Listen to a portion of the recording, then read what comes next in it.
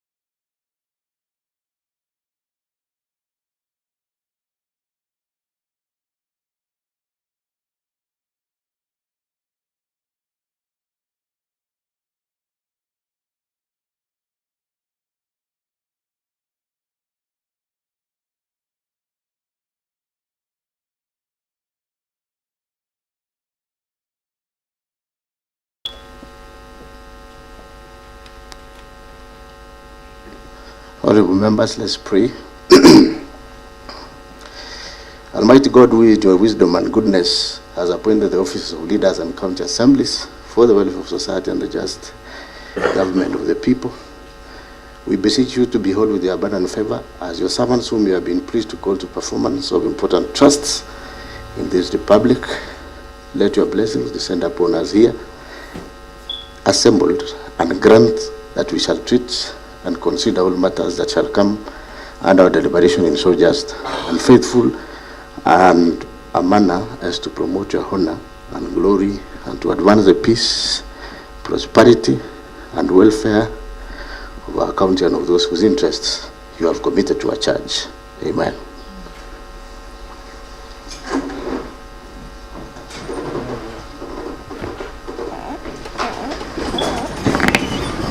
I never heard anyone saying amen. Is it because His Excellency is around? Good morning, honorable members, and His Excellency the Governor. Good morning to you and your legal team. I know you are sitting in a familiar place, but nevertheless, you are most welcome.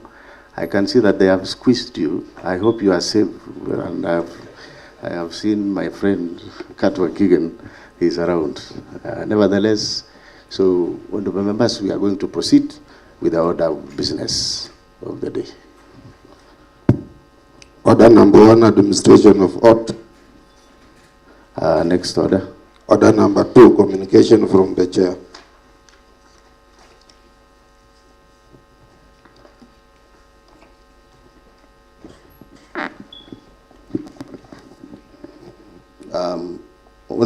Honorable members, I have 2 communications to make. I have been informed by the clerk of the county assembly that there is an incident that occurred in the assembly today early morning at around 4 a.m. Unidentified persons threw a Molotov cocktail, also known as a petrol bomb, which landed on the assembly roof with an intent of burning down the assembly. Luckily, our security officers were able to put out the fire on time. We have since filed a complaint with the National Police Service and investigations are ongoing.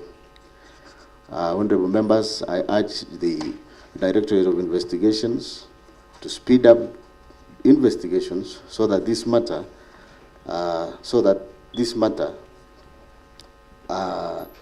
arsonists are apprehended. Honorable members, I wish to condemn this act with the strongest terms possible. The County Assembly is an independent institution as per the Constitution, and nobody should interfere with its role. It is important to note that there is need for the leaders to be held accountable for their actions and respect independence of constitutional bodies, including this County Assembly. Honorable members, I have the second communication relates to the procedure for conduct of the business under order number 8, and you have your order papers, and I wish to convey it as follows. On the procedure for conduct of today's sitting, and as such, the following sequence will be observed. Number 1, upon being satisfied to the compliance by the provisions of Standing Order number 73, the mover of today's motion, Honorable Kiprotich Rogony, will take the floor to move his motion and make the necessary contributions and or debate on his motion. Number 2, thereafter, the mover of the motion will call a seconder to second his motion. The seconder may second and may make his or her contribution to the motion. Number 3, honorable members, I will then propose the question in terms of the motion in line with the provisions of Standing Order number 65(1). But instead of immediately opening the floor of the honorable members to make their debate, I will invite His Excellency, the Governor, either by himself or by counsel, if present, which I have seen they are present, to make any representations that he or she may have as per the Standing Order number 74(1)(b). Honorable members will thereafter be allowed to debate after the first opportunity for response is accorded to His Excellency the Governor. Honorable members, should His Excellency the Governor forego this opportunity, members will proceed to make their debate on the motion in line with the provision of the standing orders.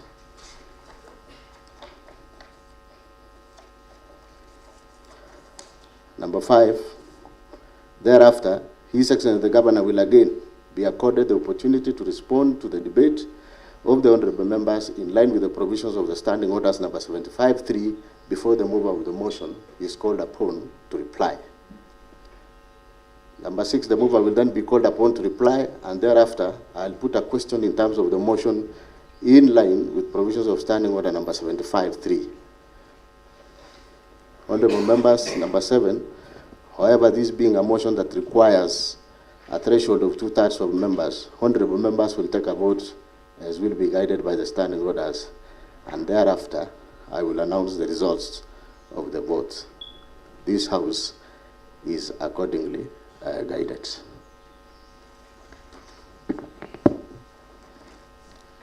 Clerk, next order. Order number 3, messages. Next. Order number 4, petitions.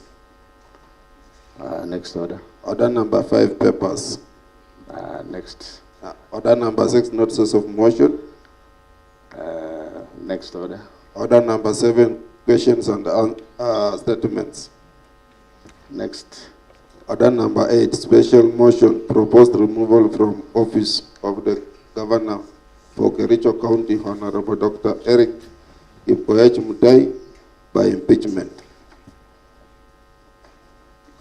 Honorable members, the provision of standing order number 75 provides that when the order of the motion is read, the Speaker shall refuse to allow the member to move the motion unless the Speaker is satisfied that 1, the motion shall specify the grounds and particulars upon which the proposed motion is made. 2, the proposed motion is signed by the member. And 3, the member is supported by at least 1/3 of all members of the Assembly to move the motion. To this end, honorable members, I have with me the motion as approved by the Office of Clerk and my office. I can confirm that the same was scheduled by the House Business Committee, and this sitting is properly convened as per Gazette Notice number 11100, dated 7th August 2025. Honorable members, I am therefore persuaded that the attached list is duly prepared and the signatures contained therein exceed the provided 1/3 threshold. Consequently, I therefore direct the mover of the motion, the Honorable Kericho, to take the floor and move the motion. Please note the Honorable order, Honorable Rogony, the mover to read the motion in verbatim, as well as you shall be making your contribution at the same time. I hope you are okay and well guided. Then you can proceed.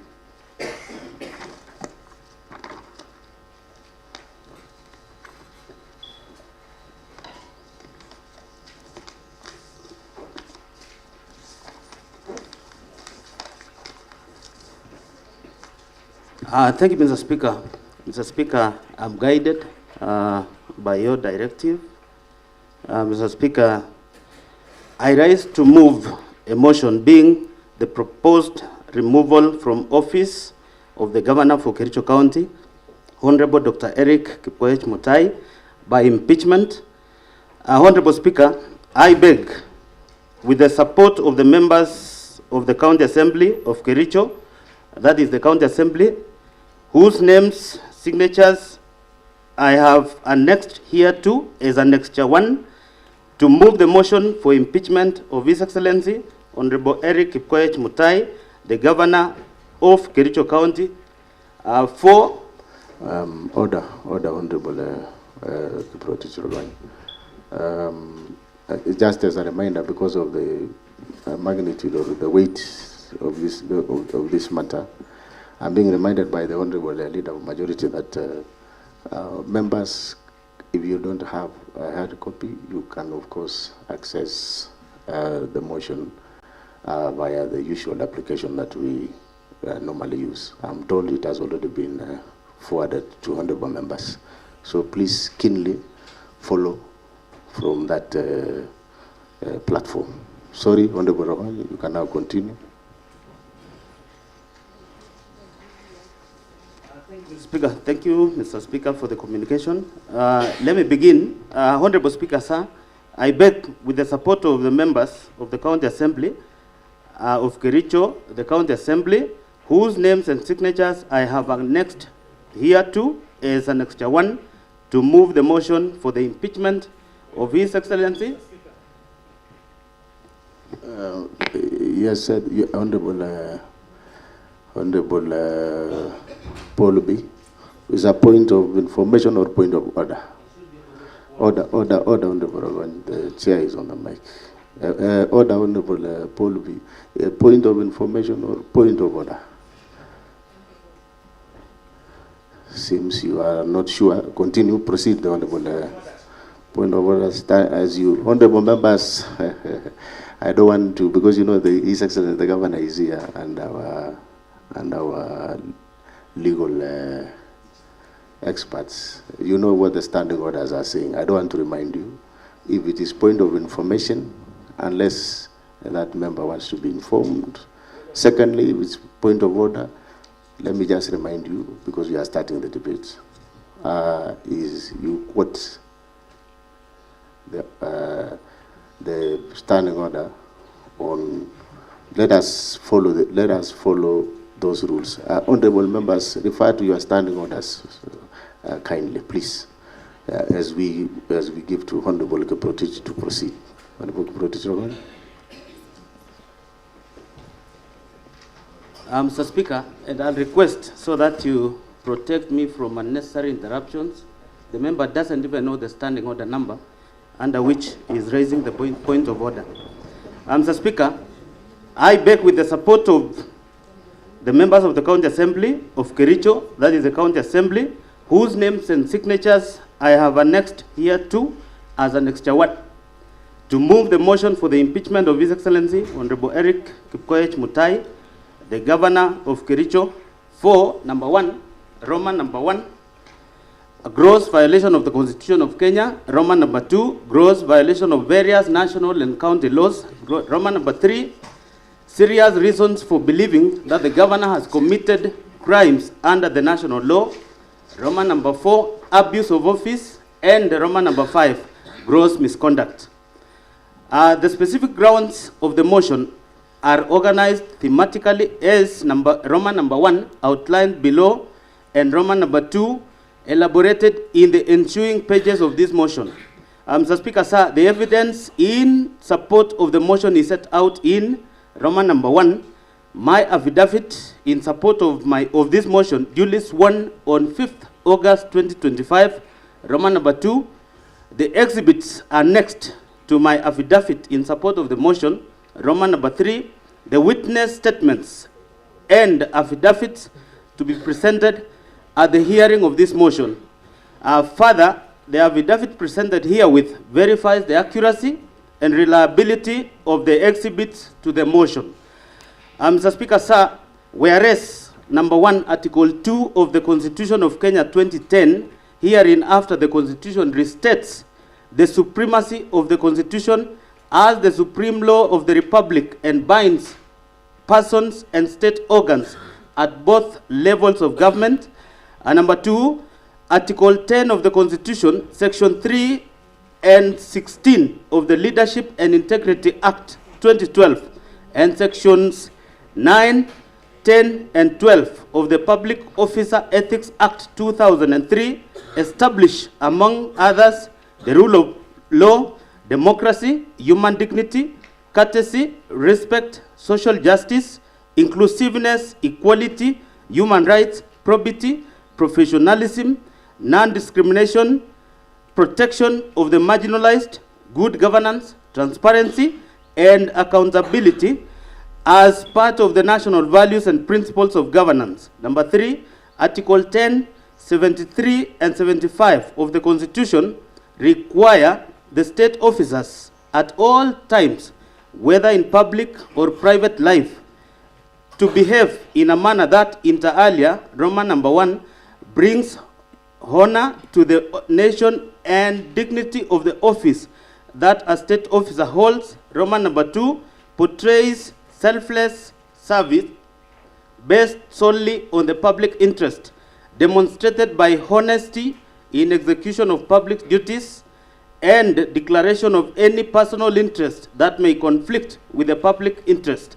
Roman number 3, ensures decisions made by the state officer are not influenced by nepotism, favorism, and improper motives, demonstrates discipline and commitment in service to the people. And lastly, Roman number 4, avoid demeaning the office that the state officer holds. Number 4, by dint of Section 11 of the Leadership and Integrity Act 2012, enjoins the governor as a state officer to treat members of the public and other public officer with courtesy and respect. And further, by dint of Section 34 of the Leadership and Integrity Act 2012, the governor, being a state officer, is precluded from bullying any person by engaging in a behavior that is vindictive, cruel, malicious, humiliating, and is intended to undermine a person. Number 5, Article 73(2) D and E of the Constitution provides for accountability of a state officer to the public for all decisions made in exercise of the powers of the office they hold, and that accountability is a critical principle of leadership and integrity.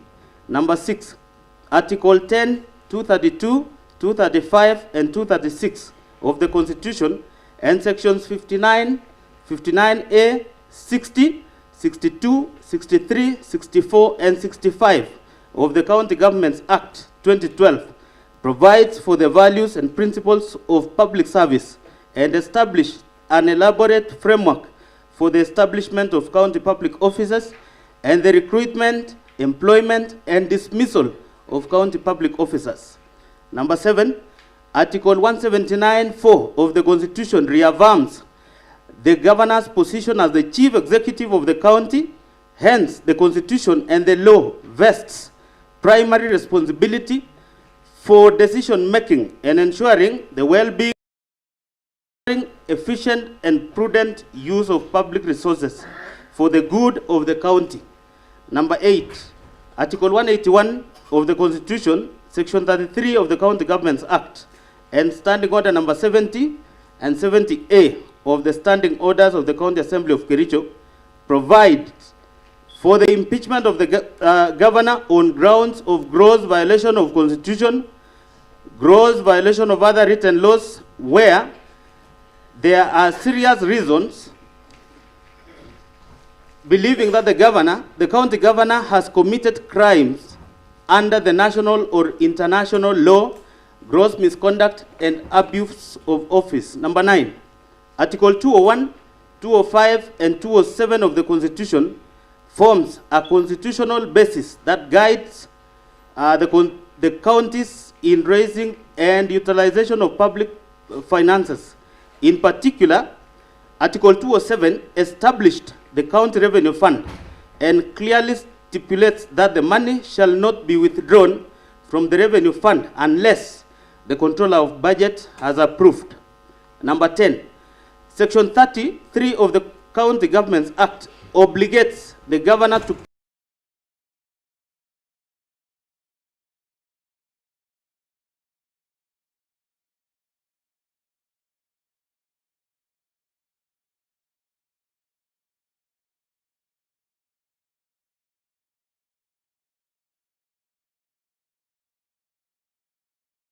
and rein on the rot, corruption, and unethical practices in the county. Instead, the governor has deliberately aided, abetted, condoned, and encouraged the misuse, misappropriation, misallocation, wanton theft, and pilferage of county finances. Number 12, the governor has, in multiple occasions, directly and indirectly engaged in acts and conduct which severally and collectively constitute gross violation of the Constitution, gross violation of other written laws, gross misconduct, and abuse of office. Mr. Speaker, we will be demonstrating most of this because we have the evidence so that we consolidate our ground for the impeachment of the governor before us. Number 13, by his act and conduct, the governor has exposed the office of the governor, the assembly, and the people of Kericho to ridicule, embarrassment, shame, and disrepute. Number 14, the conduct of the governor has been scandalous and embarrassing to the high office of the county governor, an office held in public trust and whose authority ought to be exercised in a manner consistent with the purpose and objects of the Constitution. Mr. Speaker, Article 174 is clear on how even a governor ought to conduct his business in management of this county. Unfortunately, Mr. Speaker, more often than not, the governor has continuously violated such an article. And Mr. Speaker, it's unfortunate.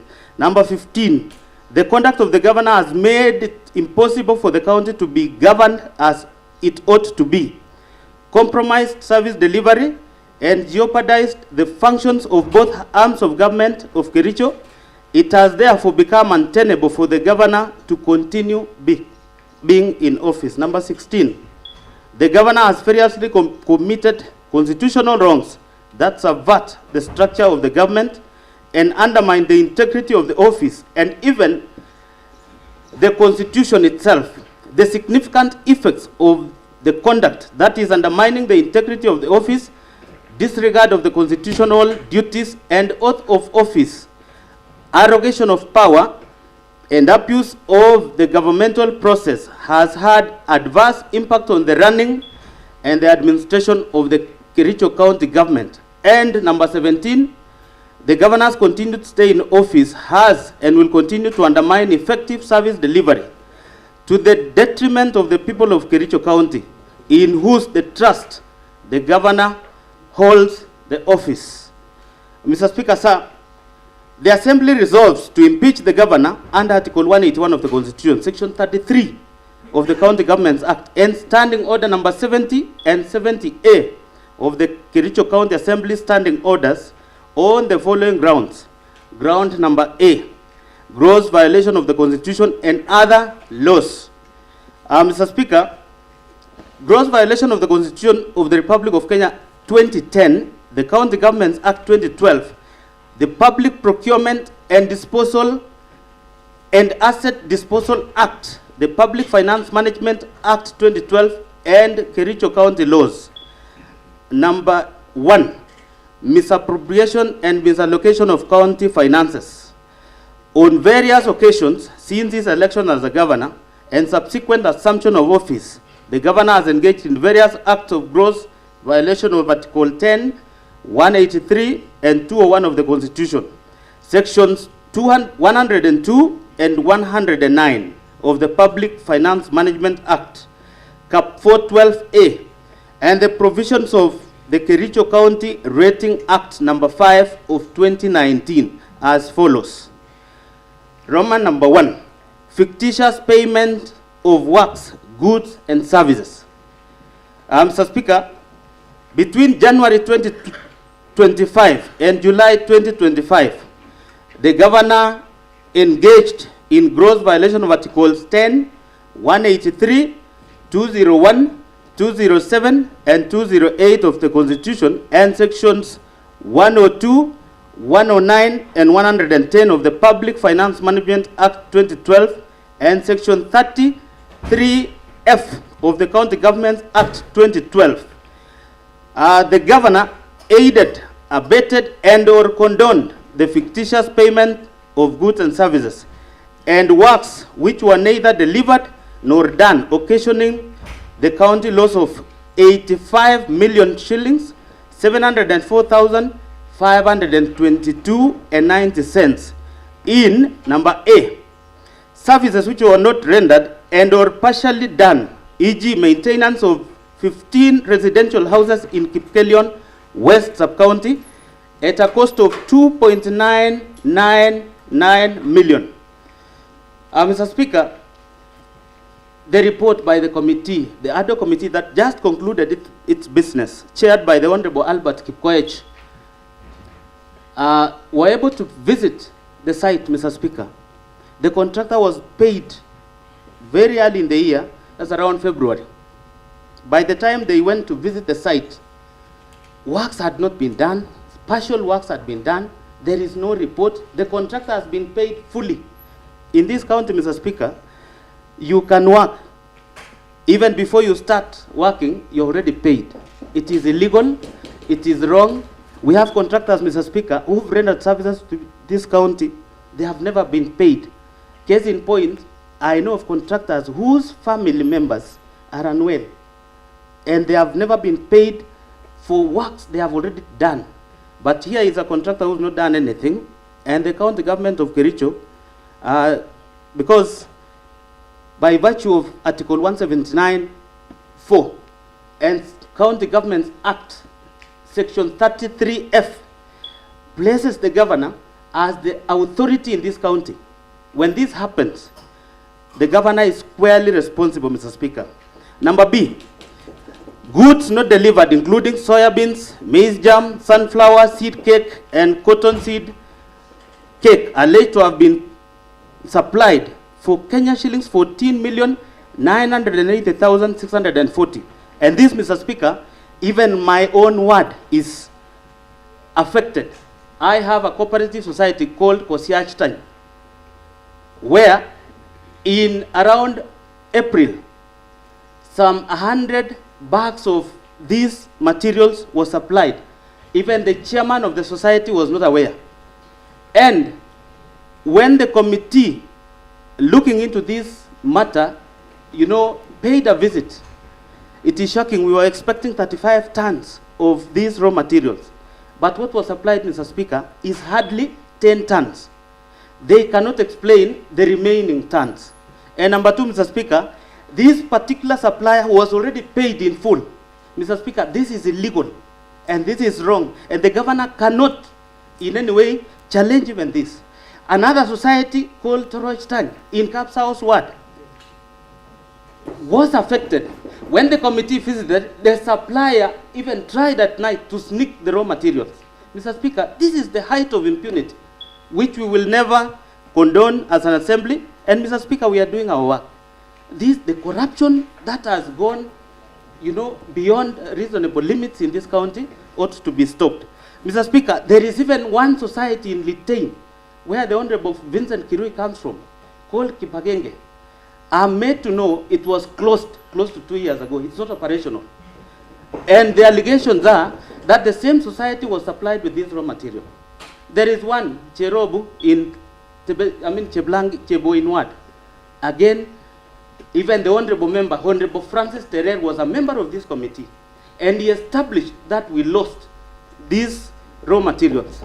And the member has audacity at the moment to take a photo outside there to claim we cannot fight for all these corruption cases. Mr. Speaker, we will show the members of the public what has happened in this county.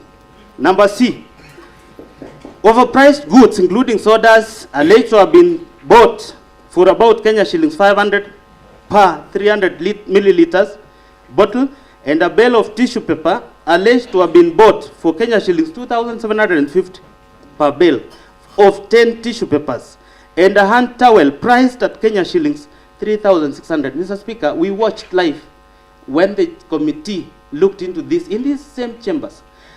The CEO in charge of water, who was grilled, confirmed that indeed, he kept on even saying noted chair, meaning he agreed to the allegations that were posed before him. Mr. Speaker, how do you erase? Because we have the Hansard.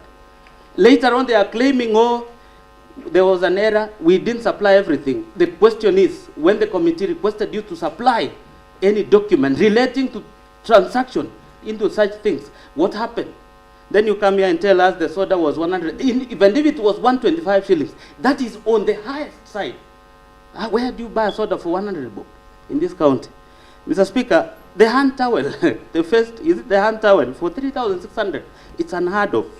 Number D, works, goods, and services alleged to have been produced procured for Kenya shillings 5,172,715 and 60 cents from companies including Mengro Products Limited, Hildama Construction and Supplies Limited, Brissac Construction and Supplies Limited, Prospera Ventures Limited, and IBM Pro Construction Limited, without any supporting documents. Mr. Speaker, initially, the committee was investigating 80 million shillings that were lost. In the process, they discovered additionally there is 5 million that were paid to these subcontractors, and there is no supporting documents. Mr. Speaker, and I'm happy the governor is sitting here today, because the committee went an extra mile to request for these documentations. There is not a single supporting document.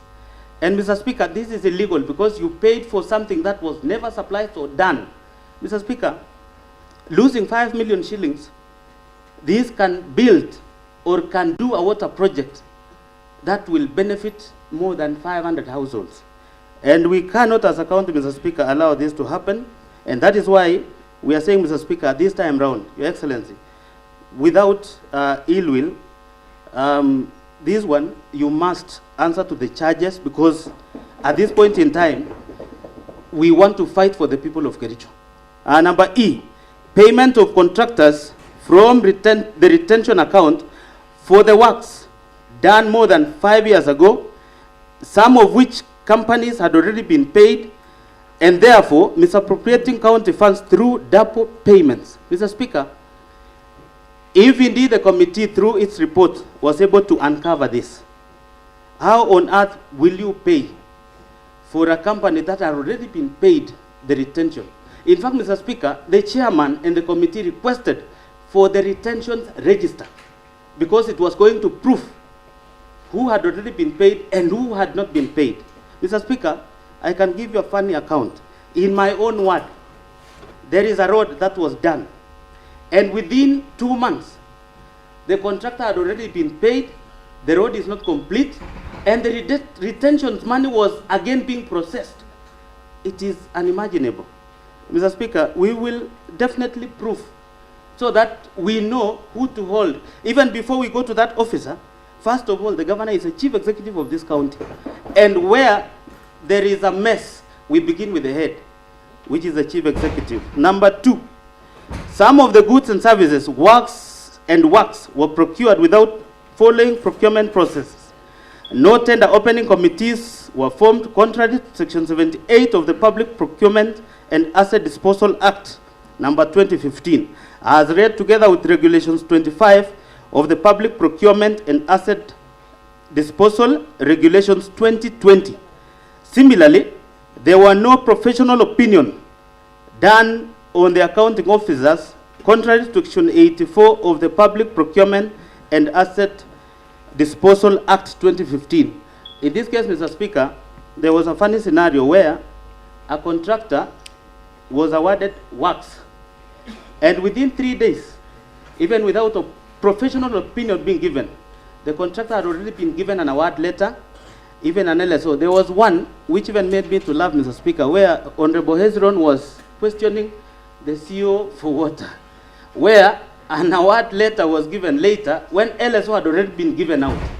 Which one comes first? Because you produce an LSO once you have an award letter. But then award letter was given 3 weeks later. But then the LSO had already been printed. These are the many irregularities we have in this county. Number 3, there was deliberate circumvention of competitive tendering of some goods, services, and works by splitting contracts to suit the request for quotation method, thus violating Section 54 of the Public Procurement and Asset Disposal Act 2015, as read together with Regulation 43 of the Public Procurement and Asset Disposal Regulations 2020. And this was very clear during the interrogation of the CEOs who appeared before the ADO Committee on fictitious payments. Number 4, most of the goods, services, works were procured outside the approved budget as required under Section 44(2)(a) of the Public Procurement and Disposal Act 2015. Number 5, the documents used by the departments were not clear and did not bear references to the procurement requirements, provision of the dates, especially invoices generated and signatures of the respective officers. There was therefore blatant violation of the provision of Regulation 68 of the Public Procurement and Asset Disposal Regulations 2020. Number 6, no market survey was conducted as required under Regulation 43 of the Public Procurement and Asset Disposal Regulations 2020. The contractors therefore supplied goods with exorbitant prices contrary to Section 54(2) of the Public Procurement and Asset Disposal Act. Case in point is the case for the sodas and all the tissue papers, because, Mr. Speaker, in a nutshell, they should have conducted the market survey before giving those suppliers the requisite documentation for them to supply to the county government of Kericho.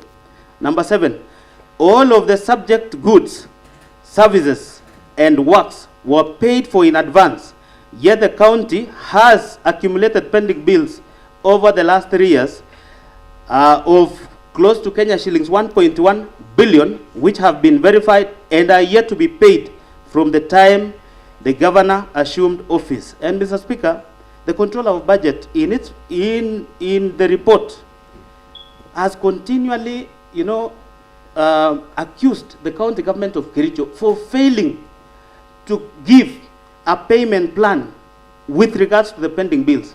Mr. Speaker, and as I said before, we've lost contractors. There are contractors, Honorable Peter Kemoy can tell you, assets have been sold for what they supplied and delivered to this county, but they have never been paid. And here, we have a contractor who, even before he or she goes to the site, he or she has already been given 8 million shillings. Let me put to you a case in point. In Kunya, where we have the governor is establishing a very good health center worth more than 50 million. Even before the contractor scratched the ground, 8 million shillings was already paid. How was the certificate raised? When the chairman, and we are going to request the chairman implementation, swear an affidavit, because this is the team that went to site. The contractor was arriving, he delivered the material. Later on, around 4 days later, they gave a pictorial of some building that they are already doing walling. Mr. Speaker, it is wrong. Mr. Speaker, there is something they are building here at the referral hospital. If you look at the certificates they've raised, it is close to more than 100 million. For works that is not worth 100 million. It is wrong. There are contractors who've suffered. They have a huge pending bills. They have never been paid.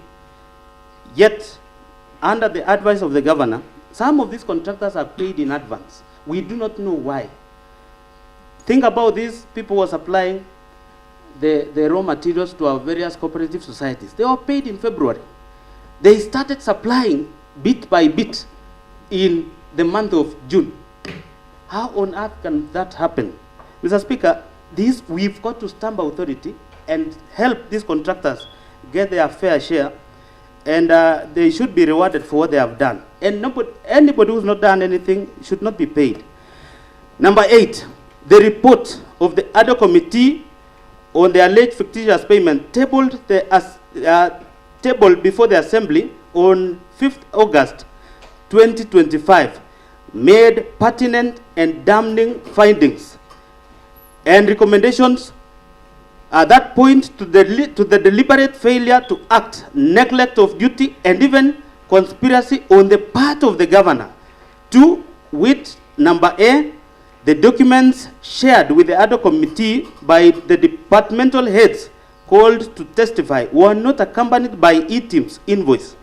This lends credence to the suspicion that the documents may have been prepared to cover up the theft after the whistle was blown.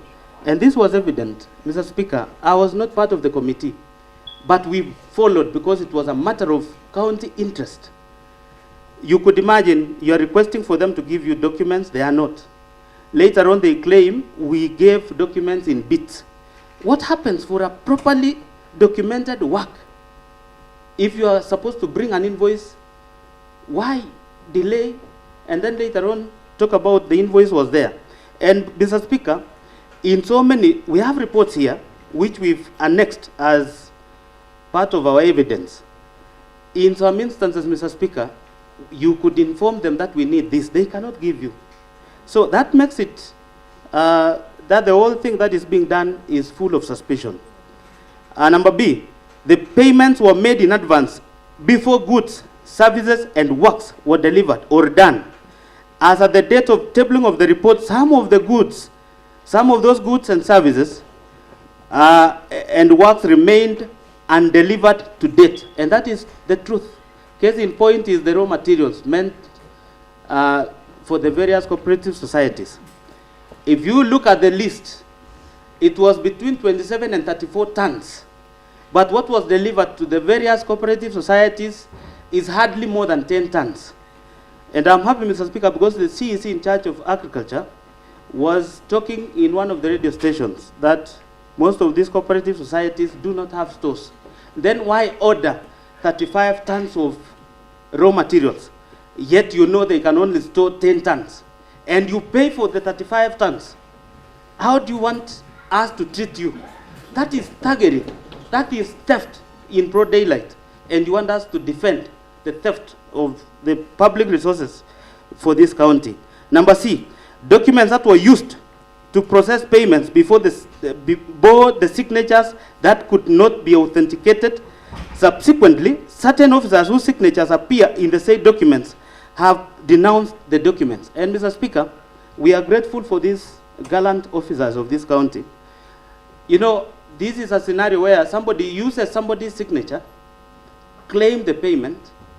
When the whistleblower came and raised an alarm, some of those officers said we cannot go down, yet we know who signed for these documents. We will follow up, Mr. Speaker. And that is why we began by saying, let us deal with the governor first before the due process is followed for the other officers. Number D, the gaps highlighted in the report point to a serious governance concern and weak internal control in the county government, that the appointing authority, that is accounting officers, those are the CEOs, and indeed all the officers entrusted to deliver services to the county have failed to do as required by law.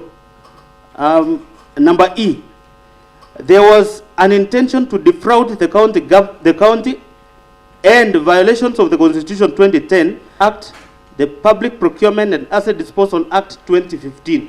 If you look at the whole process, Mr. Speaker, it is in violation of every single law. And therefore, we feel that for quite a long time, the county government of Kericho has never respected the law. And we are talking by the taxpayers' money of this county. We have the economic advisor, we have the legal advisor, we have the political affairs advisor. All of them are not paid for by the governor. Section 33F of the County Government Act 2012. The governor has the overall as being accountable to the management and use of county resources. Your Excellency, was blown on these fictitious payments. The governor, on 26th of July 2025, while attending a function of the happenings in the county, was deeply involved in the scandal. And Mr. Speaker, at this point in time, I'll request that our IT, immediately after that, Mr. Speaker, the governor again retracted. Now you go to one where it was in Bureti, not that one.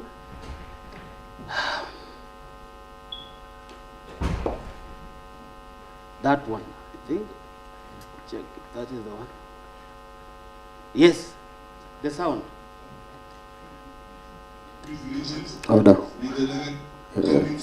Yes, you start playing as you okay.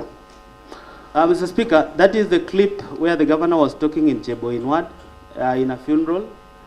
I'm aware the honorable member from Cheboin was present. The honorable Paul Chirchir was present. You can play, then we see. The Erick investigation is a very good committee. Use the regions. We don't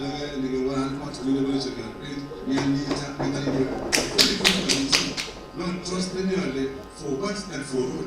More than money, as again, they get understand. So we would get the game because that I'm saying because more than it was more anything to vaccination. But at the same time, you need to go my pictures put out the running or acting in the good game. Thank you, Mr. Speaker. Mr. Speaker, yes, sir. That clip, the governor had a lot of confidence. Down the road. You remember, in this house we have even guests here who may not have understood your clip, so you probably translate a bit so that we can understand. Personally, when you are truly the chair, may not even be understanding that language too. So please clarify. Thank you, Mr. Speaker, for the guidance. And I also thought, Mr. Speaker, you'll use this opportunity to guide the governor, because he is here to defend himself. And when you're in this house, you don't clap. You simply, and you don't even, you just stay still because you are the accused before the house. Now, I don't also assume the responsibilities of the chair. And you know, the speaker is always blind. Guided. Okay, so thank you. continue. I'm guided, Mr. Speaker. Mr. Speaker, the governor in that function was praising the committee led by the Honorable Chair, Honorable Albert Kipkoech. The governor confirmed that immediately the findings of the report is tabled, he will implement those findings to the latter. Mr. Speaker, when the report was tabled, now there is the next clip. Can you play for us? Let us look at the reactions of the governor.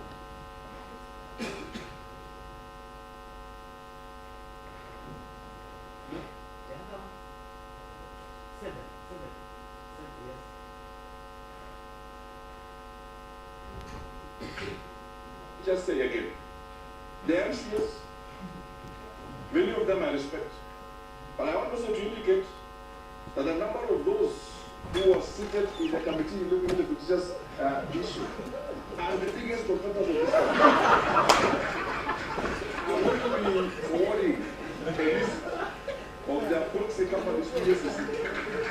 It is very disappointing that those who are investigating a very noble case chose themselves to investigate themselves.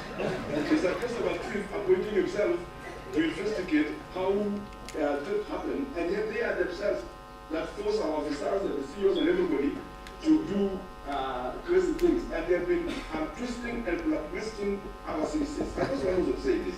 Thank you, Mr. Speaker. I think, Mr. Speaker, at that point only,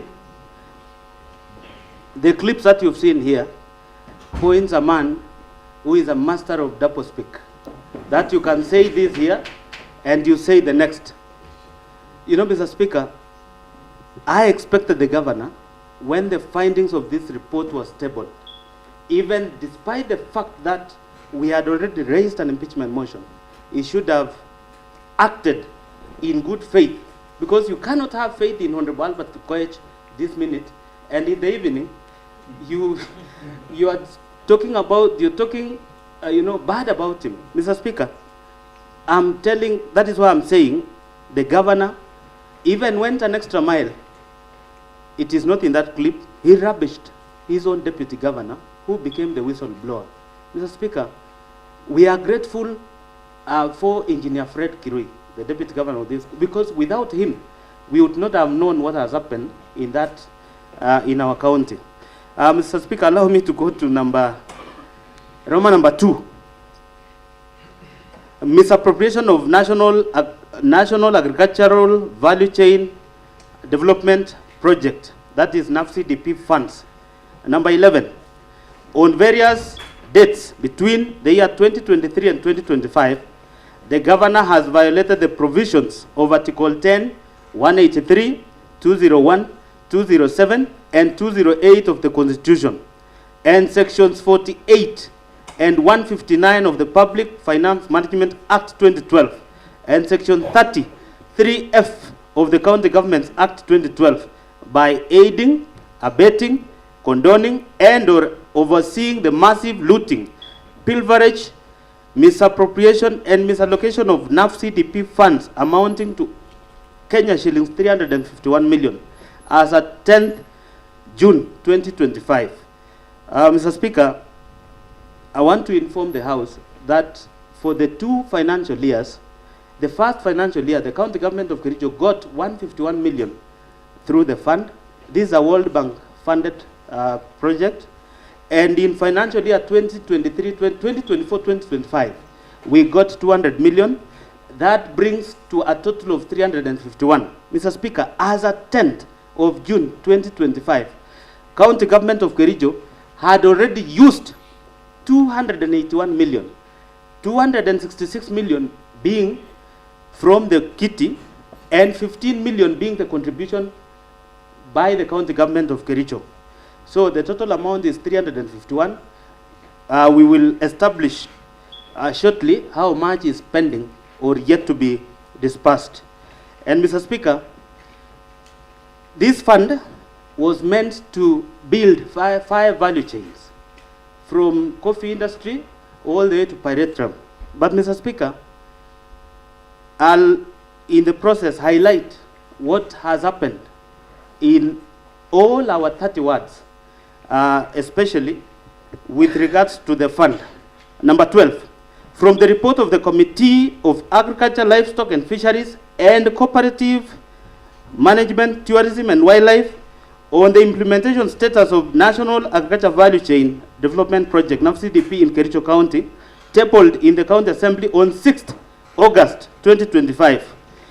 The County Assembly noted the following discrepancies in the use of the fund. Number A, the expenditure was used for farmers' cooperative societies, that is farmer producer organization, found only in 19 out of 30 wards in Kericho County. This implies that the fund that were meant for the agripreneurs, whose role was to enumerate farmers and organize them into circles, was not adequately utilized. Number B, each ward was meant to get Kenya shillings 1 million. Yet, committee found out that of the 19 circles under the program, only 7 have ever received financial support since inception of the fund.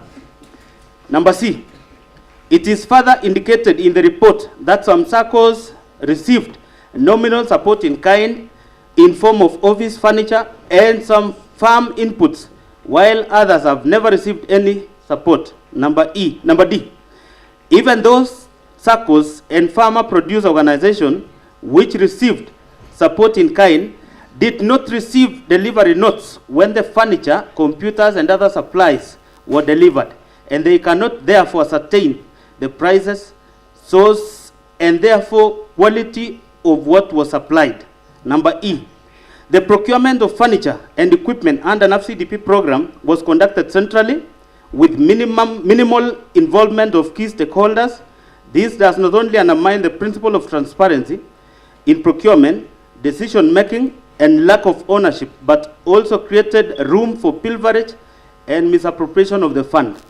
Mr. Speaker, I am not a member of any of the 2 committees that visited the various wards, but I can tell this House, Mr. Speaker, that through the fund, despite the fact that we've expended more than 266 million or 281, some wards do not have offices. Some wards have never been funded. Some of those circles have never received anything. The point is, Mr. Speaker, I want the governor, when he defends himself, he should be able to tell us where the 281 million has gone. And Mr. Speaker, we are also going to use the courts, because we were supposed to get a statement from the bank account where this fund is in. Unfortunately, the office of the clerk was not able to be given that, despite the fact that we wrote to the bank. Perhaps, Mr. Speaker, we will be getting this even as we prosecute this matter elsewhere. And lastly, Mr. Speaker, there are a number of wards that do not even have offices, despite the fact that this county is getting huge amount from the World Bank. Mr. Speaker, this financial year alone, we are getting 231 million. That is already captured in the Kara Act. If the county government of Kericho, led by Dr. Erick Mutai, cannot explain the 281 million, what will happen to 231 that is coming this financial year? Mr. Speaker, number 13, the office furniture and the equipment supplied under the NAFCDP program are largely substandard. There was therefore no value for money and compliance with the Public Procurement and Asset Disposal Act 2015, particularly Section 124, which obligates the procuring entity to select quality and cost-based selection, that is QCBS method, as the preferred method to be used and to evaluate proposals. Mr. Speaker, in some word, like Senator Cheptororiet ward, the Honorable Haron Rotich, our Chief Whip, is representing the cabinet, because through this program, anything that is applied has specifications.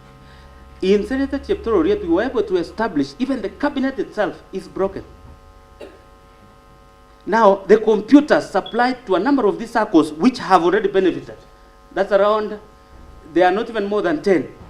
Most of those computers cost 120,000, but they are, refurbished. Mr. Speaker, we will, in due time, even produce some of those laptops, because it is important for us to prove that the county government of Kericho is misusing donor funds, which is not the case. These are the people who've come to help our county. Instead of us appreciating their effort, we are misusing what they have given us. Mr. Speaker, number 14, the manner in which the few projects which were implemented were done to show that they were done without following the project's implementation manual published by the World Bank to guide the implementation of the project. And Mr. Speaker, that was even the guiding principle. You can imagine, we already have a guiding implementation manual. Instead of those enforcing this, following the due process, they went overboard. In fact, Mr. Speaker, when I said there was so many withdrawals which were necessary, which we will prove when we get the statements, people thought we were joking.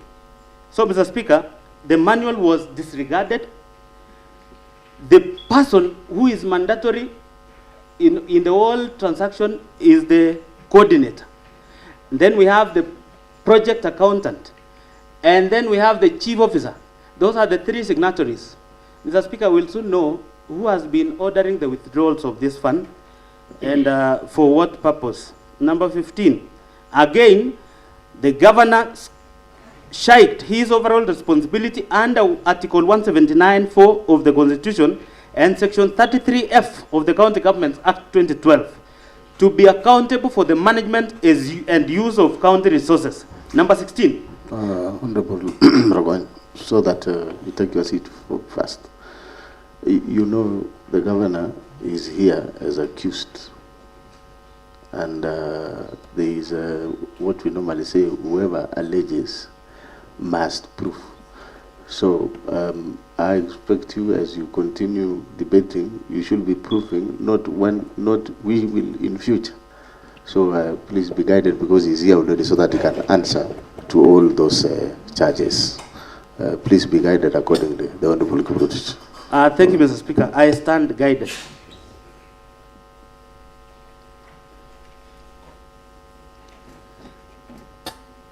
So, number 16. There is evidence that the governor has been ordering withdrawals from the fund for reasons other than those for which the fund was created by the donor. Evidence of this shall be availed at the hearing and consideration of this motion.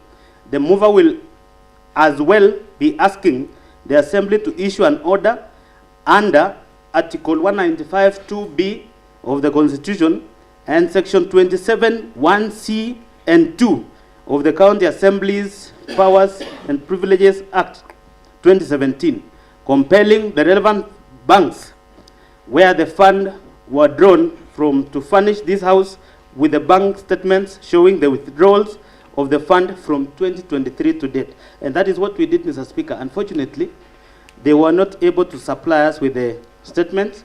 Mr. Speaker, we will use another opportunity, perhaps through the courts, for us to get the statements, because analyzing the statements will vindicate my assertion with regards to the withdrawal of this fund, Mr. Speaker. Number 3, Roman number 3, misappropriation of funds and unfair distribution of projects under the financing locally led climate action FLOCA fund. Again, Mr. Speaker, this is a donor-funded project by the same institution, the World Bank. Number 17, on various dates between 2023 and 2025, the governor has violated the provisions of Article 10, 179, 183, 201, 207, and 208 of the Constitution, and sections 102 and 107 of the Public Finance Management Act 2012, and sections 33F of the County Governments Act 2012, by presiding over unfair, skewed, and nepotic distribution of projects under FLOCA funds, imprudent use, misappropriation, and misallocation of FLOCA funds as follows. Number A, skewed and unfair distribution of projects under the fund with the governor's home ward, namely Chemosot ward, alone getting projects worth 21 million shillings, 701,590. While there are many other wards, not only in other sub-counties, but even in Bureti sub-county, which received not a single project under the fund. This nepotically skewed distribution of projects under the fund violates the national values and principles of governance under Article 10 of the Constitution, and in particular, the values of equity, non-discrimination, equality, good governance, integrity, transparency, and accountability. The principle of public finance under Chapter 12 of the Constitution, as well as the provisions of Sections 102 and 107 of the Public Finance Management Act, which enjoins the governor to ensure fiscal responsibility adherence to the values and principles of the Constitution in the management of the county funds. Mr. Speaker, this is even very interesting because the guidelines from this particular donor fund, they are supposed to roll out 3 projects in 3 key sectors. 1 is environment, number 2 is agriculture, and number 3 is water. Mr. Speaker, what is so shocking, and it cannot be a coincidence, is a ward getting all the 3 projects in 1 financial year. While there is a ward like Kipchebor. In fact, let me use the Bureti one, Mr. Speaker. We have the member of County Assembly representing Litei with 0 project in FLOCA. But her neighbor has gotten all the 4, agriculture, environment, and water, amounting to 21 million. The source of this information is the report from the Department of Water. Mr. Speaker, I will play a clip up there to show that the governor, where he or she feels that particular MCA supports the governor, that particular ward is given more projects. You know, Honorable Anita is like my mother. He is like my mother. Mr. Speaker, I'm making my case. You will have an opportunity to prosecute your issue. I respect her. But then, unless she accepts and wait, or she's on a point of order, quoting the standing on the point of order, which the fact you are standing order, and then Mr. Speaker, I don't know. Pass one to what standing order?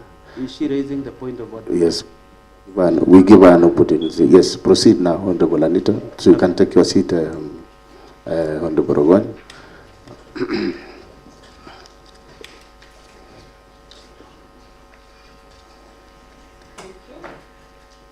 Thank you, Mr. Speaker, sir, for this opportunity to be able to be on point of order. Section 101 that talks about upon a motion, other than a motion by way of amendment to a question proposed by the Speaker, a member may second by rising in his or her place and signify acquittance by bowing the head. A member shall reserve same rights of speech as member would have had other members have seconded sub-motion. Mr. Speaker, allow me to interject and ask for support or evidence of the 4 or 3 departments that the mover of this motion has talked about having my ward benefited. Because, Mr. Speaker, sir, being a representative of the people of Chemosot and all of us in this house, Mr. Speaker, sir, I know that the Flocker project went through a committee, Mr. Speaker, sir, that approved all the projects to be done. Mr. Speaker, sir, for the motion mover to talk about Chemosot being a beneficiary and not look into what other committees from other wards provided for them not to qualify, Mr. Speaker, sir, this is not fair. Thank you. All right, honorable members, I don't want to embarrass you when I say you refer to as standing orders. Honorable Anita, of course, you will have an opportunity to maybe raise those issues in the debate, because you've actually quoted 101, which you have a right of speech. At the same time, I know you have also Honorable Kiproti standing order number 98, which actually I want to believe you are the one building on responsibility for statement of fact. So let us we can let us address the issues when that time comes, so that we also avoid maybe moving back and forth. So let's proceed on the one. Thank you, Mr. Speaker. I was reminded that she quoted the wrong standing order. But then, Mr. Speaker, I want to beg that there is a clip that I wish be played where the honorable member herself is addressing the public. This was in Kusumek, in her ward, during the homecoming ceremony of the area director, one Mr. Langat. The ICT team.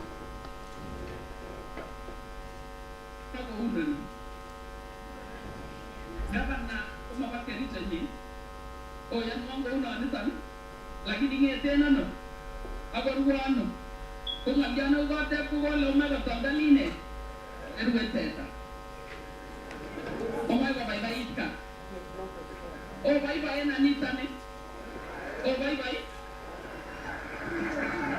omacham isakate bye na nita kotuko chacha keu nyango ya wakani sipo kwa hiyo mtaka na goma na malango kuna tameni cha taibu kwa kaineni kuma isi kwa legava na mungu kake bare nanu acha na ta gona ni ta mena gona ta giguye so ko komi ina to mai ko mun tam ko ibu ande tu bala na ino na ko ko ni ai tu Kola manja mbegu kera vejo ta style. Kongo ta suan almost car take 15 million change sune.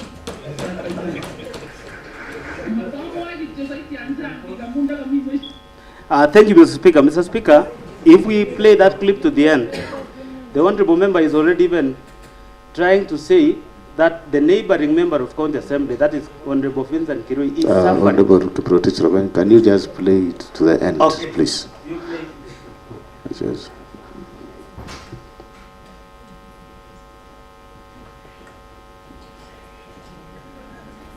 Gavana umawa Kericho ni oyan mongo una nisan lakini ngete nano kuna tameni cha taibu kwa kaineni kuma itu ole gavana mungu kake bare nanu acha na ta gona ni kuma ta mene gona ta giguye so ko komi ina to mai mun tam go ibu ande tu bala na ino na re to go ni ai tu bala na jambe go gere ve juta style ko go ta suan almost ka take 15 million change sune ka kai no mata mo ai di ta ki anjang di ga munda ga mi wish man te ba ko sen ki ro mo ga ro ne ke amun ki le ka ga sa tu ko ban ta ga na ga mo mi di ka bitte mi se Ogi tiana mu bande tin lakini na sasa kwa TikTok.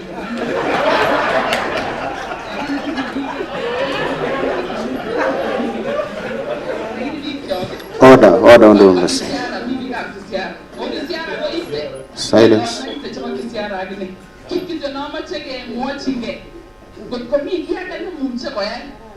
Nesibe choni ogwe msiyewe. Go to ye no munirane ga kukurya chai ki gale ndese kwa ndicho maite. Okay. proceed. Mr. Speaker, let me translate. Yes. Let me translate for the sake of those who might not. Honorable Anita is telling the members of public what she is able to get from the governor, more than what she has in her own budget. Mr. Speaker, she even goes an extra mile and says that she is going to ensure that she requests on behalf of the member of County Assembly representing Litein and the neighboring wards. Mr. Speaker, in short, we have what we call schedule, Mr. Speaker. If the Honorable Anita gets more projects than what is budgeted for a ward, that means that is what we call the skewed development, engineered by the governor. Because one of the most favorite items is for the governor is the Honorable Anita. I know because maybe that is where the governor resides, that is her MCA. But again, I'm aware Honorable Kiptuya, not Kiptuya, Honorable Vincent Kirui is where the governor comes from. I wish the very same treatment Honorable Anita gets is the very same treatment the people of Litein get, because that is what we need. Mr. Speaker, I can confirm that I have had issues with the governor in the manner in which projects are distributed. In the previous financial year, I lost 10 million worth of roads because perhaps I moved the previous impeachment. In this financial year that has come to an end, works from the committee on the pending bills, where I sat as a vice chair, and Honorable Vincent Godin was the chair, I lost close to 13 million shillings without explanation, Mr. Speaker. That is the money that goes to a ward like that one we've talked about, Mr. Speaker. And that is wrong because, one, Mr. Speaker, in law there is what we call jural correlatives. Where we have a right, there is a duty. The people I represent have a right to water, to roads, and anything. It is the duty of the governor to ensure the people of Sigawet are given all those things because they voted for us. Mr. Speaker, through this fund, I can confirm, and we have the report here, that Honorable Anita alone benefited in all the 4 projects in one financial year. We also have Honorable Erick Mutai, who is a very good friend of the governor. He ended up getting close to 2 projects from FLOCA, both environment and water. The Honorable Dr. Naman Rop, who I'm aware is related to the governor, got 3 projects from the fund. Now, Mr. Speaker, where would you get that when Honorable Order, Honorable Pratish Rogan, when you make such allegations, you can substantiate whether Honorable Dr. Naman Rop is related to the governor. I don't know how you will prove it. Mr. Speaker, I come from the same sub-county as Dr. Naman Rop and is my closest friend. Mr. Speaker, the governor and Dr. Naman Rop occasionally calls each other cousin. I'm made to know the mom of Governor Mutai. Order. We want honorable members. Want to stand it's important to substantiate such an allegation because the governor is here. And yes, if you can substantiate, can you substantiate? Mr. Speaker, because this is a house of rules and procedures, part 1 to standing order number 98, statement of fact. The Honorable Dr. Naman Rop is seated in this house. He can either confirm or deny.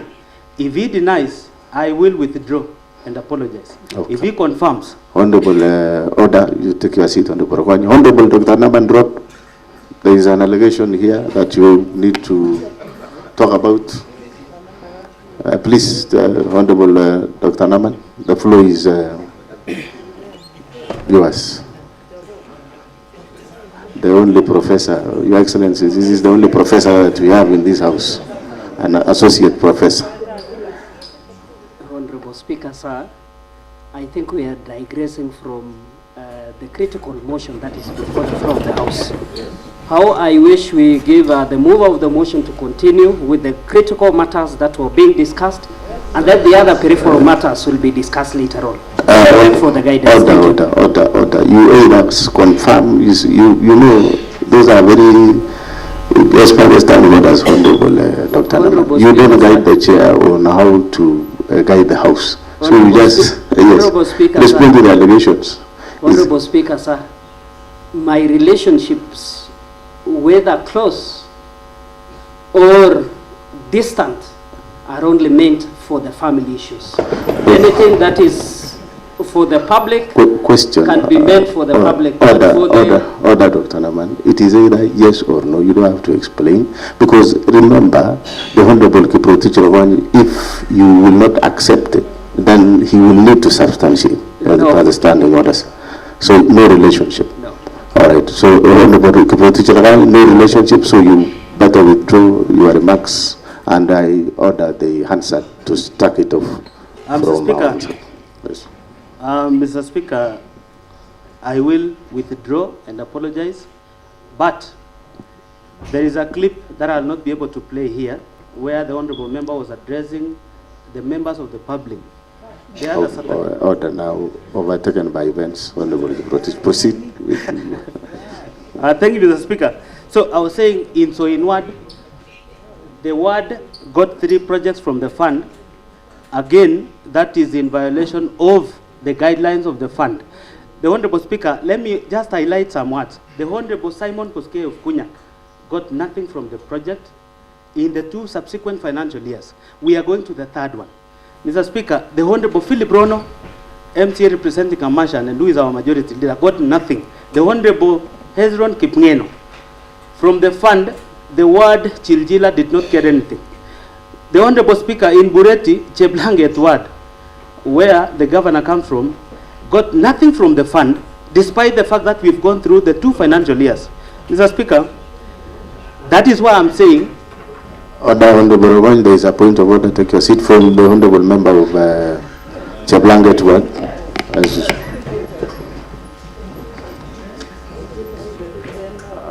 Thank you, Mr. Speaker, sir, for giving me this opportunity to stand on a point of order number 98 on statement of facts. I'm lucky to have been a member to the Committee on Environment, and the Flocker gave my ward a project. They supplied avocados of 2.9 million. So, just like you have said, Mr. Speaker, that you alleges must prove. Let Honorable Rogoin prove or visit the Flocker projects before he table a statement which is so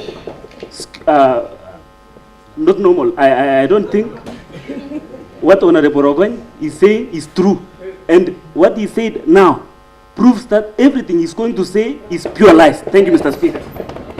All right, Honorable Rogoin, you have heard the Honorable Kibet Pasubani. Thank you, Mr. Speaker. Mr. Speaker, the report is out, and we have the report. I'll be able to share with the member. Is it part of the evidence that is here? Yeah, it is part of the evidence. Already that you have attached here? Yes, in fact, in the report, up to 6 words, except commercial, is not captured. But Cheblanget is one of the words which did not benefit. Now that the member has confirmed got of avocados, allow me to proceed, Mr. Speaker. Order, Honorable Members, so that we may not waste a lot of time, I'll direct that Honorable Kiprotich Rovanya, I would like you to stick to the very issues that are in this substantive motion. Yeah. And even as you make your contribution, make reference to it so that we don't have a back and forth. Thank you, Mr. Speaker. Number B, the Joint Committee on Water and Sanitation and Environment, Energy and Forestry and Natural Resources, in the report on the implementation of the implementation status of FLOCA programs, noted that some projects under the fund, namely Chemamul Water Project in Kabianga, Water and Environment Project in Seretet Cheptoro Riet Ward, Toroich Tany Cooperative Society Milk Cooling Plant in Kapsaos, Soliat Water Tree Nursery Establishment Project in Soliat Ward, Ndonyo Mare Bohol Water Project and Lelaitich Water Project in Soin are marked as 100% complete, yet there are either defects in their works, incomplete and substandard works. Mr. Speaker, in some others have defects. Number 18, as a result of this unfair distribution of projects, words like, and Mr. Speaker, from the report,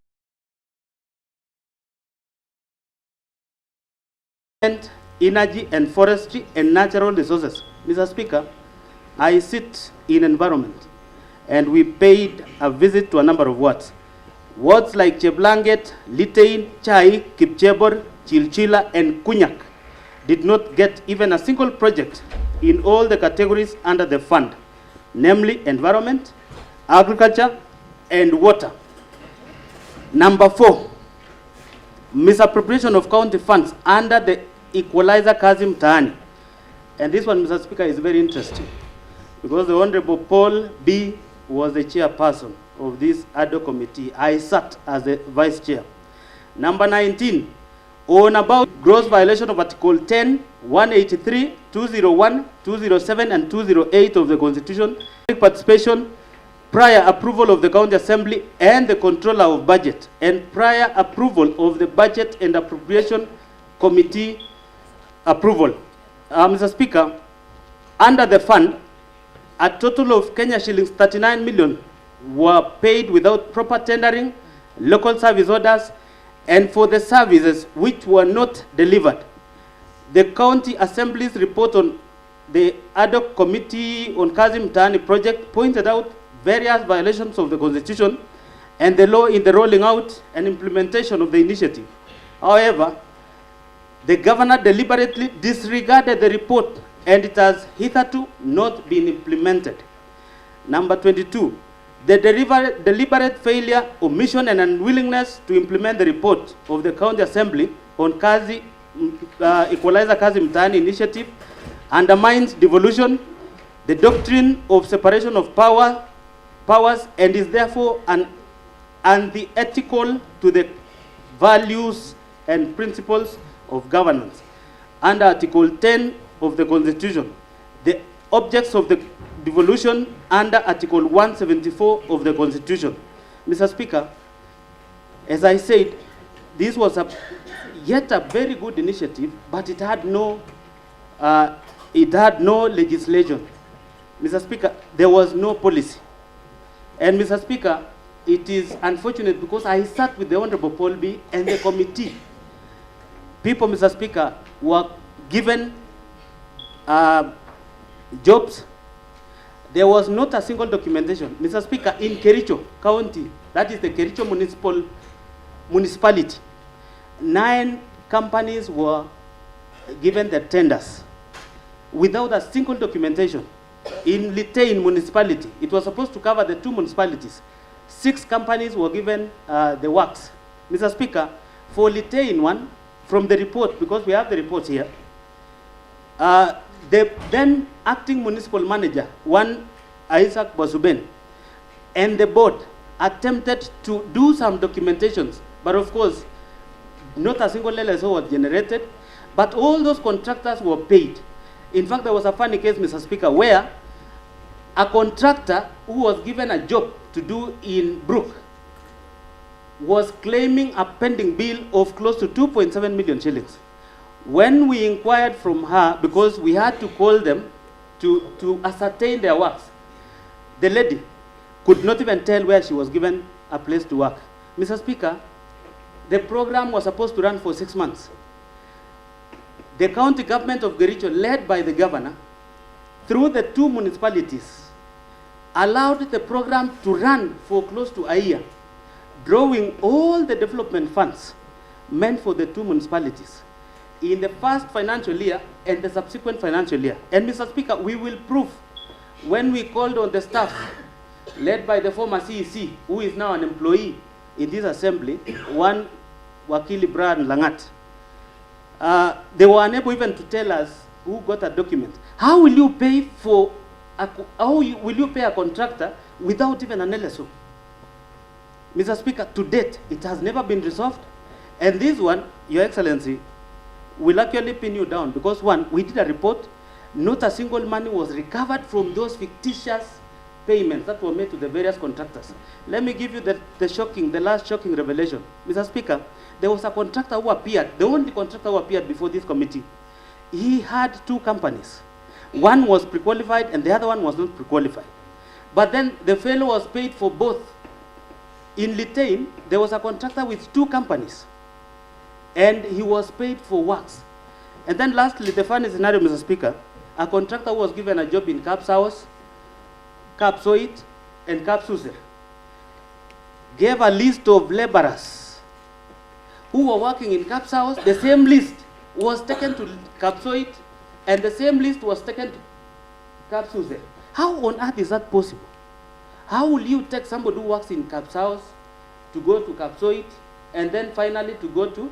So the list that was generated, Mr. Speaker, was only meant to account for the money is paid to that contractor.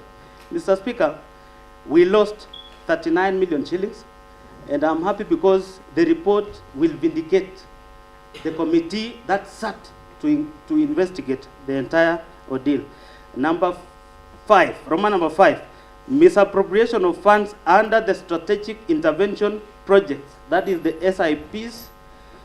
Number 23, in various dates during the financial year 2024-2025, the governor engaged in gross violation of Article 10, 183, 201, 207, and 208 of the Constitution, and Sections 102, 109, and 110 of the Public Finance Management Act 2012 by overseeing misappropriation of various projects under the Strategic Intervention Projects Fund. Number 24, for instance, the project of upgrading of Kunyak Dispensary to Health Center, which is retender project for the construction and renovation of various facilities within the health center by MS Belitra Enterprises Limited for Kenya shillings 44,756,846. A total of Kenya shillings 8,575,186 has been paid for no works done. Indeed, the County Assembly's Committee on Implementation visited the site. They found that the contractor had only supplied material, contrary to the Finance Department's report to the Assembly that the kitchen and staff house was at the walling stage, while the MCH is at the slab level. And this, Mr. Speaker, the chairman can swear an affidavit because this is a committee that went to the site.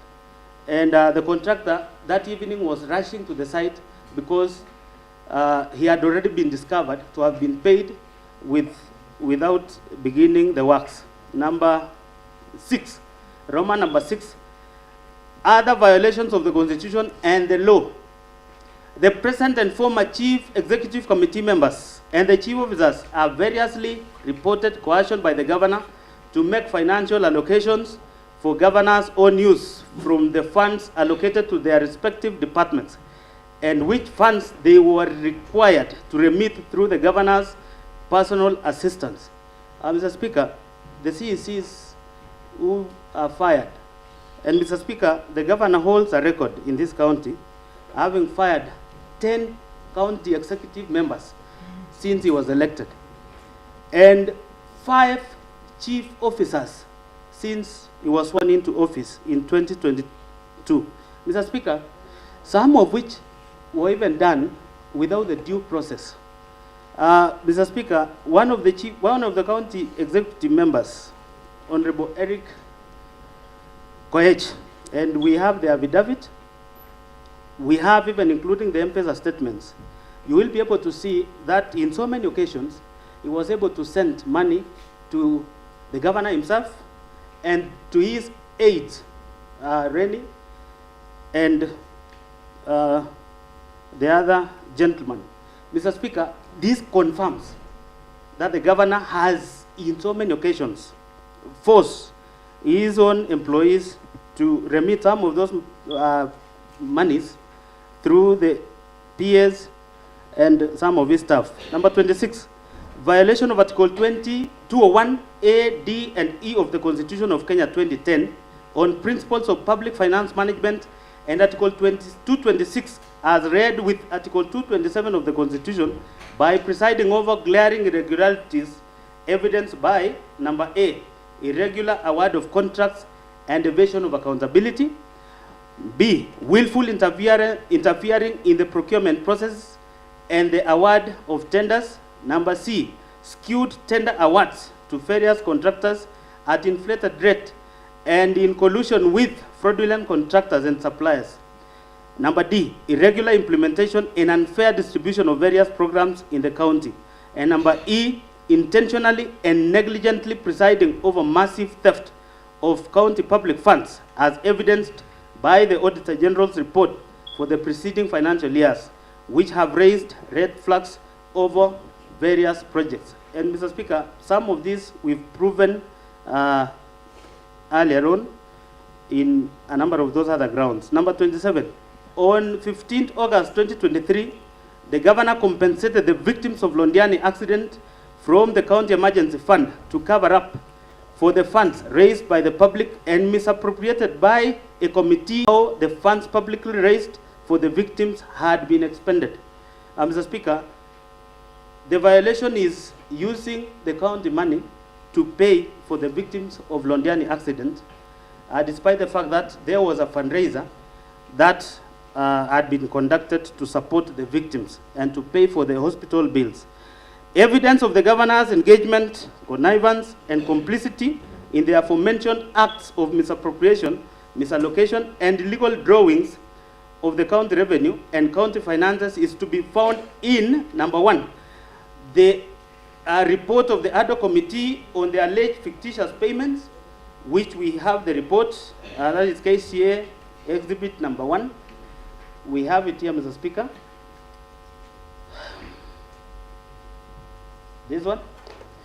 Number 2, a bundle of sample of vouchers, payment requisitions, delivery notes, LSOs, etc.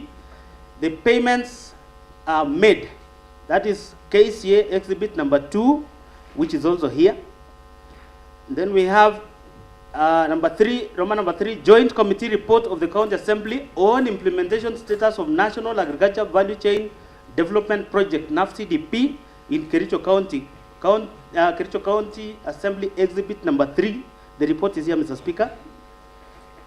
Number 4, World Bank Project Implementation Manual for NAFCDP, KCA exhibit number 4, which is here too. Roman number 5, Joint Committee Report on the Implementation Status of FLOCA programs, KCA exhibit number 5. It is also here, and that was done by the Joint Committee on Water and Environment. Roman number 6, reports on the ad hoc committee on Kazi Mtaani project, KCA exhibit number 6. It is also here, Mr. Speaker. Roman number 7, Committee on Implementation Report on the motion of strategic intervention projects, KCA exhibit number 7. It is also here and it is ready. Roman number 8, a bundle of vouchers for the payment of various projects under the strategic intervention projects, KCA exhibit number 8. It is also here. Number 9, Roman number 9, affidavits of Mr. Erick Mutai, KCA exhibit number 9. And number 10, video clips, KV001 and KV002. Mr. Speaker, I would wish we play that video when I handle Roman number 2. That is the misappropriating and or abetting misappropriation of funds publicly raised for the victims of Londiani accident, because that is the clip. Number 1, on various dates between 4th July 2023 and 9th July 2023, the governor grossly violated provisions of Article 10, 73, and 75 of the Constitution, and Sections 29 and 34 of the Leadership and Integrity Act 2012 by number A, overseeing misappropriation of funds raised for the victims of horrendous Londiani Junction accident tragedy, in which over Kenya shillings 9 million of public raised funds were lost. Number B, redaging on his undertaking to implement the report of the County Assembly's ad hoc committee formed to probe the misappropriation of funds meant for the victims of the accident. There is evidence that the governor filed a suit and or supported a suit by those implicated in the report of the County Assembly's ad hoc committee.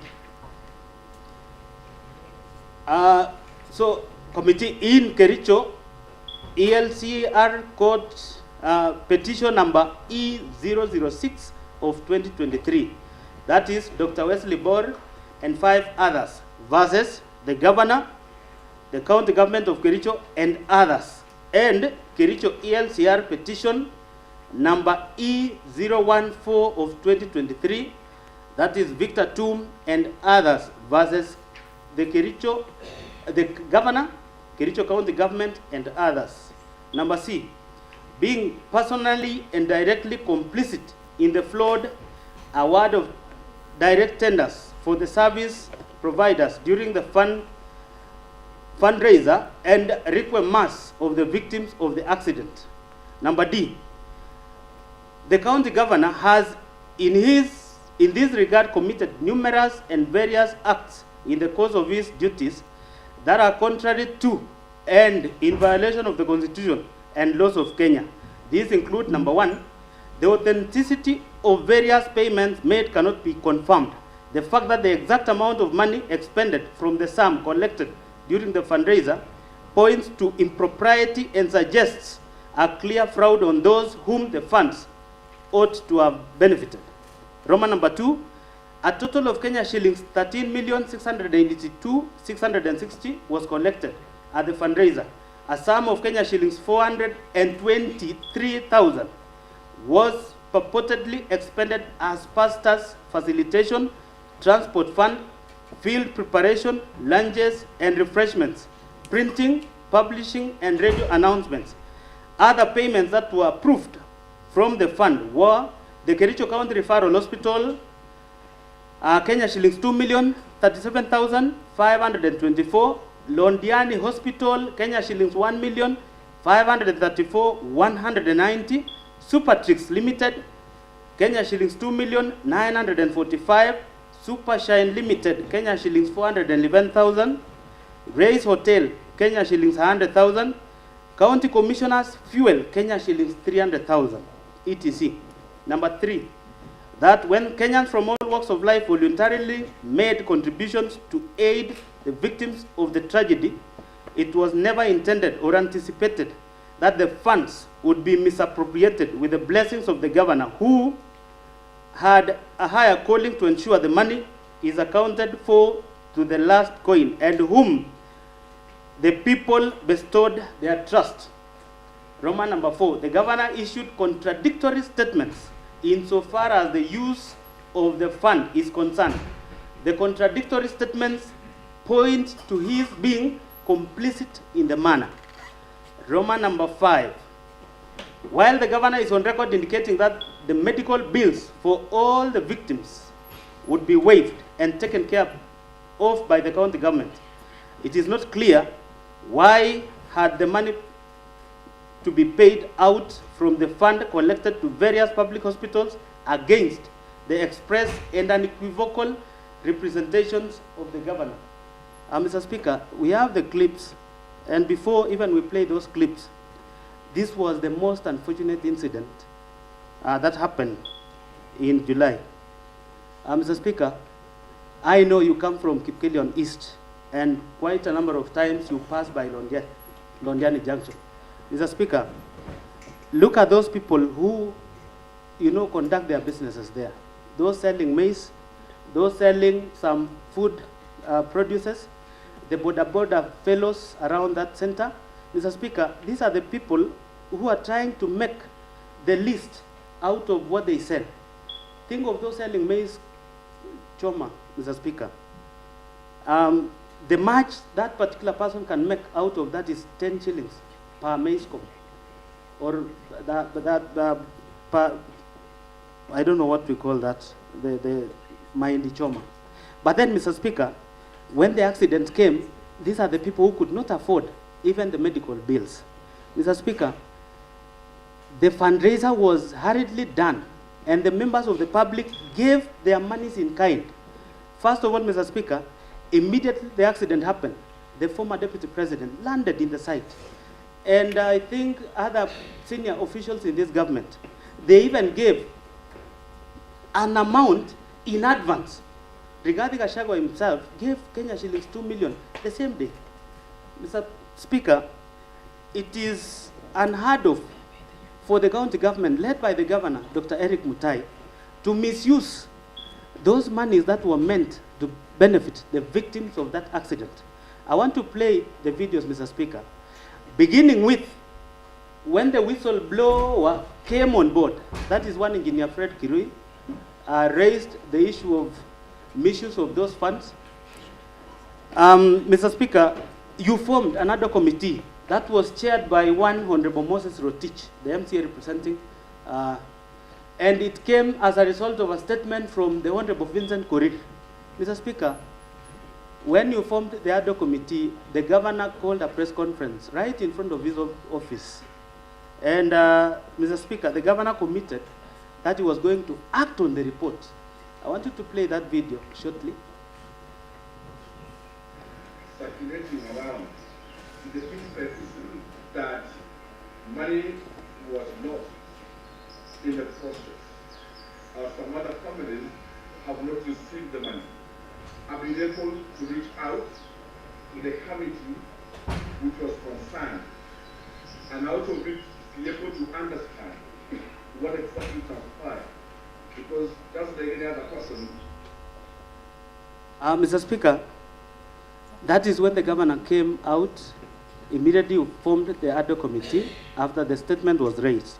In fact, there is a common phrase, Mr. Speaker, where the governor claimed in our local language, Mangetu Chito, meaning he was not going to spare anyone who was accused of stealing the fund.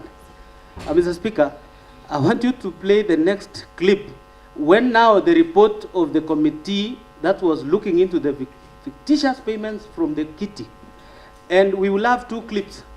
There is one clip where the governor claims he was going to foot all the bills, the medical bills, the tent, and any other cost by the county government of Kericho. And the money raised from the fundraiser was only meant to be shared among the victims of the Londiani accident. I want you to play that clip where the governor now called a press conference, calling the committee led by the Honorable Moses Rotich a funeral committee.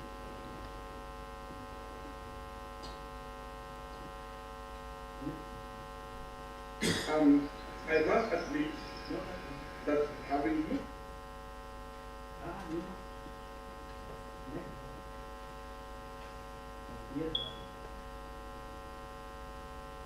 the committee, I have directed the committee that as of Wednesday last week, I have directed them to pay all the money. However, the committee indicates to me that the checkbook that they were supposed to use in payment of the victims were in the hands of the funeral committee, the other committee, but again it's a funeral committee though, because it was looking into another funeral. So the funeral committee of the assembly had the checkbook, and they were not able to disperse the money. And now that the funeral other committee has finished their work, I request them to provide the check, because it... Mr. Speaker, if I had an opportunity to play the entire clip, because we were able to pick that one because of time, Mr. Speaker, the governor even went an extra mile and said that my hands are tied. You know, there are officers in this county government who are accused of mishandling that money. And one of the recommendations from the committee was that they be disciplined. Disciplining them means either they was going to be surcharged or made to repay the money that were paid to them. The governor came before the members of the public and said, I have no powers to discipline the chief officers and other officers who are mentioned. Mr. Speaker, I'm talking about the governor who contradicts himself in so many occasions. And number two, this is a governor who demeans a honorable committee that was looking into issues of the victims of Londiani accident. Mr. Speaker, calling the other committee that was looking into Londiani accident compensation a funeral committee is something that, Mr. Speaker, I'm worried. Because one, that act alone amounts to violation of Article 10 of the Constitution. And Mr. Speaker, that is why I still insist before this House, Your Excellency, there is no choice, but when the time comes for us to vote, you need to exit this county, Mr. Speaker. I mean, the governor has to, the governor has to go. And Mr. Speaker, let me read number E. By his acts of omission and commission, the governor has grossly violated Article 75 of the Constitution, which demands that a state officer shall, whether in public or private, behave in a manner that avoids conflicts of interest between personal interest and the public or official interest, or compromises public interest in favor of personal interest. Number F, by overseeing the misappropriation of the funds aimed at assisting victims of the accident, the governor violated Article 73(2), which demands from him selfless service based solely on public interest, demonstrated by honesty in execution of his duties, accountability to the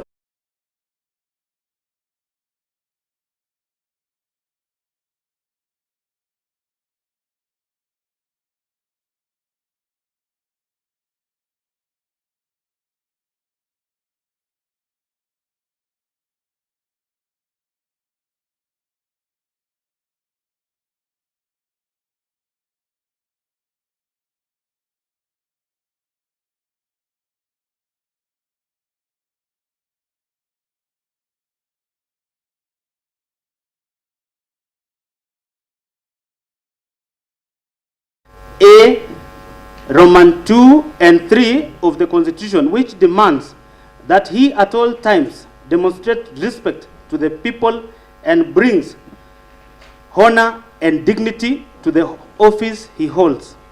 Number H, by allowing himself and senior officials close to him to benefit from the funds, the governor violated Article 76(2)(b) of the Constitution, which prohibits a state officer from accepting a benefit in circumstances that compromise the integrity of the state officer. Number I, by failing to ensure that decision-making in the executive office of the county governor are not influenced by corruption, nepotism, and other callous improper motives, the governor has failed to exercise objectivity and impartiality, thus violating Article 73(2)(b) of the Constitution of Kenya 2010. Evidence of the governor's engagement, connivance, and complicity in the acts of misappropriating and or abetting misappropriation of publicly raised funds is to be found in Roman number 1, the report on the investigation of Londiani accident victims fundraising held on 4th July 2024, KCA exhibit number 10, which is, the report is here, Mr. Speaker. Roman number 2, affidavits filed by the governor in Kericho ELCR petition number E014 of 2023, KCA exhibit number 11, and video clips numbered KCA V3, KCA V4, and KCA V5. Mr. Speaker, those are the clips that we played. And we will get to play now the one that, whether the team was able to present it there, but we have them where the governor continues to contradict himself in the whole incident. And Mr. Speaker, lastly, when the committee sat in this house, Mr. Speaker, there was an accountant from the referral hospital who appeared before this committee. The governor had indicated that the county government of Kericho was going to foot all the medical bills. The county government of Nakuru, led by Governor Susan Kihiga, paid for all the victims of the accident. So there was nothing the county government of Kericho was paying. But from the report generated from the executive, led by the governor, County Referral Hospital, the accountant was called to ensure he come up with the bills, purposely for the governor to account how the money was used. Mr. Speaker, in one of these clips, you know that one? Of course, he talked about that one. I want you to go to exhibit number what? Is it number 1? Yes, that one.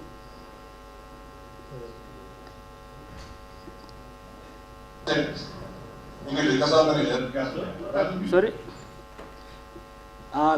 You go to number 4. That one.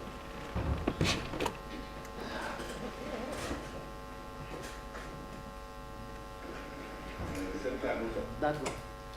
That's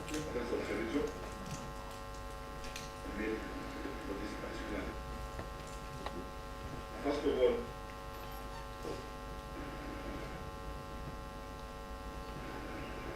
we've been out and away on a number of issues that we've been trying to assist our country. Today, yesterday we have in trade partnership with the national government. That has been advertised and already procurement has been done for the same. We're going to have a new market at Kapatet and a new market at Kericho. The good news is that our local government is to add additional 4 markets. And the market we are targeting is Loti, we are targeting Lodiani, and Kericho. For those 4 additional. I wish also to indicate that as a county, we have been able to move forward and close the Capsule project, which is the county integrated agro-processing zone of One Edition. The national government has given us 50 million. The county government of Kericho has equally partnered with the national government to another 50 million. And this project will give us 500 million, and we're going to have the capsule that is in 20 away. It's only open in the region and also value adding what has been seen in our farms.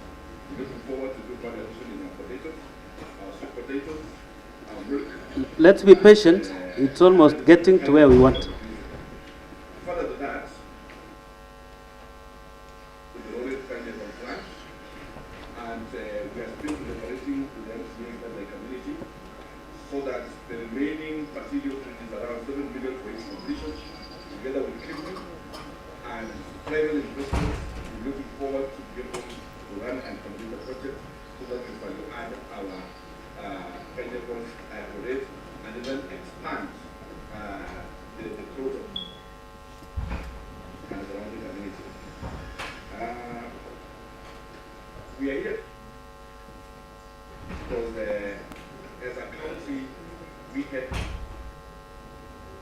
a very serious project in Guyana, which saw a number of people lost.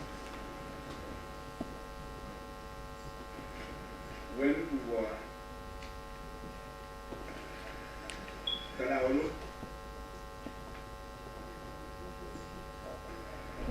on 52,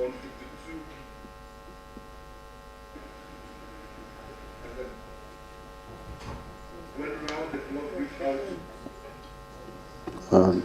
out to. Sorry, Mr. Speaker. Do you want us to no, continue that what I want or maybe I can explain. When what's there, the governor is making his commitment that the county government of Kericho was going to foot all the medical bills for the victims and the tent and anything that was going to be used throughout the whole exercise. Mr. Speaker, unfortunately, from the report, the county government of Kericho, led by the governor, was able to pay Supertrix 2.945 million shillings. Mr. Speaker, the county government of Kericho again budgeted for Londiani Sub-County Hospital and our Kericho Referral Hospital, and without blinking an eye, they also budgeted for the Nakuru PGH Hospital and Molo Sub-County Hospital. Mr. Speaker, why would you budget for what you had claimed the county government of Kericho was going to pay? Why would you use the same fund to meet the expenses which you had authoritatively stated in that clip that the county government of Kericho was going to foot? Mr. Speaker, in the whole exercise, the governor was trying to account for the misuse of the fund that was meant to be paid to the victims of the accident. We will, of course, get a clearer video of that, that evidence we are adducing, because it is important. This is where we will not let the governor go, because when we went to Senate last time, Mr. Speaker, our case was not heard because of what most of our members know. So we are going to produce this as an evidence. The governor had the overall responsibility to ensure the fund was used prudently and to benefit the victims. Later on, Mr. Speaker, the governor, I want to believe in his own replying affidavit, is going to prove how he was able to retrieve or to get back the money that he eventually used to pay to the victims. However, Mr. Speaker, to date, there are victims of that accident who claim they have never been paid to date. Mr. Speaker, it is wrong, it is immoral, even to steal from the people who lost their loved ones. Number B. Order, Honorable Wayne. Now that you take your seat, now that you have played a clip that is not clear and audible and not flowing, ensure that you perhaps you hand over to the office of the clerk a clear one, an audible one, and so that we, and the one that is flowing, so that we can also share with the governor. All right. Proceed. I stand guided, Mr. Speaker. Number B, abuse of office. And Roman number 1, illegal appointments and lawful dismissal and transfers and usurpation of the constitutional and statutory functions of the county public service. Number 1, the governor has variously engaged in Roman number 1, gross misconduct, Roman number 2, gross violation of Articles 10, 73, 75, 232, 235, and 236 of the Constitution. And Roman number 3, gross violation of Section 17 of the Public Officer Ethics Act, Section 55, 59, 59A, 60, 62, 63, 64, and 65 of the County Government Act, Section 4 of the Public Appointments, County Assemblies Approval Act of 2017, and variously abused his office by, number 1, skewed and competitive and nepotic appointments of the county employees of various cadres. For instance, the governor recently hired his own brother, one Victor Mutai, as a revenue clerk. Similarly, the governor's personal assistant's wife, one Chepkirui Masi, who was recently hired as a nurse on contract basis, was confirmed. Yet there are a number of nursing staff who have been serving on contract for long without confirmation. Number B, illegally appointing one Mrs. Alice Bett, now a judge of the High Court, as the county attorney when there was a substantive office holder, an act of which the Employment and Labor Relations Court, Honorable Lady Justice Wasilwa, affirmed was irregular and procedural and unlawful in Sang versus Governor Kericho County and 2 others. Petition E001 of 2023.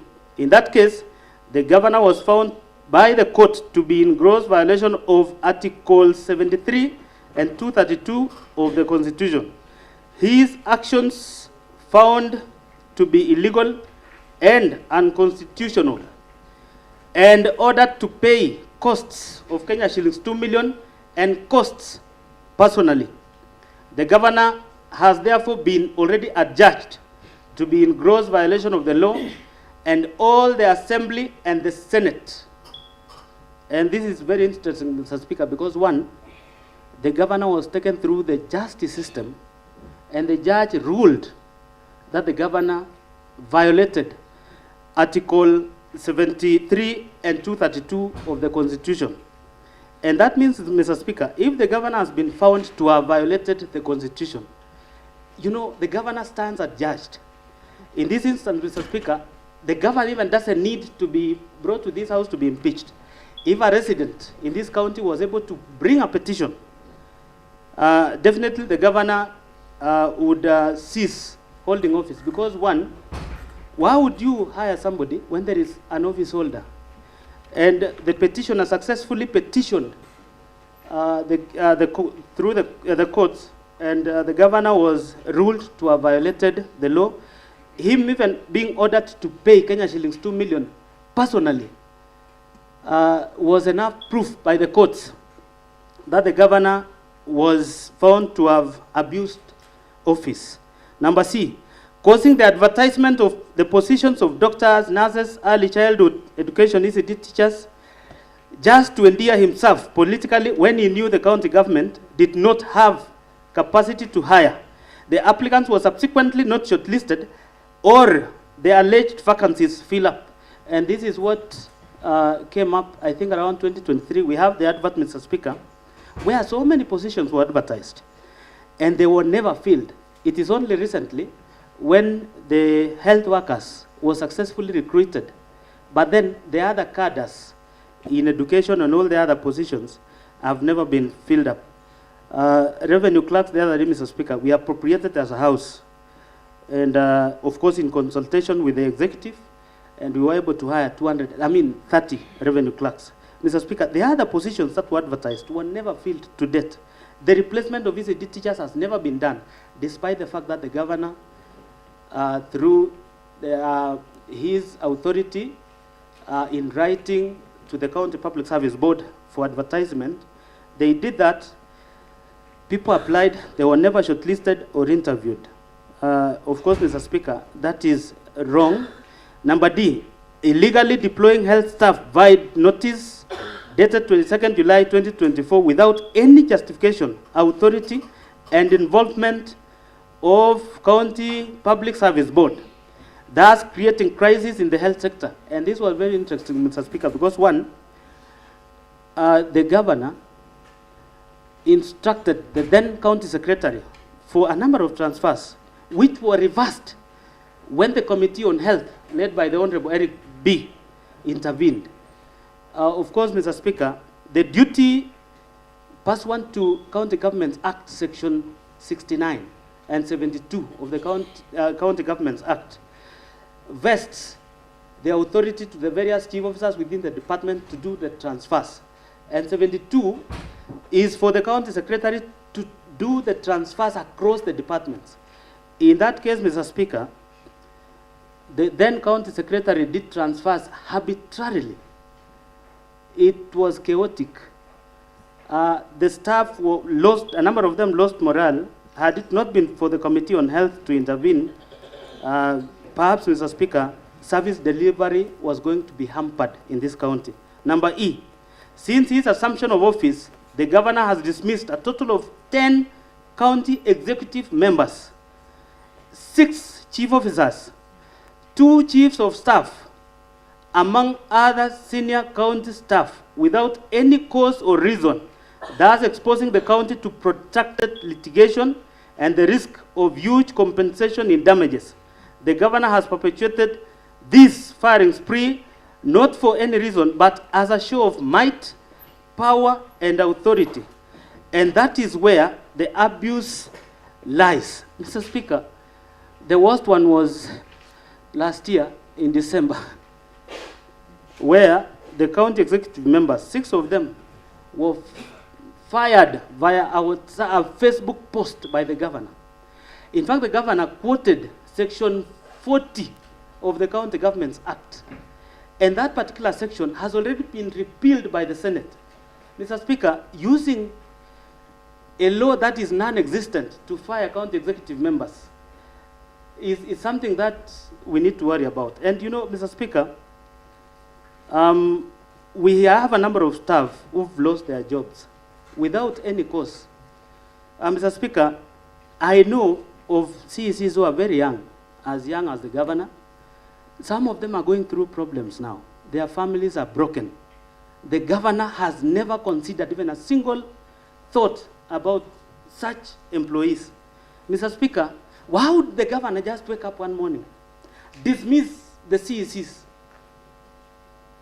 And when he's asked why, there was an instance, and I'm happy, Your Excellency, you're here, where I was calling him to inform him, don't fire this particular officer. He told me, I'm the appointing authority. That was a phone call conversation. And then, Mr. Speaker, I wonder, why would you hire somebody who had a job, a well-paying job, 4 months down the line, you fire that particular individual? Case in point is Malel Kipruto, who was the TSE director in Turkana. The governor implored on him to come take up the job in the county government. This individual went through 4 departments within 4 months. He was hired, you know, Mr. Speaker, I'm a member of the appointment committee. When the name of one Malil Kipruto came to this house, he was the CEC in charge of public service management. Hardly 1 month later, he was taken to ICT. A month and a half later, he was in charge of lands. How will this particular officer learn the ropes to be able to, you know, offer services to this county? Yes, Mr. Speaker, the governor has continued to abuse office by firing left, right, center officers he himself, you know, proposed through this house for them to be hired. This is the height of impunity, you know, that the governor has continued to show ever since he was elected. Evidence of the governor's engagement, connivance, complicity in the foregoing acts of illegal appointments, unlawful dismissal and transfers, and usurpation of the constitutional and statutory functions of the county organs is to be found in, number 1, the judgment of Employment and Labor Relations Court in Kericho in the case of Collins Sang versus Governor Kericho County and 2 others, petition E001 of 2023. And it was in 2024, the judgment actually was published. That is KCA exhibit number 12. Roman number 2, a bundle of notices from the governor dismissing the CECs, CEOs, and other staff. KCA exhibit number 13. Roman number 3, copies of bundles of sample court documents filed in various cases. KCA exhibit number 14. Mr. Speaker, remember all the CECs who've been fired have gone to court. They have active court cases. And, you know, most of these labor-related cases, oftentimes, the employer always loses the case. And this county, led by the governor, if he continues to lead this county, we are going to pay damages amounting to millions because of the number of people the governor has fired. Roman number 2, subversion, discrediting, and impeding of the oversight role of the county assembly. Mr. Speaker, number 1, on 3rd of September 2024, the governor engaged in 1, gross misconduct, and Roman number 2, grossly violated the provisions of Articles 10, 73, 75, and 174 and 185(3) of the Constitution, and abused his office by writing to the Speaker, purporting to direct the Speaker on, inter alia, the timelines the Speaker should give the chief officers who are summoned by the Assembly for questioning in exercise of the Assembly's oversight mandate. Evidence of the governor's engagements, connivance, and complicity in the foregoing acts of subversion, discrediting, and impeding of the oversight role of the county assembly is to be found in, number 1, a letter by the governor dated 20th August 2024 addressed to the Speaker of the County Assembly of Kericho, KCA exhibit number 15, and number 2, a letter from the Speaker to the governor dated 3rd September 2024, KCA exhibit number 16. And in this instance, Mr. Speaker, remember we had initiated a process of calling the CECs and CEOs to answer to any issue that we have in this house. The governor wrote back to us. In fact, in a funny scenario one time, the governor ordered a meeting in Nakuru when we had already delivered letters to them to appear before this house. That was a case of trying to evade answering to the question some of the members had raised in the various departments. Mr. Speaker, we are mandated by law to exercise our oversight role, and one of them is to interview most of his executives. We might not interview the governor himself, but the people he's given jobs are the people we were interested in. But unfortunately, Mr. Speaker, the governor had audacity to write to you, informing you that you don't need to summon these people to your office, to the assembly to answer to the questions. And that was wrong. I'm happy because you replied that we have the mandate as an assembly to do the role that the people gave us. Number C, gross misconduct. Roman number 1, bullying, incitement, vilification of people and the county staff. Number 1, on various occasions, the governor has repeatedly engaged in Roman number 1, gross misconduct, and number 2, gross violation of the provisions of Article 10, Article 73, and Article 75 of the Constitution, and Sections 29 and 34 of the Leadership and Integrity Act by number A. The governor has been operating with impunity as though he is above the law. On the second day of being sworn into office, the governor led a mob to invade a private land owned by one Mr. Josiah Kiblangat-Kogo within Kericho town and tore down the fence. The governor has since designated the subject land as an illegal dump site operated by the county government without the consent of the registered proprietor, National Environment Management Authority, NEMA, approval, gazettement by the county designating the parcel as a dump site, and in total disregard of a court order issued by the Environment and Land Court in Kericho in ELC petition number E001 of 2022, Josiah Kiblangat-Kogo versus County Government of Kericho. The governor has also obstructed the enforcement of the orders by the police administration. The actions are illegal, contemptuous to the authority and dignity of the court and the rule of law, unethical and demeaning the office the governor holds. Further, as a result of the illegal actions of the governor, the county was condemned to pay costs. Mr. Speaker, we have the clip, and before we play, this is a case where the governor again lost. The proprietor of the parcel of land went to court. And this was funny, Mr. Speaker, so that you know it is wrong to get it wrong from the word go. This is day 2 after swearing in. The governor led a mob, tore down the fence of that particular proprietor. Even if the governor knew that the land is claimed to belong to the county, there is a due process. You don't repossess illegally, make it a dump site without any approval. And then when the proprietor went to court, he won the court case. The county government of Kericho was ordered to pay 30 million and additional other costs. Mr. Speaker, I want the IT officer to play that particular, the last one, yeah.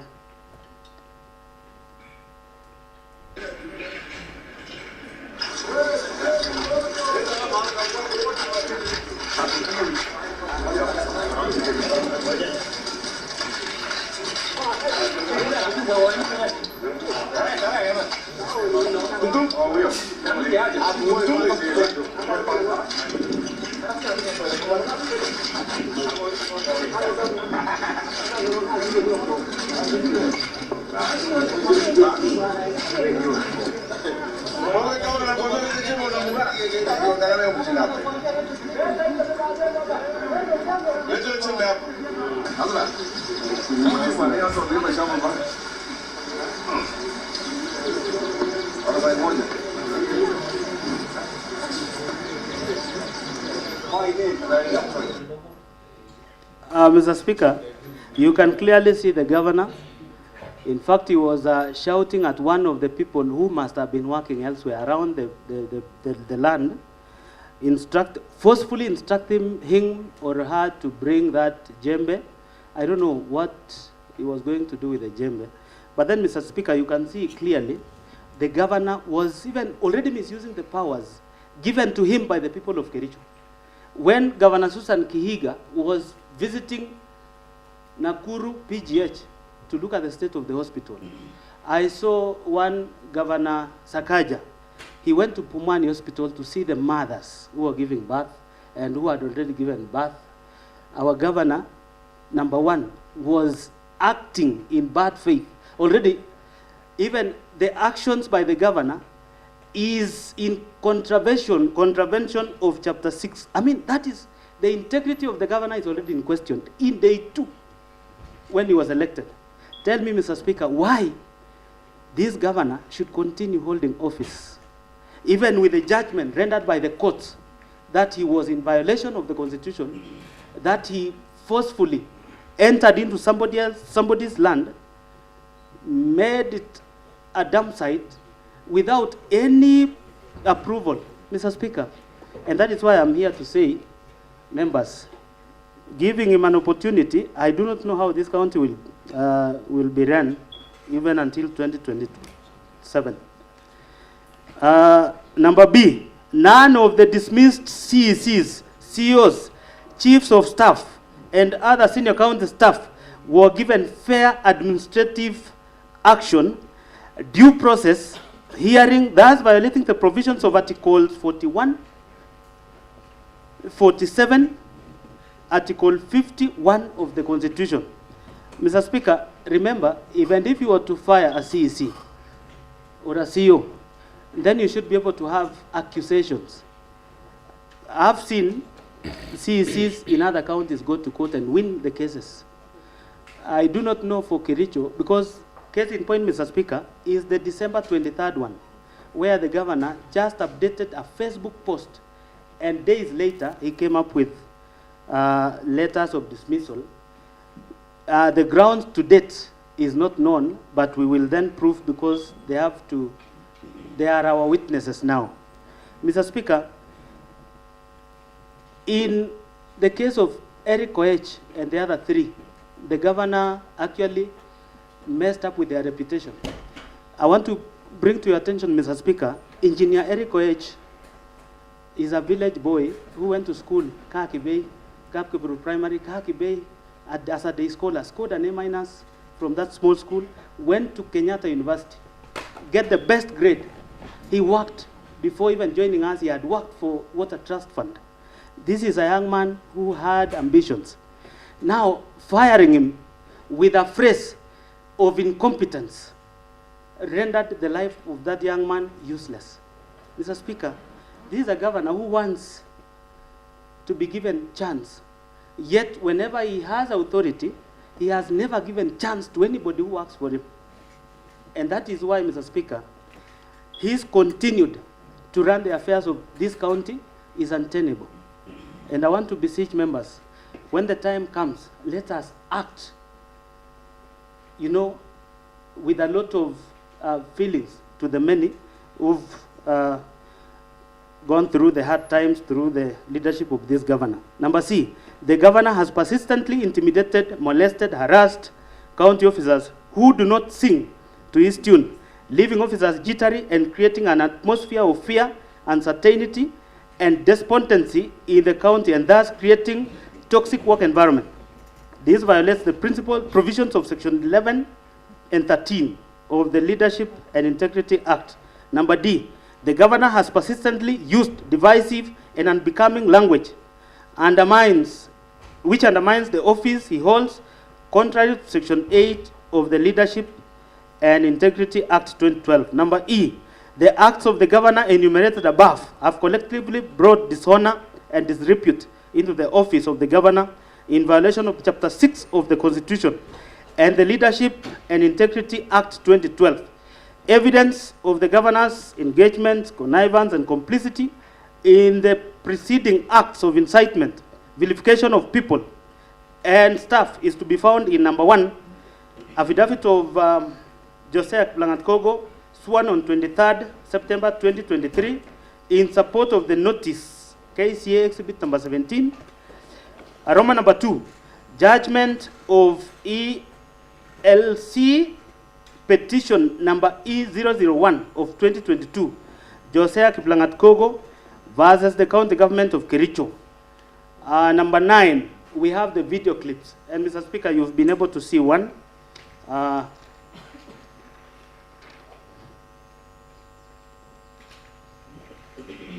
So, Mr. Speaker, to that far, we've come to the end of the motion.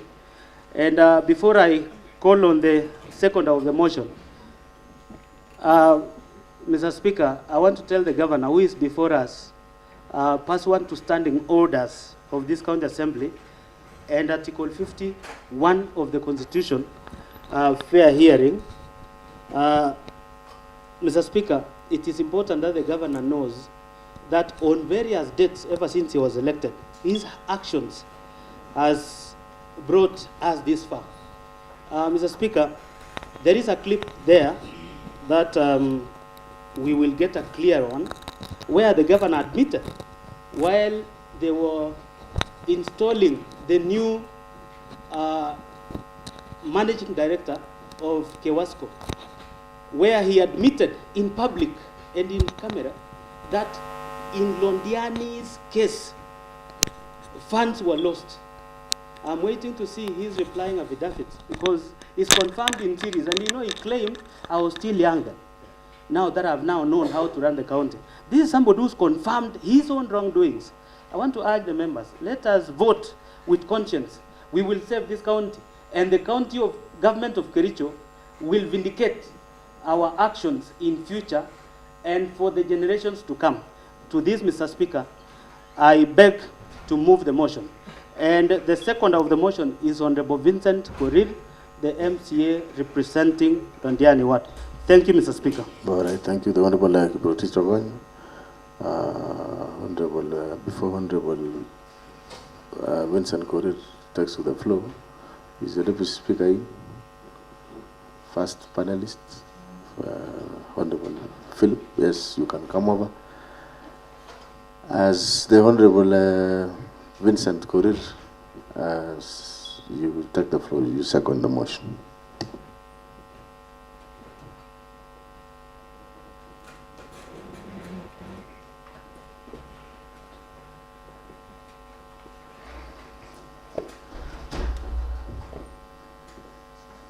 Thank you very much, Mr. Speaker, for giving me this opportunity to second the motion. And before I second the motion, Mr. Speaker, I would like to contribute on what my colleague has stated. And this motion is not only historical, it is also going to have a test of integrity to this House, a test of integrity to the members, a test of integrity to the governor before us, and everyone else who has been entrusted with an office. Mr. Speaker, the issue of leadership, as in this motion, because we are testing the leadership, is being accountable. And we are discussing the issue of accountability. We want to look at the issue of accountability of the resources of the people of Kericho County and upholding the Constitution and rule of law. Mr. Speaker, Constitution of Kenya 2010, Article 73, states clearly on accountability, rule of law, service to the public, interest of the public over personal interest. And Mr. Speaker, the Constitution also gives us mandate as this House under Article 181, read together with Section 33 of County Government Act. And this article gives this House mandate and authority to act wherever there is abuse of office, whenever there is gross misconduct on the question of governor and even any other leader. It's also state on the actions that can be taken if there is breach of leadership. Mr. Speaker, this motion clearly also will test us as members of this House, Mr. Speaker. Because when you hear about the issues of fictitious payments, I, representing the people of Londiani, I will not tolerate a farmer who woke up very early in the morning, as I stated before, when this motion was being tabled, that I cannot tolerate the farmer who woke up to queue behind us and to support us to be given under supply of goods and services, yet they are supposed to get fair share of their resources and the revenue and taxes that we are appropriating in this House. Mr. Speaker, I will not tolerate that as a member. Mr. Speaker, there are issues that have been touched on corruption. There are issues of fake tenders. There are issues of inflated projects. There are issues, Mr. Speaker, of impunity. Last time, I don't have a word to call this because fictitious payments will attract even the worst names like thuggery, theft, and robbery, because that's not what we should entertain as a house. Mr. Speaker, consequently, when you break these laws, for instance, the governor, the law says you will be impeached. For a public officer, you will be disqualified. You will still be prosecuted, and the assets should be recovered. That is what the law says. Mr. Speaker, on the issue of leadership, it is not just a constitutional requirement. It is a test of a character of a person. And our silence in this house, Mr. Speaker, will not absolve us. The people are watching, history will judge us, and if money was stolen, then it means there is a hospital that is lacking drugs, there is a road that is not being repaired, and there is a Mambomboga now, currently, who is suffering out there because they have not received. There is a farmer who has not received the services that are required. Mr. Speaker, as a house, we have that mandate to interrogate these issues, to look. That is why we have the reports on the pending bills. We have the reports of Auditor General. We have the reports of fictitious payments. We have the reports on Londiani accident victims. We have deliberated as a house because we are doing the oversight, the role that we are mandated to do. And I believe today is a day because for the governor, all these reports, I believe they normally say documents have facts and facts don't lie. And I believe whatever was documented here had facts. And we cannot divert attention to try and blame any other person. Because I saw in the clips played by my colleague here, where the governor was praising the committee and giving them good names. And later when the facts came out, the names of the committees changed to other names, name calling. We want to believe that in this house, we want to see facts. Mr. Speaker, on the fictitious payments, the 85 million, I'm very sad because a contractor was paid way in advance before even the services are delivered. Where on earth can someone do this?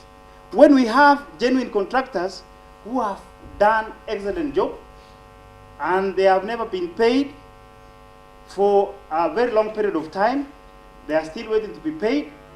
And I want to thank the whistleblower because if the whistleblower could not have mentioned all this, then it means whatever was being supplied to Toroch time last week could not have been supplied. Whatever was supposed to be supplied to Ruskebe, that is in our sub-county, could not have been supplied. Then it means whistleblowers are very important. We should thank the whistleblower for giving us this information as a house. And we took the right step of investigating, looking at the documents, and it was done in public. It was all over in our social media. Everybody who has interest will have followed. And even the public told me, some of the members of the public told me, before the fictitious payments were being done, already the public had a report on their own, and they could be able to analyze the report. So it means, Mr. Speaker, these issues of gross misconduct, gross violation of the Constitution, is a test of our leadership. And today, Governor, before us, you see, I was elected by the people of Londiani, and I know my mandate is to do the oversight and representation. That doesn't affect the friendship, maybe between the governor and the MCA.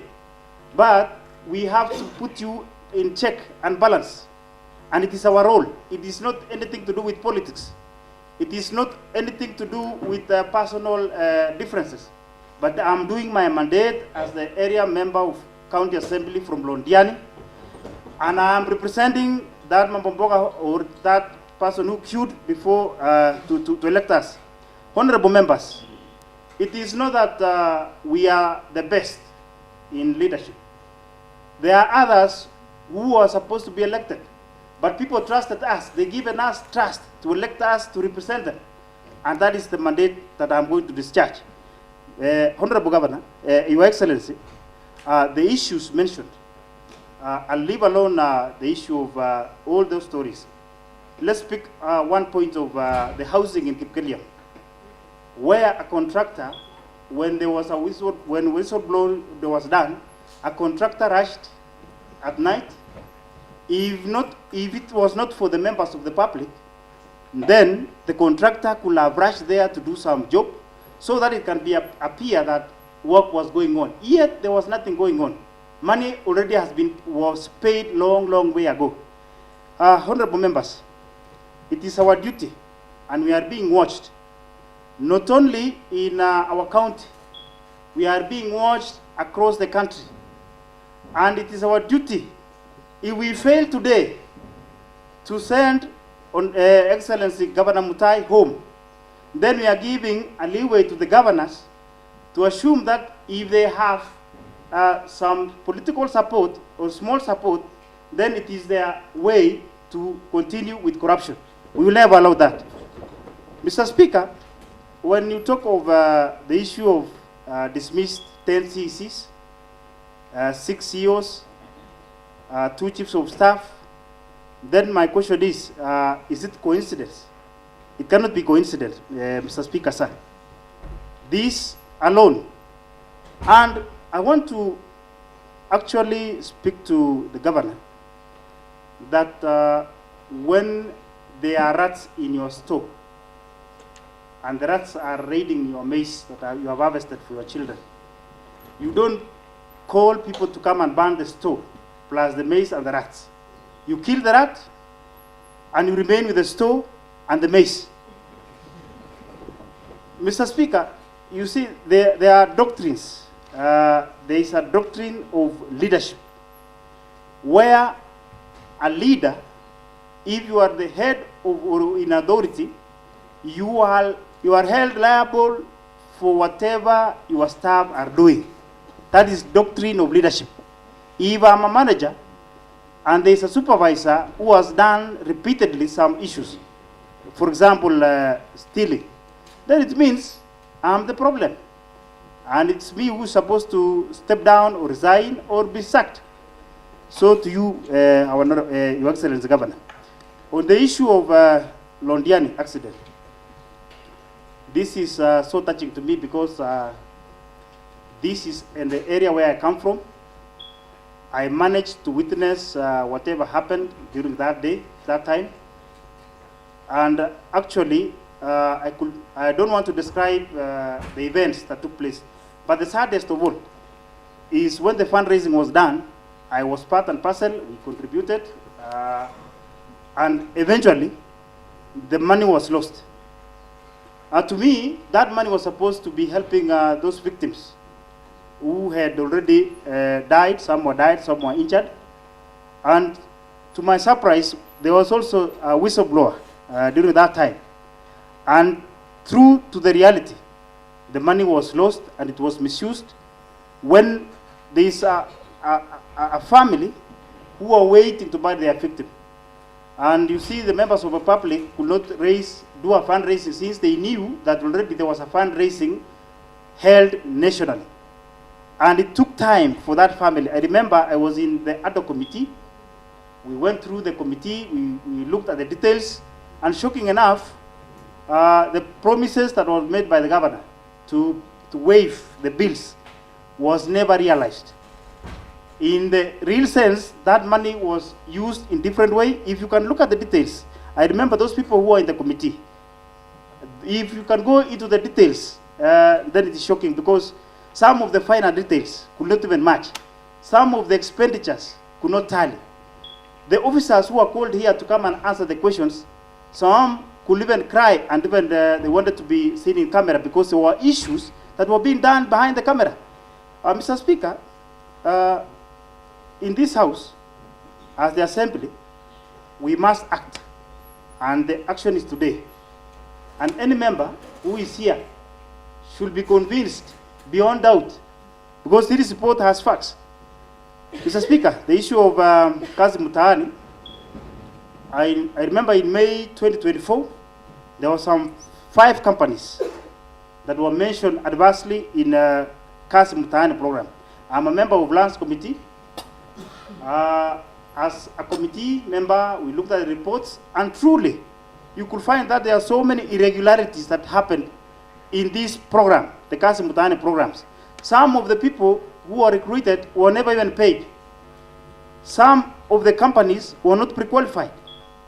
And currently, there is a report, a preliminary report from the EACC, which show that truly funds was used in an irregular manner, and the companies, 7 companies were actually involved in misappropriation of the funds.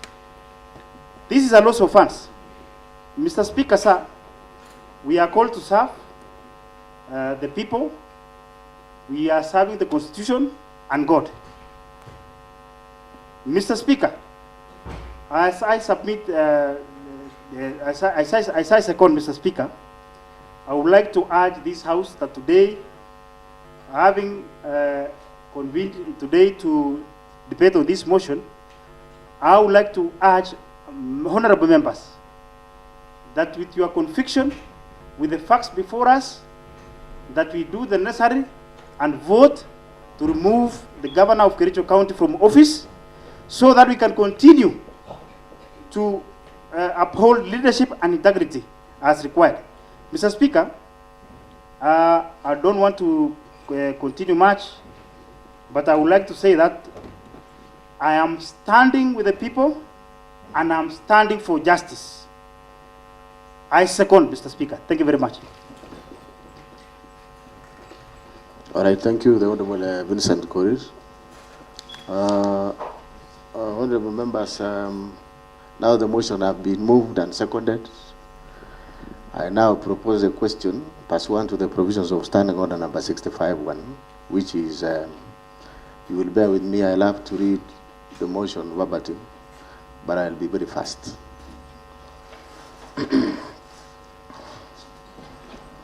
Special motion proposed removal from office of the Governor for Kericho County, Honorable Dr. Erick Mutai by impeachment by Honorable Kiprotich Rogonya, elected member of the County Assembly of Kericho, Sigawit Ward. Honorable Speaker, I beg with the support of members of the County Assembly of Kericho, the County Assembly, whose names and signatures I have annexed hereto as Annexure 1, to move the motion for impeachment of His Excellency, Honorable Erick Mutai, the Governor of Kericho County, for Roman number 1, gross violation of the Constitution of Kenya. Roman number 2, gross violation of various national and county laws. Roman number 3, serious reasons for believing that the governor has committed crimes under national law. Roman number 4, abuse of office. And Roman number 5, gross misconduct. The specific grounds of motion are organized thematically as outlined below and elaborated in the ensuing pages of this motion. The evidence in support of the motion is set out in 1. Affidavit in support of this motion duly sworn on 5th August 2025 by Honorable Kiprotich Rogonya. Exhibits annexed to his affidavit in support of the motion. 3. The witness statements affidavits to be presented at the hearing of this motion. Further, the affidavit presented here verifies the accuracy and reliability of exhibits to the motion. Whereas Article 2 of the Constitution of Kenya 2010, hereinafter the Constitution, restates the supremacy of the Constitution as the supreme law of the Republic and binds all persons and state organs at both levels of government. Article 10 of the Constitution, Section 3 and 16 of the Leadership and Integrity Act 2012 and Section 9, 10 and 12 of the Public Officer Ethics Acts 2003 establish, among others, the rule of law, democracy, human dignity, courtesy, respect, social justice, inclusiveness, equality, human rights, probity, professionalism, non-discrimination, protection of marginalized, good governance, transparency, and accountability as part of national values and principle of governance. Article 10, 73, and 75 of the Constitution requires state officers at all times, whether in public or private life, to behave in a manner that inter alia brings honor to the nation and dignity of the office of the state officer holds, portray selfless service based solely on the public interest, demonstrated by honesty in execution of public duties and declaration of any personal interest that may conflict with public interest, ensures decisions made by the state officer are not influenced by nepotism, favorism, and improper motives, demonstrate discipline and commitment in service to the people, and 4, avoids demeaning the office that the state officer holds. By dint of Section 11 of the Leadership and Integrity Act 2012, enjoins the governor as a state officer to treat members of the public and other public officer with courtesy and respect. And further, by dint of Section 34 of the Leadership and Integrity Act 2012, the governor, being a state officer, is precluded from bullying any person by engaging in a behavior that is vindictive, cruel, malicious, humiliating, and is intended to undermine a person. Article 73, 2, D, and E of the Constitution provides for accountability of a state officer to the public for all decisions made in exercise of the powers of the office they hold, and that accountability is a critical principle of leadership and integrity. Article 10, 232, 235, and 236 of the Constitution and Section 59, 59A, 60, 62, 63, 64, and 65 of the County Government Act 2012 provide for the values or principles of public service and establish an elaborate framework for the establishment of county public officers and the recruitment, employment, and dismissal of county public officers. Article 179(4) of the Constitution reaffirms the governor's position as the chief executive of the county. Hence, the Constitution and the law vest primary responsibility for decision-making and ensuring the well-being of the county on the governor. This is a strong expression of the county governor's commitment and expectation to provide effective leadership, strategic vision, and direction to the county in ensuring efficient and prudent use of public resources for the good of the county.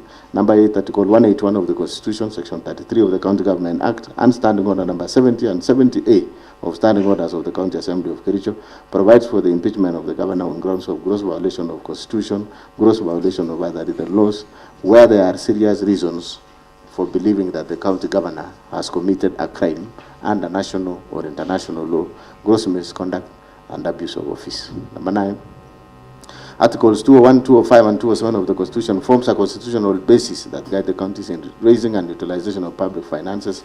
In particular, Article 207 establishes the County Revenue Fund and clearly stipulates that money shall not be withdrawn from the Revenue Fund unless the Controller of Budget has approved. Number 10, Section 33 of the County Government Act obligates the governor to provide leadership in county governance, be accountable for the management and use of county resources, and to promote, amongst others, good governance and competitiveness of the county. Number 11, the governor has in various instances failed to take charge and rein on the rot, corruption, and unethical practices in the county. Instead, the governor has deliberately aided, abetted, condoned, and encouraged the misuse, misappropriation, misallocation, wanton theft, and pilferage of county finances. Number 12, the governor has in multiple occasions directly and indirectly engaged in acts and conduct which severally and collectively constitute gross violation of Constitution, gross violation of other written laws, gross misconduct, and abuse of office. By his acts and conduct, the governor has exposed the office of the governor, the assembly, and the people of Kericho to ridicule, embarrassment, shame, and disrepute. 14, the conduct of the governor has been scandalous and embarrassing to the high office of the county governor, an office held in public trust and whose authority to be exercised in a manner consistent with the purpose and objects of the Constitution. Honorable members, I remind you we are standing orders when the chair is on it, no movement. 15, the conduct of the governor has made it impossible for the county to be governed as it ought to be, comprise service delivery, and jeopardize the functions of both arms of county government of Kericho. It has therefore become untenable for the governor to continue being in office. 16, the governor has variously committed constitutional wrongs that subvert the structure of government and undermine the integrity of office and even the constitutional itself. The significant effects of the conduct, i.e. undermining the integrity of office, disregard of constitutional duties and oath of office, arrogation of power, and abuse of government process, has had an adverse impact on the running and administration of Kericho County government.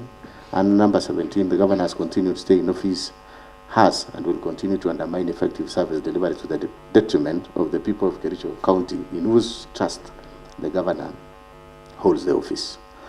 The Assembly resolves to impeach the governor under Article 181 of the Constitution, Section 33 of the County Government Act, and Standing Order Number 70 and 70A of the Kericho County Assembly Standing Orders on the following grounds. A, gross violation of the Constitution and other laws. That is, gross violation of Constitution of the Republic of Kenya 2010, the County Government Act 2012, Public Procurement and Asset Disposal Act 2015, the Public Finance Management Act 2012, and Kericho County laws. 1, misappropriation and misallocation of county finances. On various occasions since his election as a governor and subsequent assumption of office, the governor has engaged in various acts of gross violation of Article 10, 183, and 201 of the Constitution, Section 102 and 109 of the Public Finance Management Act, Cap 412A, and the provision of the Kericho County Rating Act number 5 of 2019 as follows.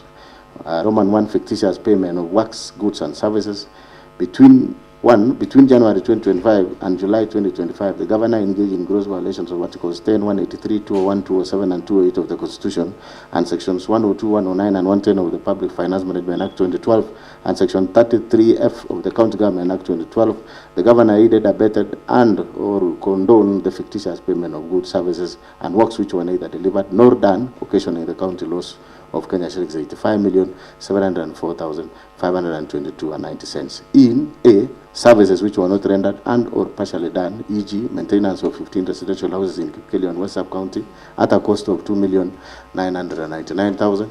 B, goods not delivered, including soya beans, maize jam, sunflower and seed cake, and cotton seed cake, alleged to have been supplied for Kenya shillings 14,908,640. C, overpriced goods, including sodas, alleged to have been bought for about Kenya shillings 500 shillings per 300 millimeters bottle, and a bale of tissue paper alleged to have been bought for Kenya shillings 2,750 per bale of 10 tissue papers, and a hand towel priced at Kenya shillings 3,600. D, works, goods, and services alleged to have been procured for Kenya shillings 5,172,715.60 from companies including Mengro Products Limited, Ildama Construction and Supplies Limited, Brisa Construction and Supplies Limited, Prospera Ventures Limited, and IBM Pro Construction Limited without any supporting documents.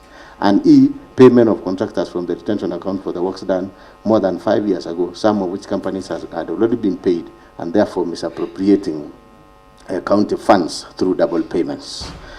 2, some of the goods, services, and works were procured without following the procurement processes. No tender opening committees were formed contrary to Section 78 of the Public Procurement and Asset Disposal Act 2015, as read together with Regulation 25 of the Public Procurement and Asset Disposal Regulations 2020. Similarly, there were no professional opinions done to the accounting officers contrary to Section 84 of the Public Procurement and Asset Disposal Act of 2015. 3, there was deliberate circumvention of competitive tendering of the same goods, services, and works by splitting of contracts to suit the request for quotation method, thus violating Section 54 of the Public Procurement and Asset Disposal Act 2015, as read together with Regulation 43 of Public Procurement and Asset Disposal Regulations 2020. 4, most of the goods, services, and works were procured outside the approved budget as required under Section 44(2)(a) of the Public Procurement and Asset Disposal Act 2015. 5, the documents used by the departments were not clear and did not bear references to the procurement requirement, provision of dates, special invoices, generated and signatures of respective officers. There was therefore blatant violation of the provision of Regulation 68 of the Public Procurement and Asset Disposal Regulation 2020. Number 6, no market survey was conducted as required under Regulation 43(4) of the Public Procurement and Asset Disposal Regulation 2020. The contractors therefore supplied goods with exorbitant prices, contrary to Section 54(2) of Public Procurement and Asset Disposal Act of 2015. 7, all the subject goods, services, and works were paid for in advance, yet the county has accumulated pending bills over the last 3 years of Kenya shillings 1.1 billion, which have been verified and are yet to be paid from the time the governor assumed office. 8, the report of the ad hoc committee on alleged fictitious payments, tabled before the Assembly on 5th August 2025, made pertinent and damning findings and recommendations that point out to the deliberate failure to act, neglect of duty, and even conspiracy on the part of the governor, to wit: A, the documents shared with the ad hoc committee by the departmental heads called to testify were not accompanied by E-Team's invoice. This lends credence to the suspicion that the documents may have been prepared to cover up the theft after the whistle was blown. B, payments were made in advance before goods, services, and works were delivered or done, and as at the date of tabling of the report, some of the goods, services, and works remain undelivered to date.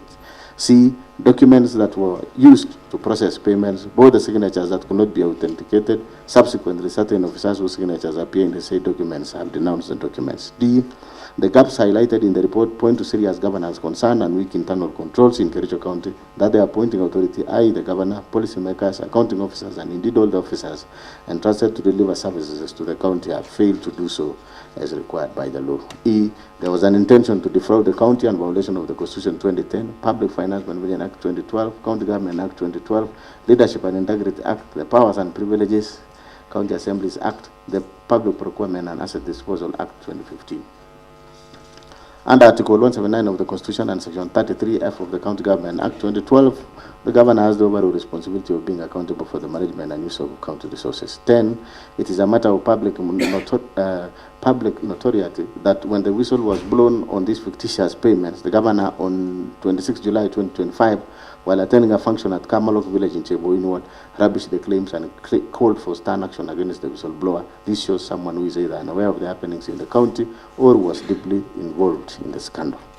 Roman number 2, misappropriation of National Agricultural Value Chain Development Project, NAV-CDP funds. 11, on various dates between year 2023 and 2025, the governor has violated the provisions of Article 10, 183, 201, 207, and 208 of the Constitution, and Section 48 and 159 of the Public Finance Management Act 2012, and Section 33F of the County Government Act 2012 by aiding, abetting, condoning, and or overseeing the massive looting, pilferage, misappropriation, and misallocation of NAV-CDP funds amounting to over Kenya shillings 351 million as at 10th June 2025. 12, from the report of the Committee of Agriculture, Livestock and Fisheries, Cooperative Management, Tourism and Wildlife on the implementation status of the National Agriculture Value Chain Development Project, NAV-CDP, in Kericho County, tabled in the County Assembly on 6 August 2025, the County Assembly noted the following discrepancies in the use of Fund A. The expenditure was used for farmers' cooperative societies, farmer producer organizations, found only in 19 out of 30 wards in Kericho County.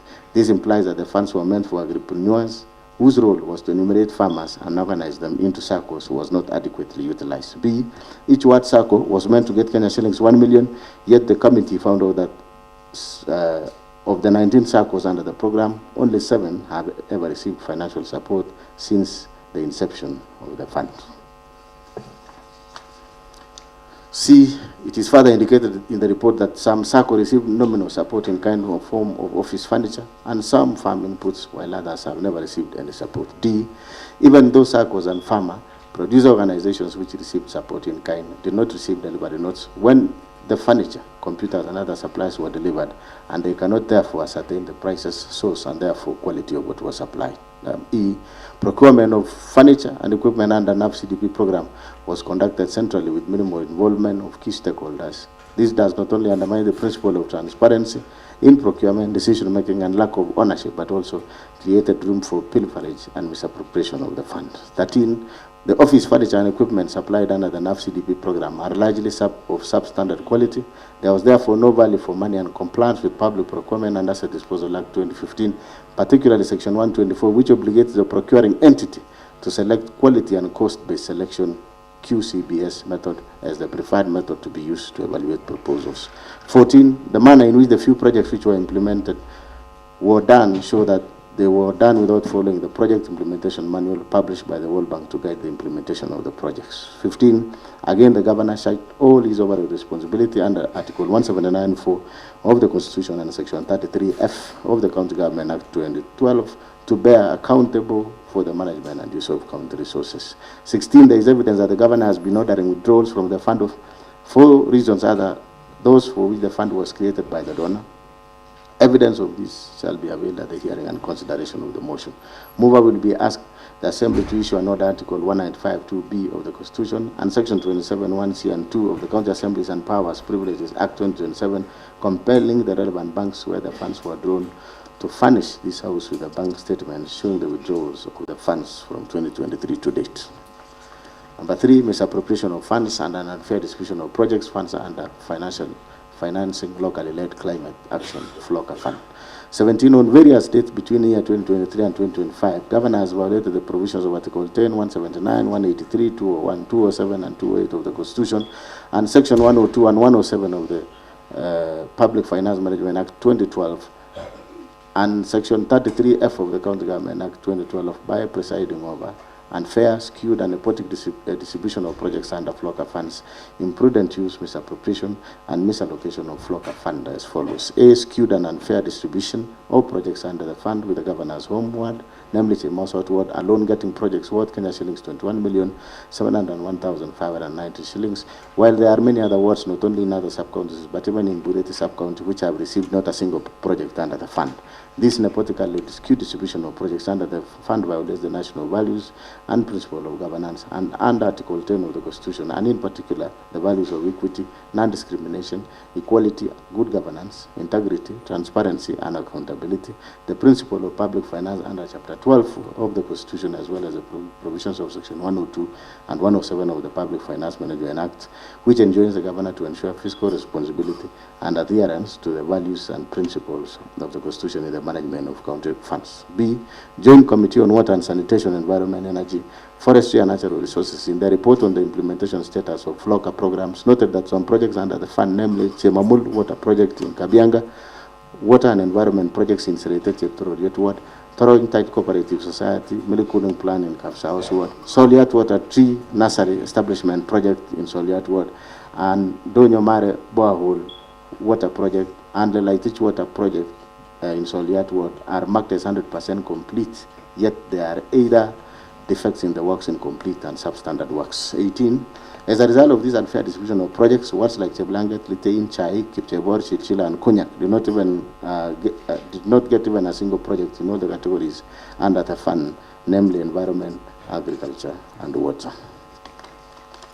Number 4, misappropriation of county funds under Equalizer Kazi Mtaani Initiative. Number 19, on or about 14 February 2023, Governor engaged in gross violation of Articles 10, 183, 201, 207, and 208 of the Constitution, and Section 102, 109, and 110 of the Public Finance Management Act 2012 by launching a program dubbed Equalizer Kazi Mtaani Initiative and drawing county funds towards the initiative without a legislation to anchor the initiative, public participation, prior approval of the County Assembly and the Controller of Budget, and prior approval of the Budget and Appropriation Committee approval. 20. Under the fund, a total of Kenya shillings 39 million were paid without proper tendering, local service orders, and for the services which were not delivered. 21.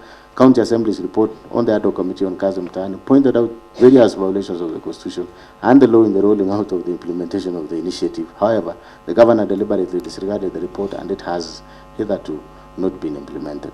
22. The deliberate failure, omission, and unwillingness to implement the report of the County Assembly on Equalizer Kazi Mtaani Initiative undermines devolution, the doctrine of separation of powers, and is therefore antithetical to the values or principles of governance under Article 10 of the Constitution, the objects of devolution, and Article 74 of the Constitution.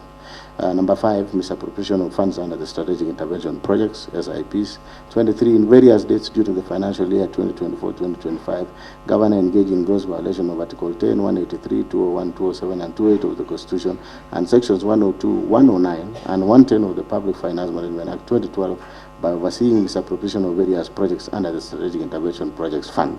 For instance, that's number 24, the project for upgrading of Kunyak Dispensary to Health Center, which is a retender project for the construction and renovation of various facilities within the health center by MS Belitra Enterprises Limited for Kenya shillings 44,756,846, a total of Kenya shillings 8,575,186 has been paid for no works done.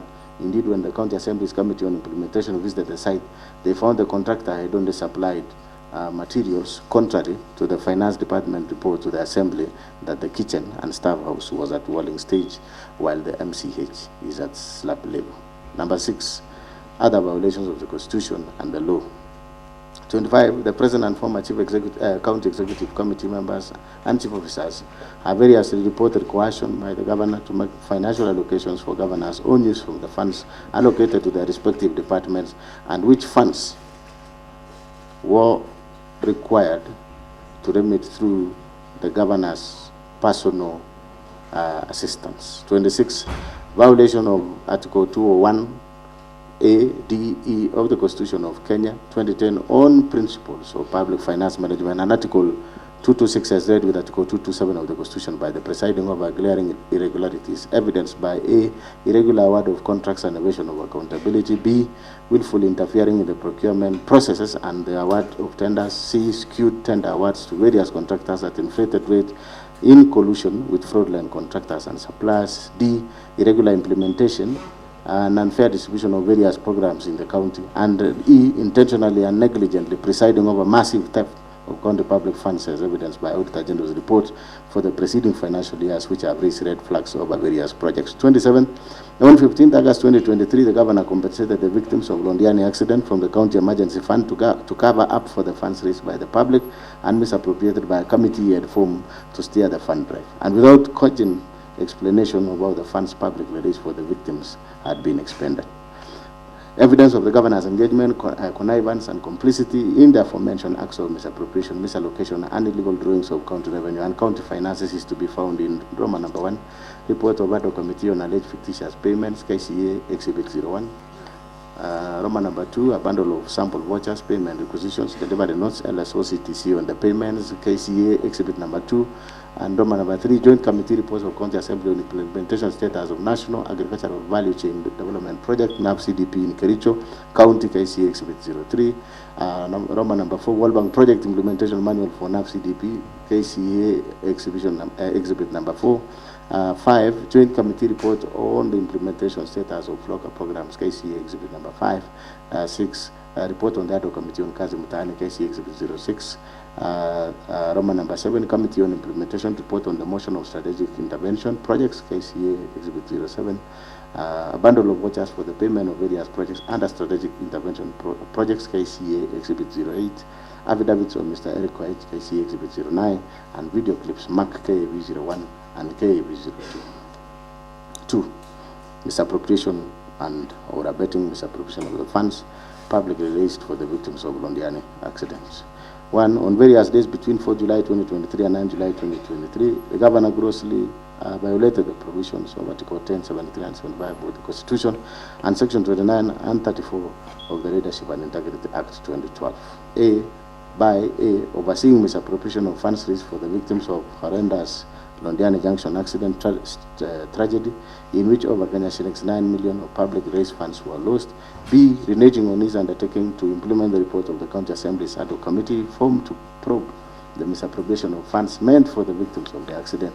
There is evidence that the governor filed a suit and or supported a suit by those implicated in the report of the County Assembly's ad hoc committee in Kericho, ELRC petition number E006 of 2023, Dr. Wesley Bor and 5 others, versus the governor, Kericho County Government and others, and Kericho ELRC petition number E014 of 2023, Victor Tum and others, versus the governor, Kericho County Government and others. C, being personally and directly complicit in the flawed award of direct tenders for service providers during the fundraiser and requiem mass of the victims of the accidents. D, the county governor has in this regard committed numerous and various acts in the course of his duties that are contrary to and in violation of the Constitution and the laws of Kenya. These include Roman number 1, the authenticity of various payments made cannot be confirmed.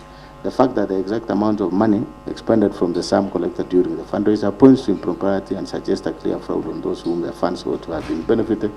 2, a total of Kenya shillings 13,682,760 was collected at the fundraiser. A sum of Kenya shillings 423,000 was purportedly expended as pastors facilitation, transport refund, field preparation, lunches and refreshments, printing, publishing and radio announcement.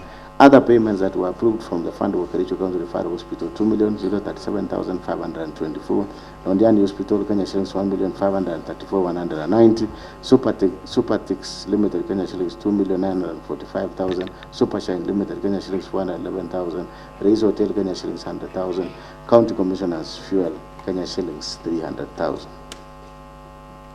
Roman number 3, that when Kenyans from all walks of life voluntarily made contributions to aid the victims of the tragedy, it was never intended or anticipated that the funds would be misappropriated with the blessings of the governor, who had a higher calling to ensure the money is accounted to the last coin and on whom the people bestowed their trust.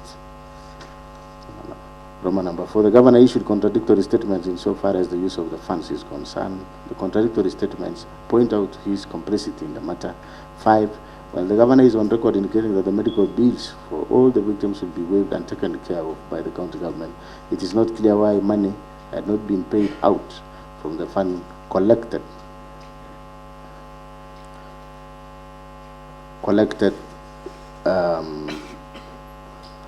While the governor is on record indicating that the medical bills for all the victims will be waived and taken care of county government, it is not clear why money had to be paid out from the fund collected to various public hospitals against the express and equivocal representations of the governor. That order, honorable members, that request, clerk, is in order. It is granted. You can proceed. Number E. By his acts of omission and commission, the governor has grossly violated the provision of Article 75 of the Constitution, which demands that a state officer shall, whether in private or in public, behave in a manner that avoids conflict of interest between personal interest and public or official interest, or compromises public interest in favor of personal interest.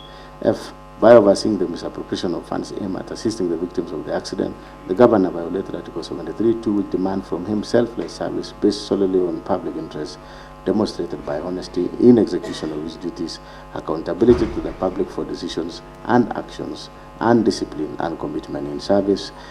G. By allowing himself to be a master of double-speak in such a grave matter that shook the conscience of the nation, the governor violated Article 73(1)(a), Roman 2(3) of the Constitution, which demand that he at all times demonstrate respect to people and brings honor and dignity to the office he holds. H.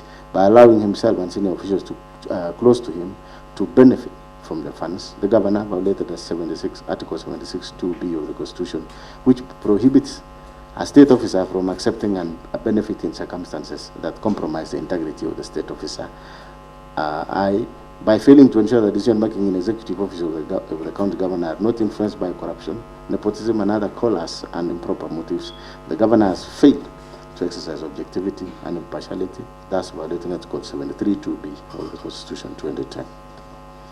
Evidence of the governor's engagement, connivance, and complicity in the acts of misappropriating and or abetting the misappropriation of publicly raised funds is to be found in Roman number 1 report on investigation of Londiani victims, fundraising held on 4 July 2024, KCA exhibit number 10, Roman number 2, affidavit filed by governor in Kericho ELC petition 014 of 2023, KCA exhibit number 11, and video clips numbered KCA V3, KCA V4, and KCA V5. B. Abuse of office. Roman number 1, illegal appointments and lawful dismissals and transfers and usurpation of the constitutional and statutory functions of the county public service. 1. The governor has variously engaged in gross misconduct and gross violation of Article 10, 73, 75, 232, 235, and 236 of the Constitution. Gross violation of Section 17 of the Public Officer Ethics, Section 55, 59, 59A, 60, 62, 63, 64, and 65 of the County Government Act, Section 4 of the Public Procurement Appointments, County Assembly's Approval Act 2017, and variously abuses of his by A, skewed and competitive and nepotic appointments of the county employees of various cadres. For instance, Governor recently hired his own brother, one Victor Mutai, as a revenue clerk. Similarly, the governor's personal assistant's wife, one Chief Mercy, who was recently hired as a nurse on contract basis, was confirmed, yet there are a number of nursing staff who have been serving on contract for long without confirmation. B. Illegally appointing one Mrs. Alice Bate, now judge of the High Court, as a county attorney when there was a substantive office holder, an act which the Employment and Labor Relations Court, Honorable Lady Justice Wasilwa, affirmed was irregular and procedural and unlawful in Sang versus Governor, Kericho County, and 2 others, petition E001 of 2023. In that case, the governor was found by the court to be in gross violation of Article 73 and 232 of the Constitution. His actions found to be illegal, unconstitutional, and ordered to pay cost of Kenya shillings 2 million and cost personally. The governor has therefore been already adjudged to be in gross violation of the law and of the Assembly and the Senate. C. Causing the advertisement of the position of doctors, nurses, early childhood education, ECD teachers to endear himself politically when he knew the county government did not have capacity to hire. The applicants were subsequently not shortlisted, nor the alleged vacancies filled up. D. Illegally deploying health staff by the notice dated 22nd July 2024 without any justification, authority, and involvement of County Service Board, thus creating a crisis in the health sector. E. Since his assumption of office, the governor has dismissed a total of 10 county executive committee members, 6 chief officers, 2 chiefs of staff, among other senior county staff, without any cause or reason, thus exposing the county to protracted litigation and the risk of huge compensation in damages. The governor has perpetuated this firing spree not for any reason but as a show of might, power, and authority, and that is where the abuse lies. Evidence of the governor's engagement in connivance and complicity in the foregoing acts of illegal appointments, unlawful dismissals and transfers, and usurpation of constitutional and statutory functions of county organs is to be found in Roman number 1, Judgment of Employment and Labor Relations Court in Kericho, case of Colin Sang versus Governor, Kericho County, and 2 others, petition E001 of 2023-2024, KEELRC, KCEA, Exhibit 12, number 12, Roman number 2, a bundle of notices from Governor dismissing CCs, CEOs, and other staff, KCA, Exhibit number 13, Roman number 3, copies of bundles of sample of court documents filed in various cases, KCA, Exhibit 14. And number 2, subversion, discrediting, and impeding of oversight role of the County Assembly. On 3rd September 2024, Governor engaged in gross misconduct and grossly violated provision of Article 10, 73, 75, 174, and 185 of the Constitution, and abused his office by writing to the Speaker, purporting to direct the Speaker on inter alia the timelines the Speaker should give the chief officers who are summoned by the Assembly for questioning in exercise of the Assembly's oversight mandate.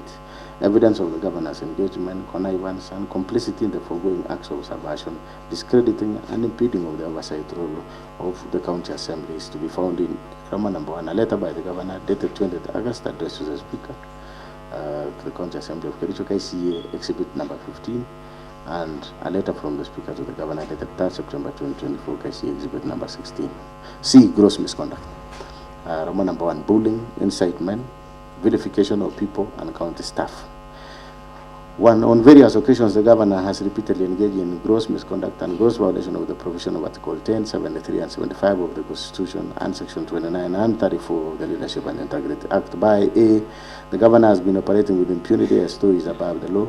On the second day of being sworn into office, the Governor led a mob to invade a private land owned by one Mr. Joseph Kiblangat Kogo within Kericho town and tore down the fence. The Governor has since designated the subject land as an illegal dump site operated by the county government without the consent of the registered proprietor, National Environment Managing Authority, NEMA, approval, gazettement by the county designating the parcel as dump site, and in total disregard of a court order issued by Environment and Land Court in Kericho in ELC petition number E001 of 2022, Josiah Kiblangat Kogo versus County Government of Kericho.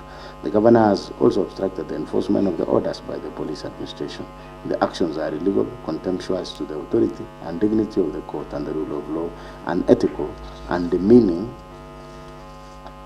the office the Governor holds. Further, as a result of the illegal actions of the Governor, the county was condemned to pay the cost. B. None of the dismissed CCs, chief officers, chief of staff, and other senior county staff who have given fair administrative due process and hearing, thus violating the provision of Articles 41, 47, 51 of the Constitution. C.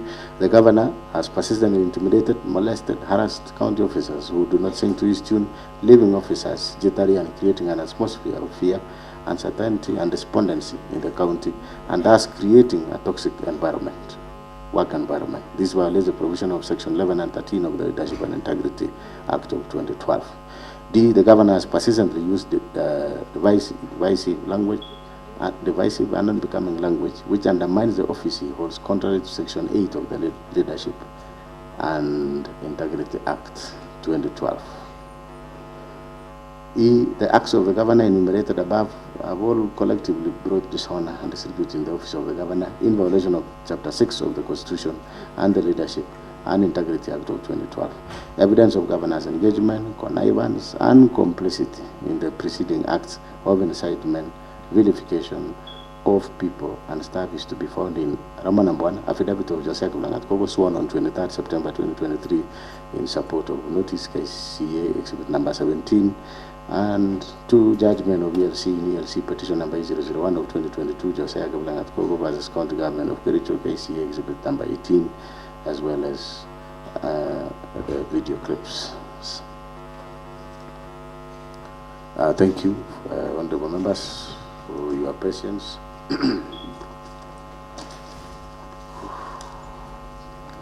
Honorable members,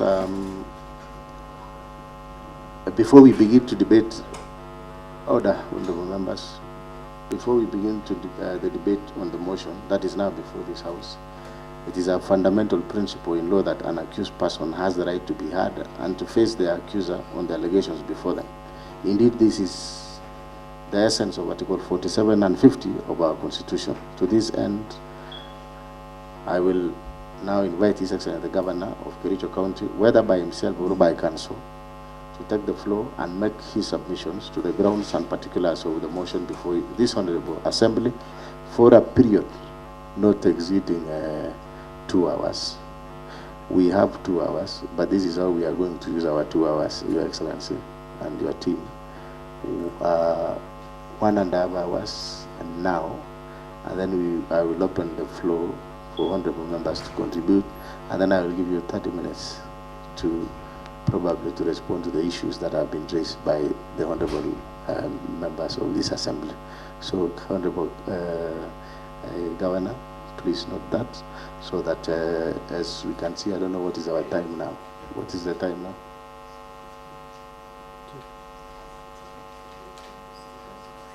So it's 1:50. So we have 1.5 hours for your submissions. Should you use 1.5 hours, that is okay. Should you use less minutes, that will be better for some of us, because I'm even told the governor and myself had requested that we take a cup of tea because we have really sat here from morning. But nevertheless, we will give you 1.5 hours and then 30 minutes at the end to make it 2 hours as per our standing orders. So you will take to the floor and make his submissions to the grounds and particulars of the motion before this Honorable Assembly for a period not exceeding 2 hours. The 2 hours shall be split into two. First shall be 1.5 hours after I've proposed, and the last 30 minutes before the mover of the motion is called upon to reply. Honorable members, please note that His Excellency the Governor submitted his response yesterday, the 14th August 2025 at 8:50 a.m. The said response was delivered by David Kirui, the Acting Principal Administration Officer. Upon perusal of the response, the Office of the Clerk noted some pages were unclear, missing, and communicated the same to the said officer. The missing and clear pages 29, 30, 31, 32, 52, 56, 57, 71, 72, 80, 81, 83, 128, 143, 166, 167, 168, 172, 173, 206, 211, 212, 213, 216, 235, 236, 260, 265, and 311. Only page 29 and 30 was submitted through the office email address. The Office of the Clerk has made several requests to have clear copies of the pages to no avail. I don't know what is the current position. Clerk, are the pages, do you have all these pages now? Not yet. His Excellency the Governor, you have, there is a challenge there for the missing and unclear pages, and I think your team had been notified. I want to note that Katwa, maybe you will speak about it when you will be presenting. And now, honorable members, this is the high time we will allow the Governor to make his submissions for a period not exceeding 1.5 hours. This time includes time allocated to his councils on record. If more than one council on record, the councils will share this time. I hope that is in order. So we need to administer the oath, starting with His Excellency the Governor. And then I don't know the lead council, whether every council will be speaking.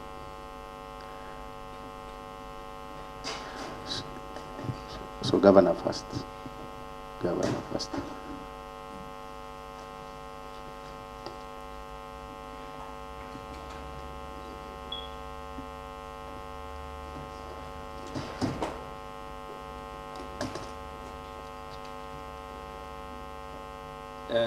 Good afternoon, Mr. Speaker,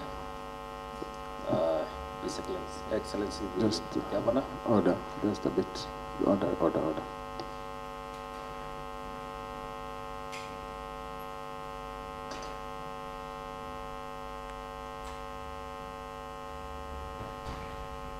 So it's okay. You can proceed with your submissions, and you will probably introduce your team so that for the purpose of record. Continue. Thank you, Mr. Speaker, sir. My name is Erick Mutai Impeachment, an advocate of the High Court. Mine is just to introduce our team. We have His Excellency the Governor, Kericho County. We have Senior Counsel Katwa Kigen. We have Advocate Evanson Kiri and Advocate Joy Kawagen.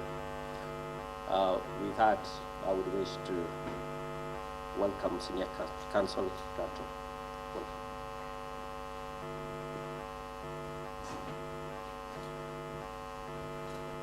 Good afternoon, Mr. Speaker, sir, and the Honorable MCs. Good afternoon, Katwa Kigen. My apologies. Sorry, I don't have a copy here with me. I guess it's because of the challenges that we had. So can I get a copy? Because I'll be following it keenly. Copy of your responses. There was submission that you had submitted that you had received. We received. Could I proceed meantime?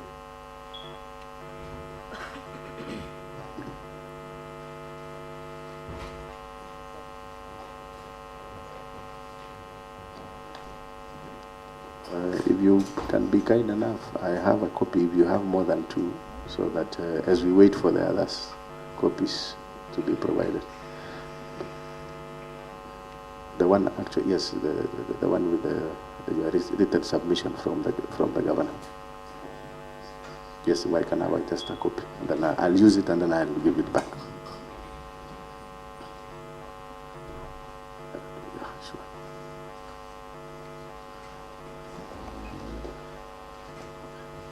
All right, sorry, thank you. We can proceed, Kato. Thank you, Mr. Speaker, sir, and I trust you will give me a discount of the minutes you spent doing that. Yeah, sure. Mr. Speaker, sir, I have three preliminary issues I wanted to raise with you and seek your direction, subsequent to which we will go into the body of our case. Mr. Speaker, sir, the governor was served with an order emanating from Kericho High Court case number 10 of 2025, which order was targeting these proceedings in the words that the moving of the motion, the seconding of the motion, the consideration of the motion should be stayed. The governor was not the mover of that suit. He is an interested party and the order has just been served on him. We would like to know what your directions are, whether notwithstanding the issuance of those orders, we are to proceed. We are prepared to proceed, Mr. Speaker, sir, if we must. We just want to have raised the point that the orders exist and that you give us directions if you would like us to proceed. That notwithstanding, and the aspect or the point that we are proceeding under protest in the face of the orders be unanswered. That's the first direction I very kindly request for your directions on. The second one, Mr. Speaker, sir, is the contents. The motion as moved by my friend Mr. Rogoin at page 6 of the motion says this, Mr. Speaker, sir. The Assembly resolves to impeach the governor under Article 181 of the Constitution, Section 33 of the County Government Act, and Standing Order number 70 and 70A. I place a premium on the use of the provisions of Standing Order number 70A. Mr. Speaker, sir, that Standing Order number 70A is to the effect that subsection 1, a motion by a member of the a motion by any member for the removal of a county governor by impeachment may be reintroduced in the county assembly on the expiry of 90 days from the date of a vote by the Senate. Subsection 2, despite paragraph 1, a motion for removal of the county governor by impeachment may be reintroduced in the county assembly on other grounds other than the initial grounds that were highlighted in the previous impeachment proceedings. And my emphasis is in the subsection 2, Mr. Speaker, sir.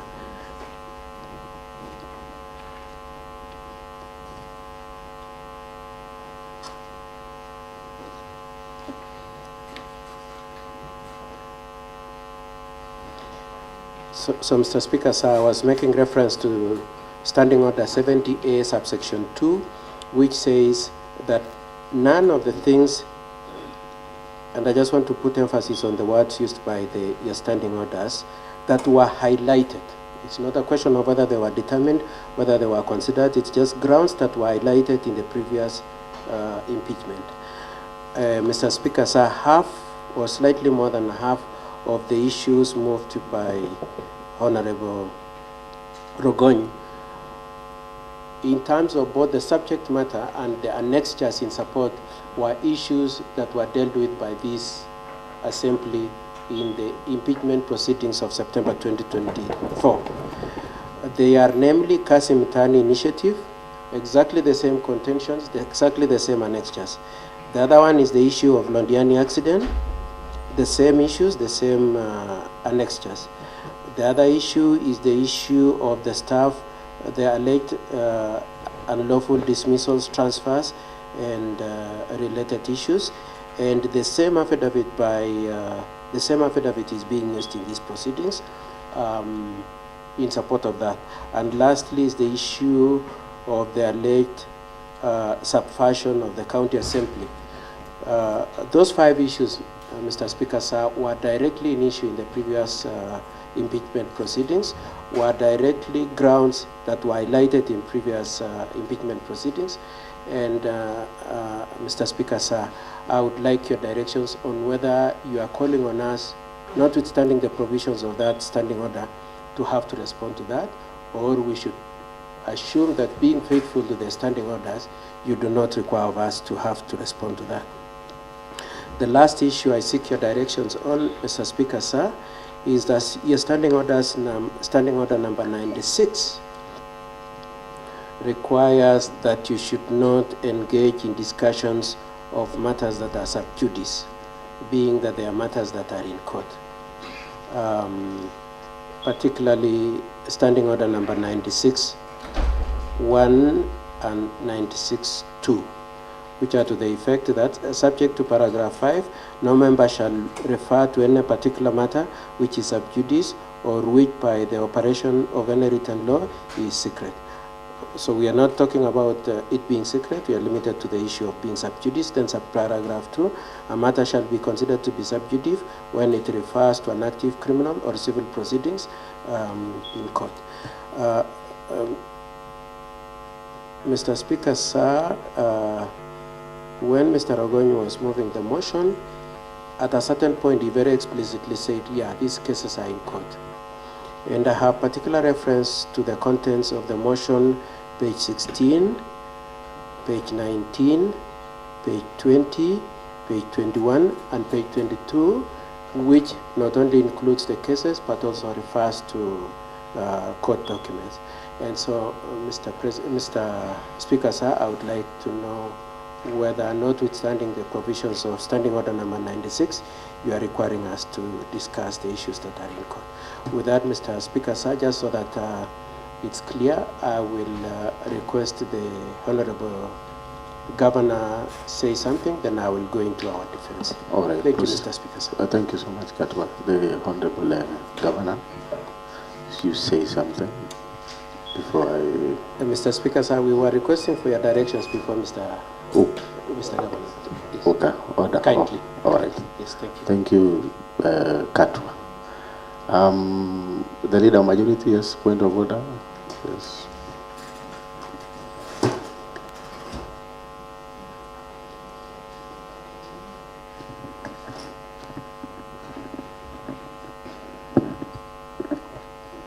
Thank you very much, Mr. Speaker. I'm rising on the same standing order number 96, Mr. Speaker.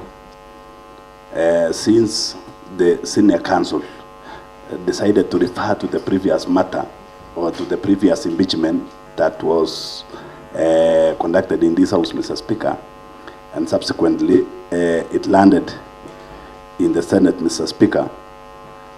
Number one, Mr. Speaker, I remember the senior counsel, Honorable Katwa Kigen, that time, Mr. Speaker, filed a preliminary objection, and through the ruling of the Speaker, Honorable Kingi, Speaker of the Senate of Kenya, Mr. Speaker, on the issues of court injunctions, Mr. Speaker, I'm aware that indeed we were sent back to this House, Mr. Speaker, or the motion was unable to be discussed in the floor of the House, Mr. Speaker, because of, one, the preliminary objections that Mr. Katwa Gigen, the senior counsel, had filed with the Senate, Mr. Speaker.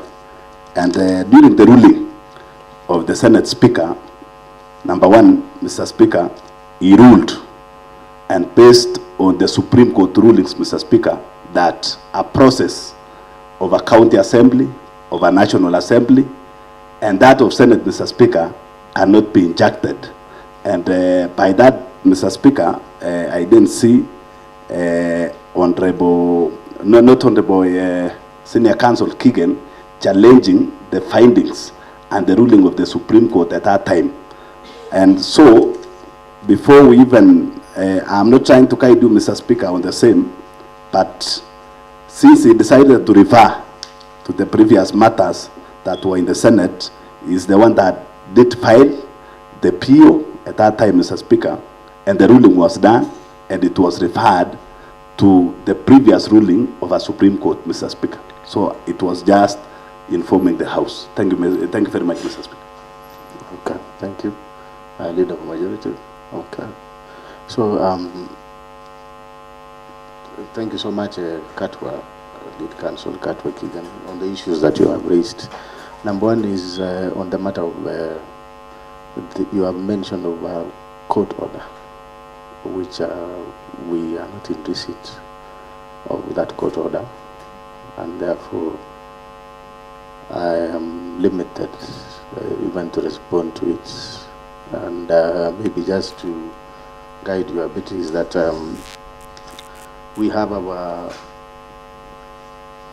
County Assembly Service Powers and Privileges Act, that is CAP 265C, on service of civil process, and to that effect, none has been served before us. Maybe you can just refer to that. I don't need to read to it. So on that matter, we shall just proceed, because we can't admit, for instance, maybe you have it here, we can't admit any strange documents at the moment in this House, because already the motion, we are already discussing and debating the motion. I don't even want to talk about what the Leader of Majority has spoken about on the matter of the ruling made in the Senate on the issue of injuncting parliamentary process. I don't want to speak about that, because I think as a lead counsel, and of course you know, as a senior counsel in this republic, you know the ruling, the Supreme Court's ruling on that matter, because we are in the midst of a process that is ongoing. Secondly is on the issue of the motion mover, standing order number 70A. Of course, carefully, as you can see, under number 8, the motion mover relied heavily on Article 181, Section 33, as well as the standing order number 70 and 70A. So there are two. Katwa, you've chosen only to rely on 70A by opposing it, but you have not considered 70. Nevertheless, we also appreciate the fact that you were with us last time until the Senate. And as you know clearly, is that what the Leader of Majority has raised is true. The Senate didn't even get a chance to prosecute the matters that had been raised in that impeachment. They took a vote because you raised a preliminary objection on matters and numbers, which actually the case was not even, the file was not even open for discussion. Nevertheless, the standing orders also, as you can see, uses the word may. You may underline that, may, not shall. I think those are the things that we, small things that we need to look at. And then on the matter of sub judice now, because already we have addressed the issue of court order, then I think that one I will not now, that is overtaken by the event now, because we received any court order. So we would have even loved to address it in a different manner, but as at now, we cannot talk of something that has not been received officially, or not officially. I've not even been received. I've not even heard about it personally. In fact, I've just heard about it now, when you just took to the floor, Katwa. Let it be on record. So I think I'll just direct you to proceed to the main, your main submissions, so that we can proceed and also save time before we give it to the governor. So do you still want me to give to the governor, or I give it to you? You proceed to the main submissions. Okay. Thank you, His Excellency the Governor. Probably you can step forward here, Your Excellency. Maybe you can, yes.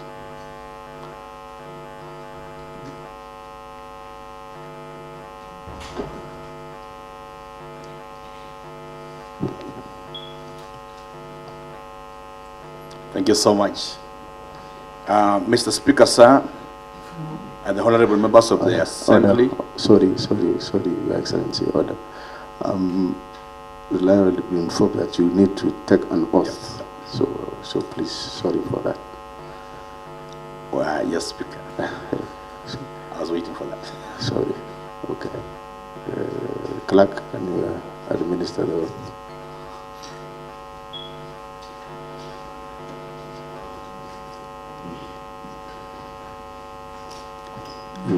I, His Excellency Dr. Erick Mutai, do swear that the evidence I shall keep before this committee is the truth, the whole truth, and nothing but the truth, so help me God. Thank you so much, Your Excellency. Now you can proceed with your submission. Thank you so much. My submission, Mr. Speaker, thank you so much for this great time this afternoon. And with a lot of humility, unlike the previous impeachment, Mr. Speaker, I was not there in person. But because this is a second impeachment happening in a row in Kericho County, the previous governor was impeached once. This one of Kericho County has been impeached the first time. This is the second time, and I thought I would like to come and listen also to debates, contribute, and also provide the facts that pertain to this county. Because the matters beforehand, Mr. Speaker, are grave issues that are of importance to the great people of Kericho County that they elected us to be able to serve them. Secondly, Mr. Speaker, I'm very happy that my persistent accuser, Mr. Ragoin, today did not prod anybody in Buibui. And it's an improvement from the previous impeachment, Mr. Speaker. I was looking around, and when he was presenting videos, I thought I would see suddenly a Buibui, and we were not prepared for that, Mr. Speaker. But I'm happy that today he has improved a bit from the previous one, which is very good for all of us, because we're now discussing real substantive issues. Number three, Mr. Speaker, is to really appreciate your kind gesture since we came to this house. You've received us very well. The debates has proceeded very well.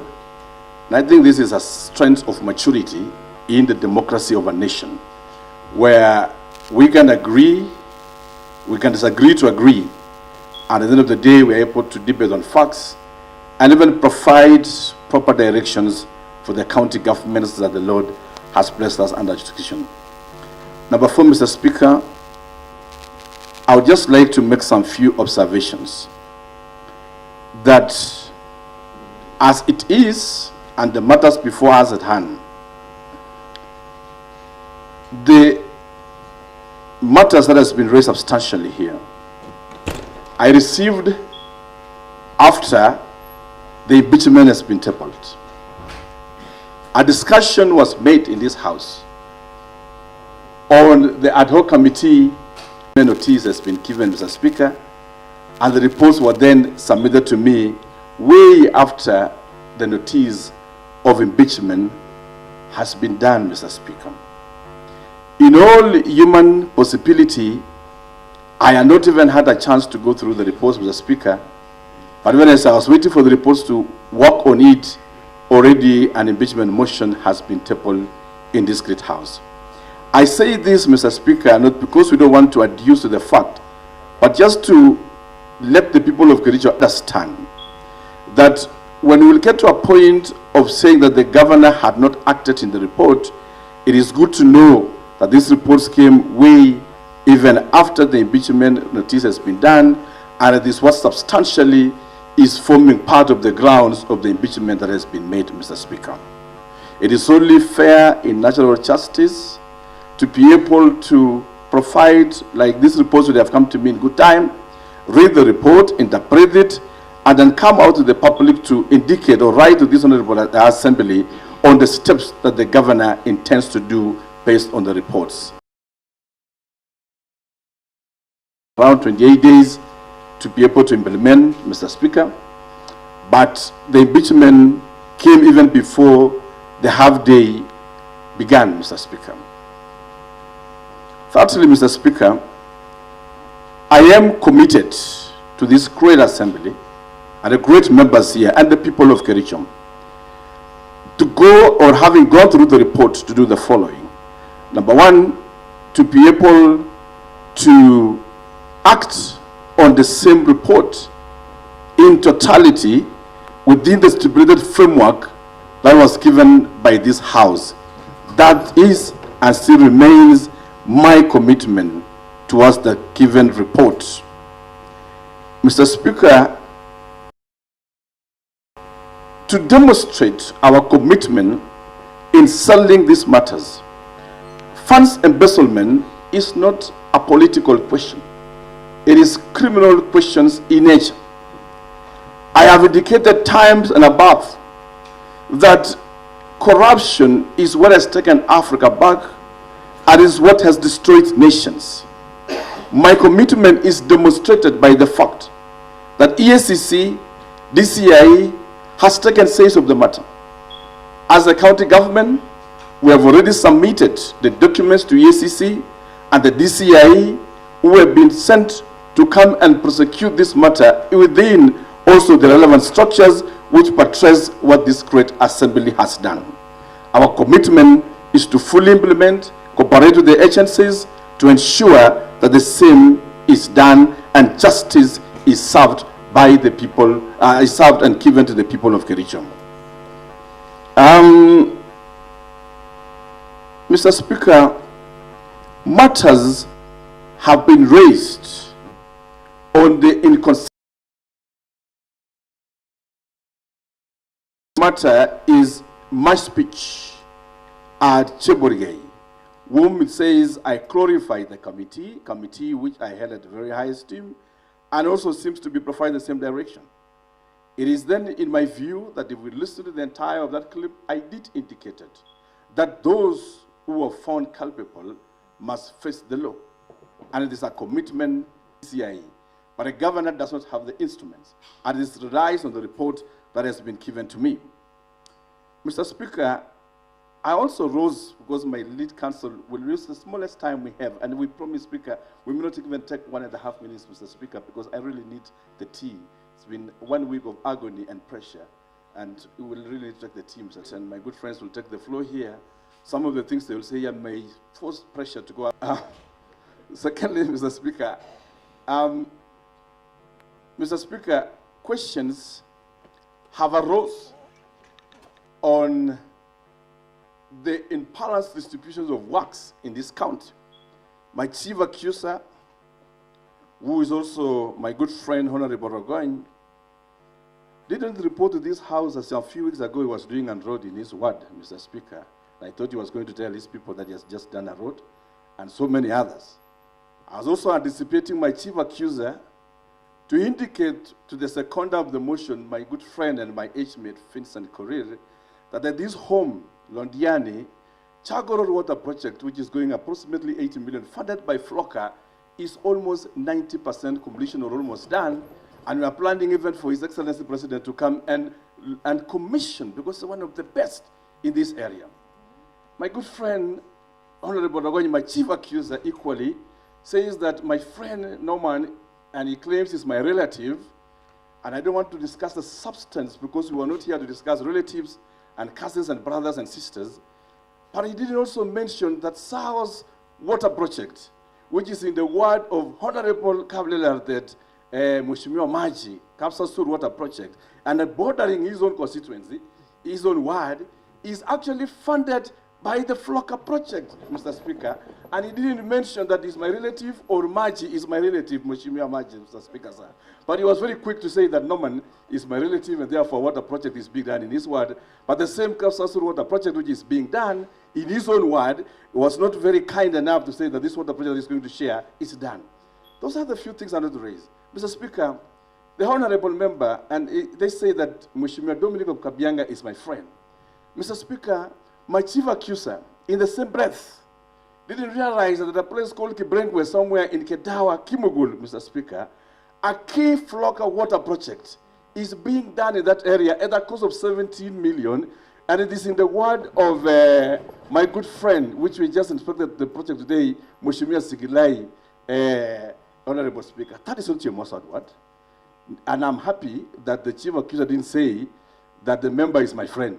So because he's my enemy, if using his own terms, it means that the project is again being done in his ward, and it's a very good thing, Mheshimiwa Speaker Sam. Mr. Speaker, the question that the governor is unbalanced in distribution of work is far-fetched. Today, we are building a facility at Soshat, upgrading Soshat Hospital to be level 4 hospital. And we are doing a project worth 158 million. I'm very happy again that my chief accuser didn't mention, Mr. Speaker. Order. I will, because of the matter, I want us to allow His Excellency the Governor to make his submissions. Thank you for. And then at some point in time, when Katwa will be and his team, I will allow. The point. So the Honorable Rogoni, Mr. Speaker, the Honorable Rogoni, the motion mover, and which Mheshimiwa Paul Chichiri is assisting us. Order members, perhaps you know the governor is the first time he's standing. Thank you for your grace, Mr. Speaker. So I think they want you to refer to Honorable Rogoni as the motion mover. Thank you for your grace, Mr. Speaker. I refrain from that and apologize. Okay. And Mr. Speaker, Honorable Rogoni didn't indicate, the motion mover didn't indicate that in Honorable Shelley's place we are building a facility. But he did also indicate that he's my friend, but we are doing a facility there today, Mr. Speaker, sir. What I'm trying to build on, in fact, the Mheshimiwa Honorable Tiriot Beth of Ainamoi, the other day through Flocker project, we were giving out daily course with him. And Ainamoi is not your Mossad word. And the motion mover correctly did indicate that we are doing something. So the accusation of the governor that he has not balanced the word, I want to believe in the history of devolution, this is the time that we are speaking live to many of the wards across this county. Mr. Speaker, because I don't want to dwell with much because I know that and you'll forgive me because I don't know the practices of this house, and lucky for me, I've not been an MC or a member of parliament, just been in the executive. I would also just like to mention a few things, and this is for the clarity of the county. When we mention that the governor has sacked CECs and CEOs, we need to have facts. The governor has no powers to even sack a single CEO in the first place. The process of sacking a CEO is either through resigning or through disciplinary process in the Public Service Board. Those powers, and you have been in the executive yourself, Mr. Speaker, thank God, rest with the institutional bodies that are independent. In Kericho County, I would like to see a letter today being tabled that indicate the governor signing that I have sacked this CEO on this date and this date, Mr. Speaker, sir. Because the rest remains just wishful thinking. As the CECs, Mr. Speaker, the internal processes as the appointing authority lies within the executive, the appointing authority. We were at Naivasha, there were discussions with the joint cabinet, there were demonstrations of performance across the county. And in the process, the appointing authority in his wisdom and the powers bestowed by the great people of the county, because CCs are representatives of the governor at that level, was able to make some directions on the same. Mr. Speaker, I want to say this. If the governor is going to be impeached for having sacked CCs or changed CEOs, this great house that we are today, Mr. Speaker, have also had 3 majority leaders in a short span of time. There was Honorable Vincent, who I sent to Egypt to tour the pyramids. He came back, his seat was Muteja. Mr. Speaker, in the same breath, my good friend and my compatriots, my good friend Paul Chichi Tarimbo, holding briefly for him, before Kashagwa decided to make the current majority leader the leader of this house, Mr. Speaker, who is supposed to be impeached in this matter, because what is good for the goose must be good for the gander.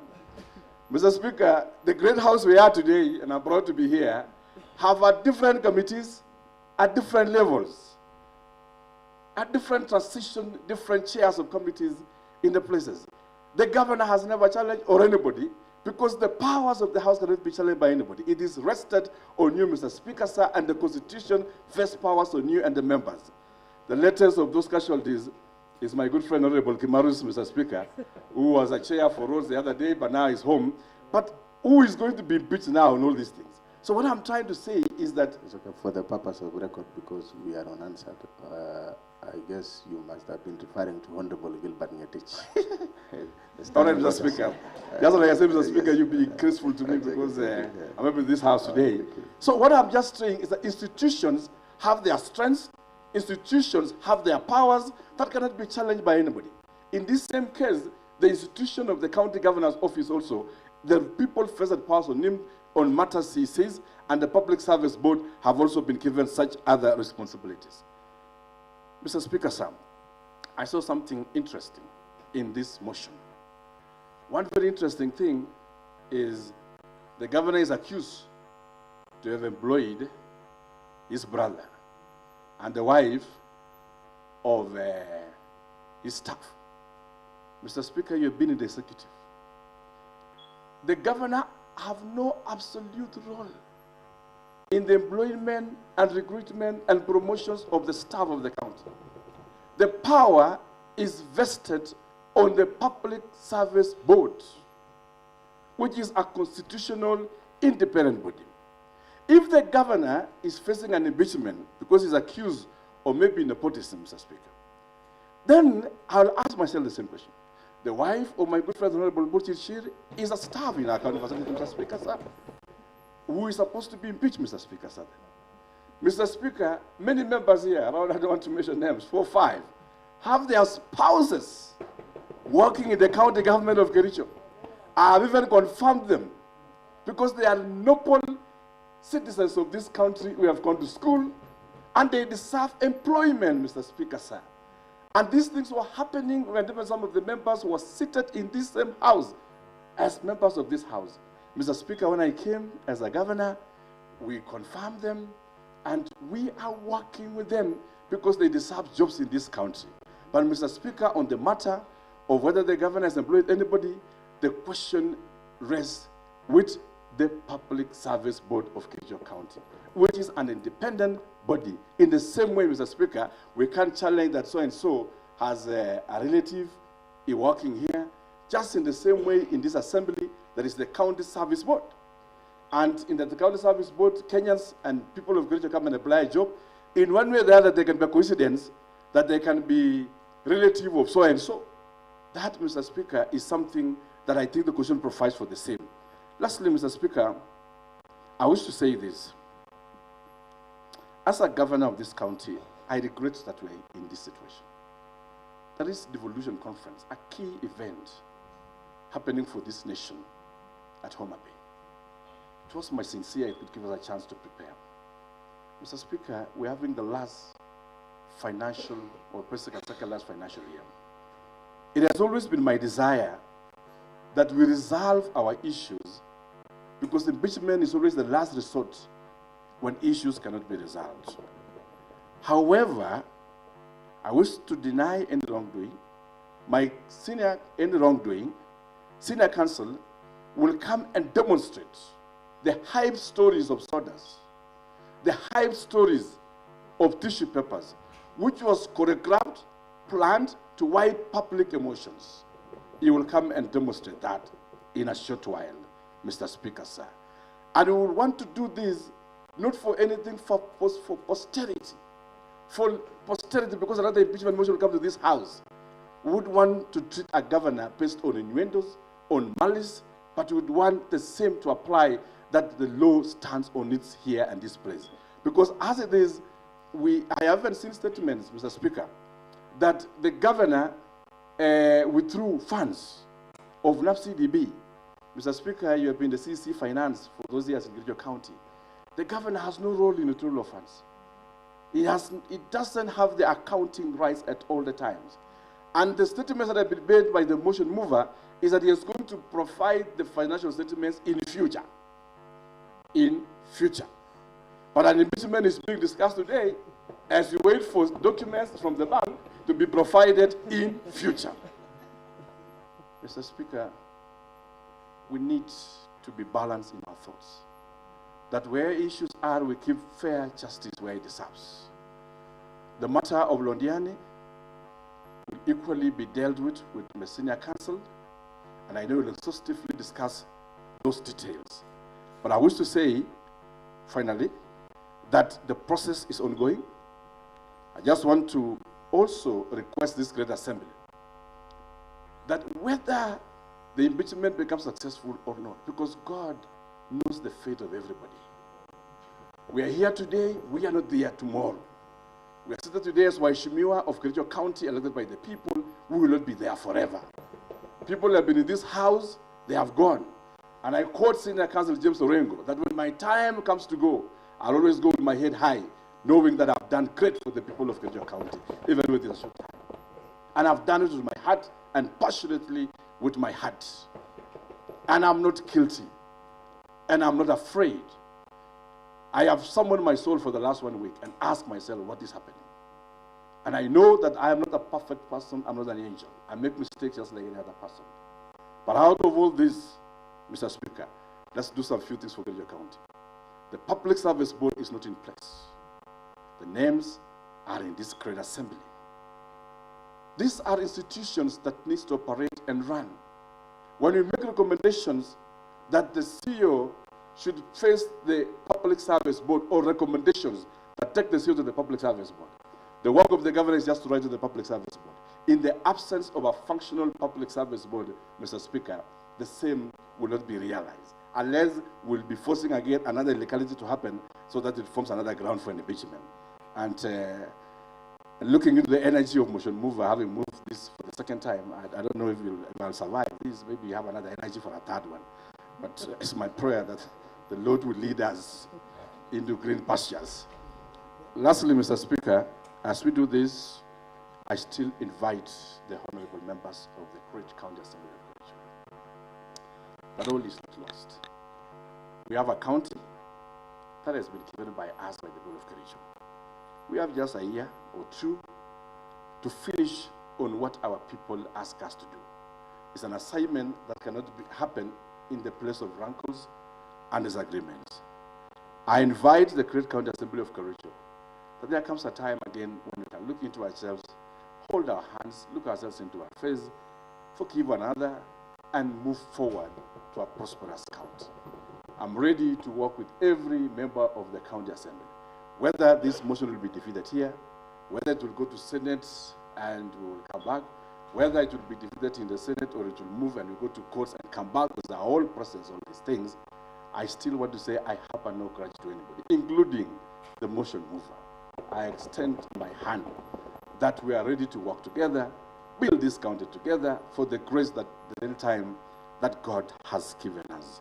With those remarks, Mr. Speaker, I would wish to end by inviting Lawyer Katwa Kikin and also request you, Mr. Speaker, for that cup of tea you proposed, because the energy levels are going down on me. Thank you so much. And lastly, before yes, Mr. Speaker, just lastly, I beseech of you, Mr. Speaker, with your grace, we are going to progress with this motion and finally vote.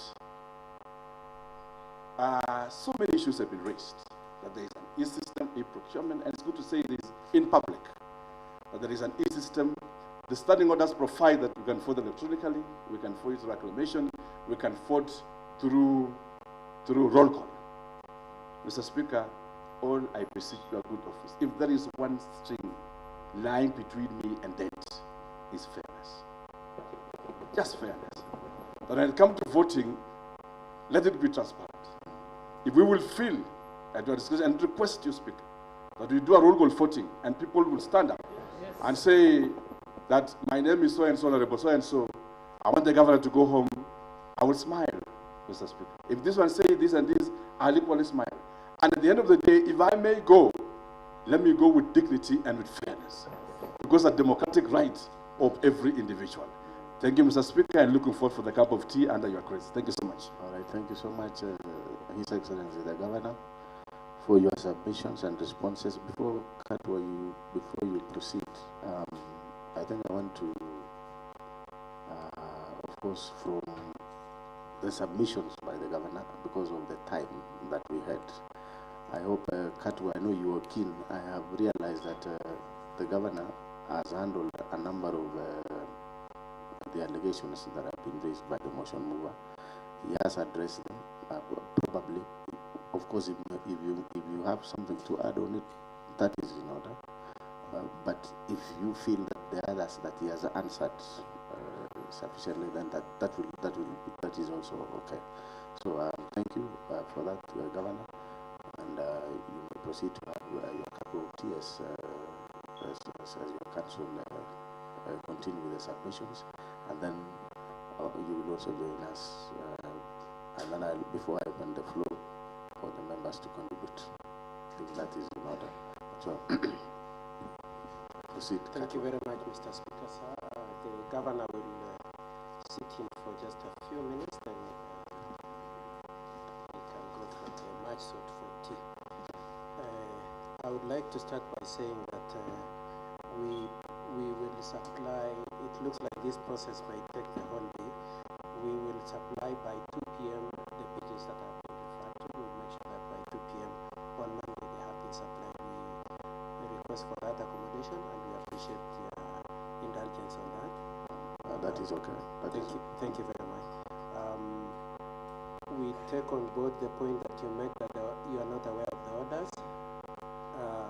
As I indicated, we were also interested parties. We were also sued. It's not so much that we filed the suit, and so whoever filed the suit will probably take up the issue. So I would like to leave that issue there. You invited my attention to the Powers and Privileges Act. I have looked at it. I am aware of its provisions. On the issue of whether or not we can proceed to discuss issues that were discussed previously,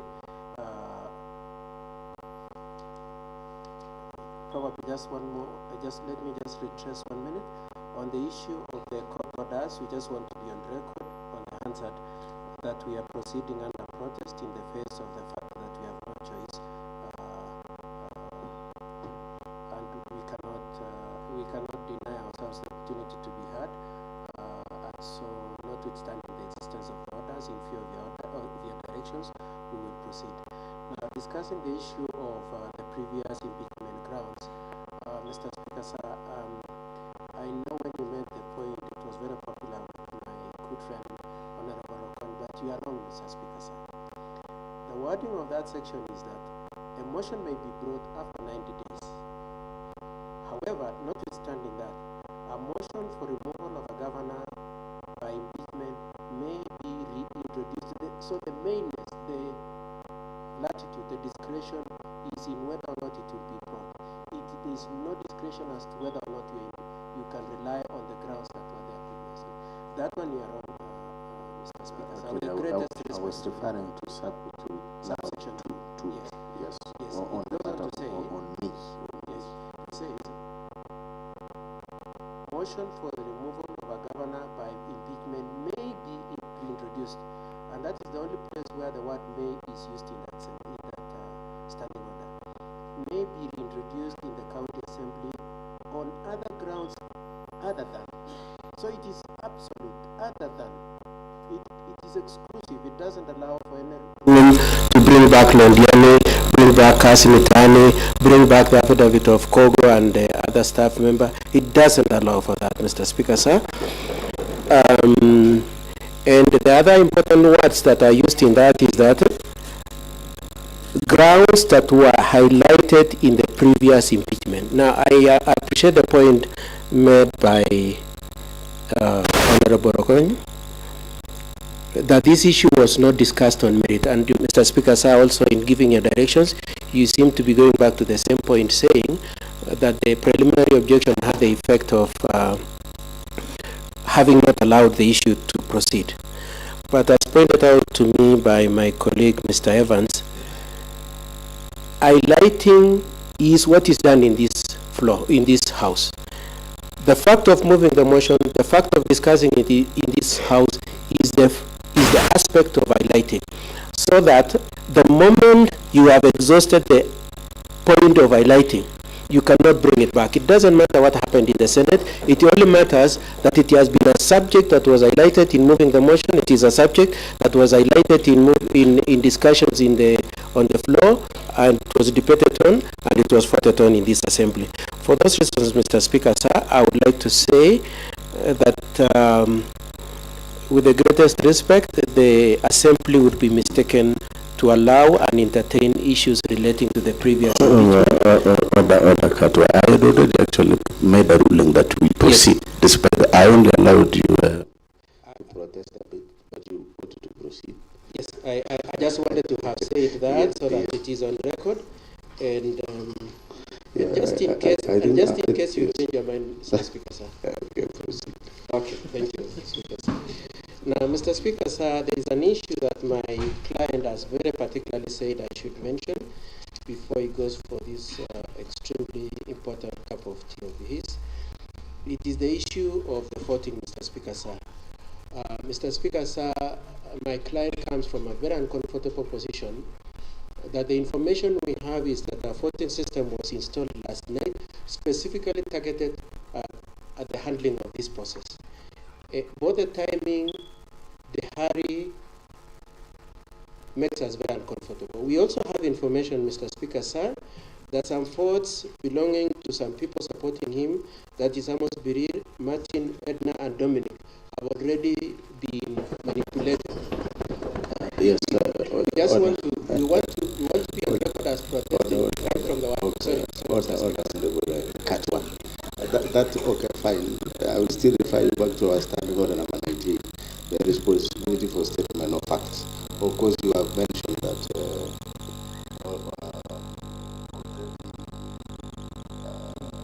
matter of voting, which I don't even know how now, unless you are being guided, because we're still prosecuting the matter, debating. When that time comes, I will be giving a ruling on how voting is done. But of course, our standing orders are very clear. On the aspect of speculation, let us not speculate, because you see, when we say the Honorable Dominic have been already there is a vote casted, as mentioned by Honorable Katwa, then I don't know now what will happen. Should that not be the case when voting will be done? Of course, and remember that this is a house of facts, and so that I know Katwa is not a member of I don't know whether he has been a member of parliament before or a member of county assembly. Probably he will understand that whatever he mentions, he needs to substantiate. Even the issues of procuring the system and all those things, those are in-house issues that only perhaps the administration can be able to confirm. And I don't think it's in the right place. It's not the right forum to debate on how was this, how the system was procured, when was the system procured. Who knows even whether there is a system? I don't know. Those are some of the things Katwa, that makes me not to allow you to continue discussing on the matter of voting, because we'll get there, because we are guided by our standing order. What is the point of order, Matthew? The point of order. What is your point of order? Do we have other mics so that we don't keep Mr. Speaker, I rise on the point of order number 98, responsibility for the statement of fact.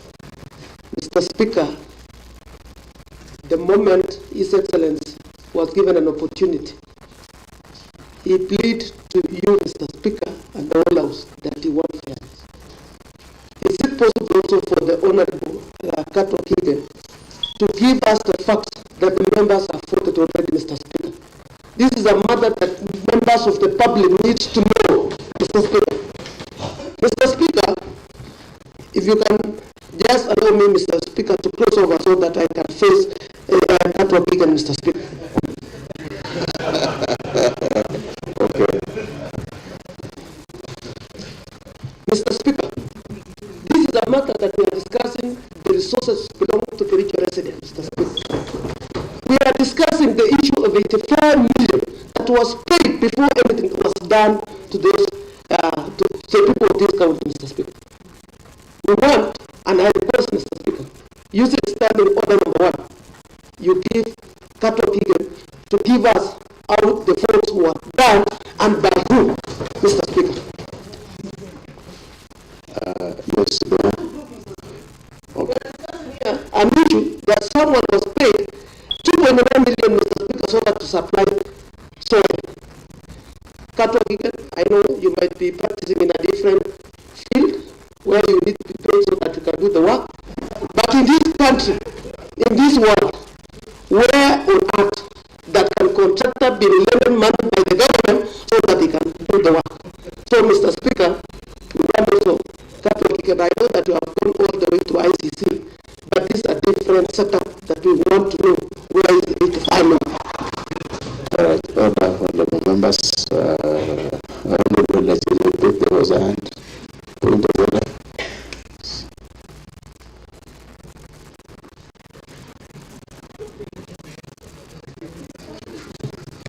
Mr. Speaker, thank you, Mr. Speaker, for giving the people of Ainamore an opportunity to be represented. Mr. Speaker, I also was on the same point of order. You know, Mr. Speaker, what we are discussing here, Mr. Speaker, is a very serious allegations that was, leveled against our governor, Mr. Speaker.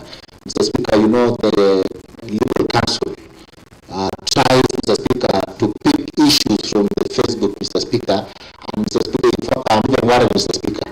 Why is it that they are saying probably members of the county assembly that are supporting the impeachment because they have already done the voting, Mr. Speaker? Or are they, in my view, Mr. Speaker, I think they are just preparing our minds, Mr. Speaker. Maybe they have also, voted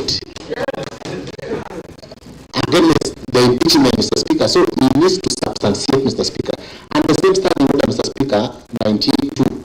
If the member cannot, because we treat Katwa as a member now, because he, is giving us information, he needs to have those facts. If he doesn't, substantiate, Mr. Speaker, with facts, I think you need to make him, withdraw and apologize, Mr. Speaker. In case he doesn't, Mr. Speaker, you really might have order, Mr. Speaker, and of course, you know what normally is done when someone refuses to apologize, Mr. Speaker. There's a point of orders are eating the 1.5 hours that we had. Okay, thank you, Mr. Speaker, sir, for this opportunity. I'm also given on the standing order number 98, and here is March 5, Mr. Speaker, sir. And I also saw a voting which was done last night of 34 members voted. And then we wanted also to know how this 34 was obtained, Mr. Speaker, because when it is the social media, Mr. Speaker, an honorable member seated in the House, Mr. Speaker, Mr. Speaker, and we also felt threatened that some voting has been done, Mr. Speaker. Honorable members, I want to give to, I'll give to the Honorable Pontius, and then I give to Honorable Erick Mutai, and then finally leave a majority, and then I give direction so that we proceed. I don't want us to measure on the matters that are not in the substantive motion. We'll proceed, Honorable.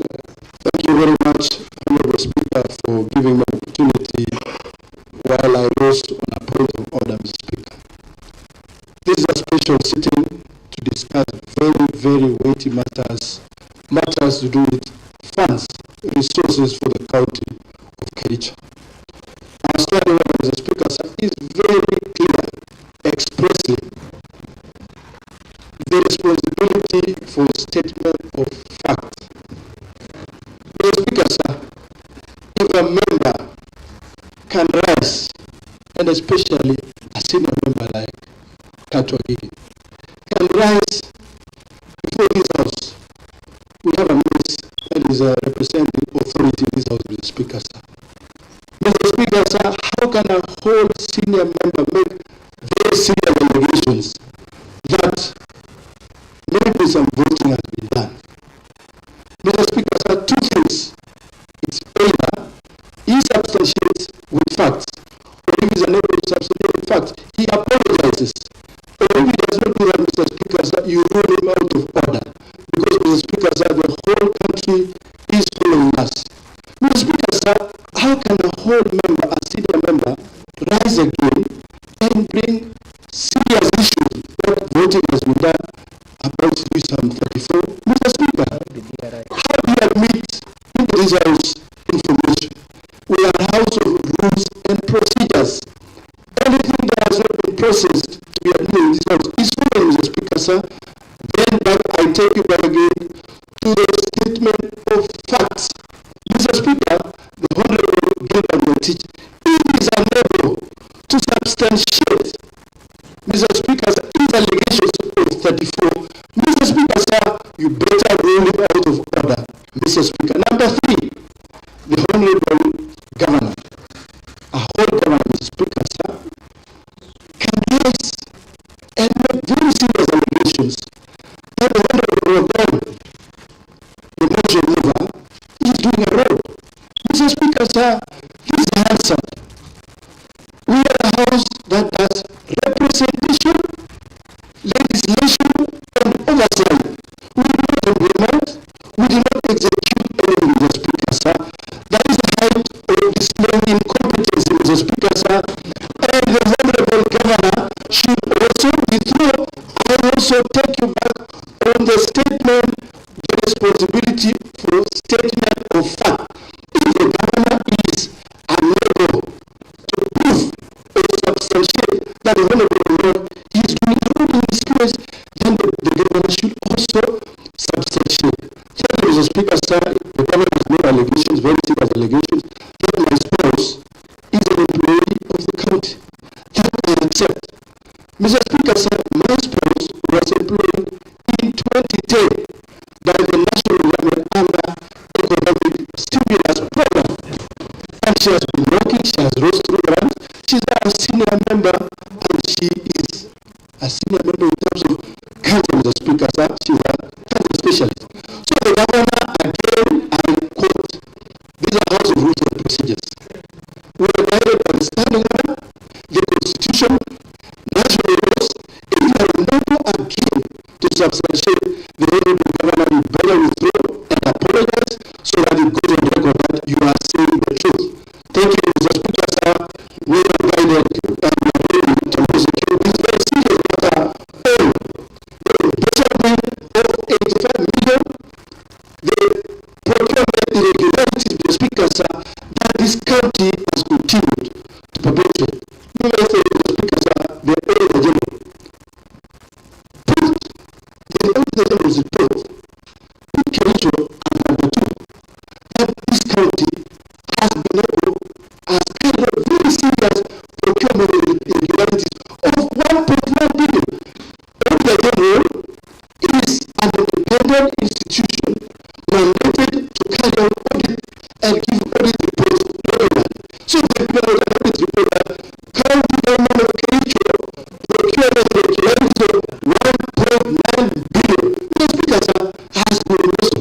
So we will be prosecuting this very serious matter, and we are inviting the country, we are inviting this county to follow us. History will be written today. Today, history will be written. And we want to stand with the people of Kericho. Further, Mr. Speaker, sir, the statement, the responsibility for the statement of fact, standing order number 98 guides us.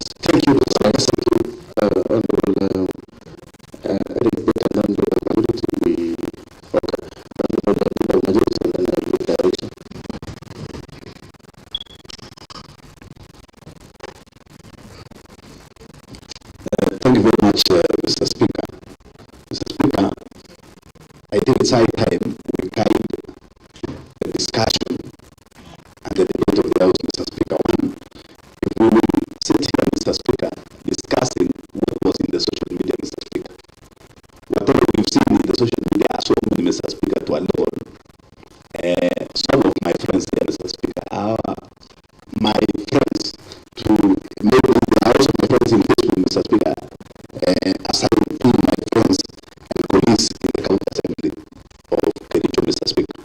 Mr. Speaker, if we were to discuss the issue of voting, Mr. Speaker, yesterday and the other day, Mr. Speaker, we've seen section of honorable members, Mr. Speaker, of this county assembly, they are faced voting, Mr. Speaker, in the first one, Mr. Speaker, where there is no official sitting, there is no nurse, there is no speaker, there is no motion.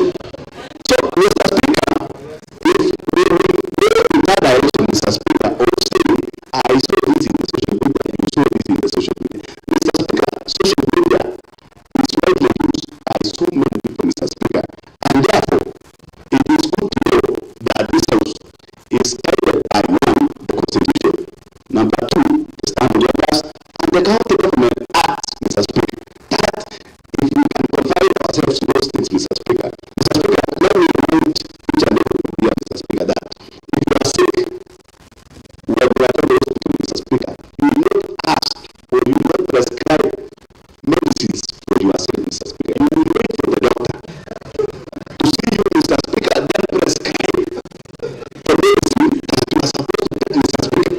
Number two, Mr. Speaker, where you are going, Mr. Speaker. Mr. Speaker, I'm a food prepare, number 9. Mr. Speaker, when you are in the field, Mr. Speaker, we have members or players of both teams, Mr. Speaker. In this case, if you are looking and hearing the representation, Mr. Speaker, you will know that for a fact there are teams. Now, when you have a team, A and team B, Mr. Speaker, the only person who will give guidance in the field, in the playing field, Mr. Speaker, is the referee. In which, in this case, Mr. Speaker, is one honorable Dr. Martin Mutai, Speaker of the County Assembly of Kericho. Is well. When we take that time, I don't know why we are preventing it was supposed to maybe it will not even move to that point. The last one, Mr. Speaker, on the 24th, I don't know why when the County Assembly, you see, the president, who is also the party leader of the United Democratic Party, Mr. Speaker, has pronounced himself on people or Kenyans moving from the analog, Mr. Speaker, going digital. I don't know what is the problem when the county assembly of Kericho decides to go digital, Mr. Speaker. I don't know why, but I believe the systems, whether they apply or not, Mr. Speaker, are subject to limits, Mr. Speaker. If they find that maybe this is not going to favor anybody, Mr. Speaker, let us sit, wait, we will tell it at the right time, Mr. Speaker. The issues of voting, I know, after doing maybe this house for a very long time now, Mr. Speaker, it will take that time, and that time, I believe, the Speaker, according to the traditions of the House, will guide the House at that time. Thank you very much, Mr.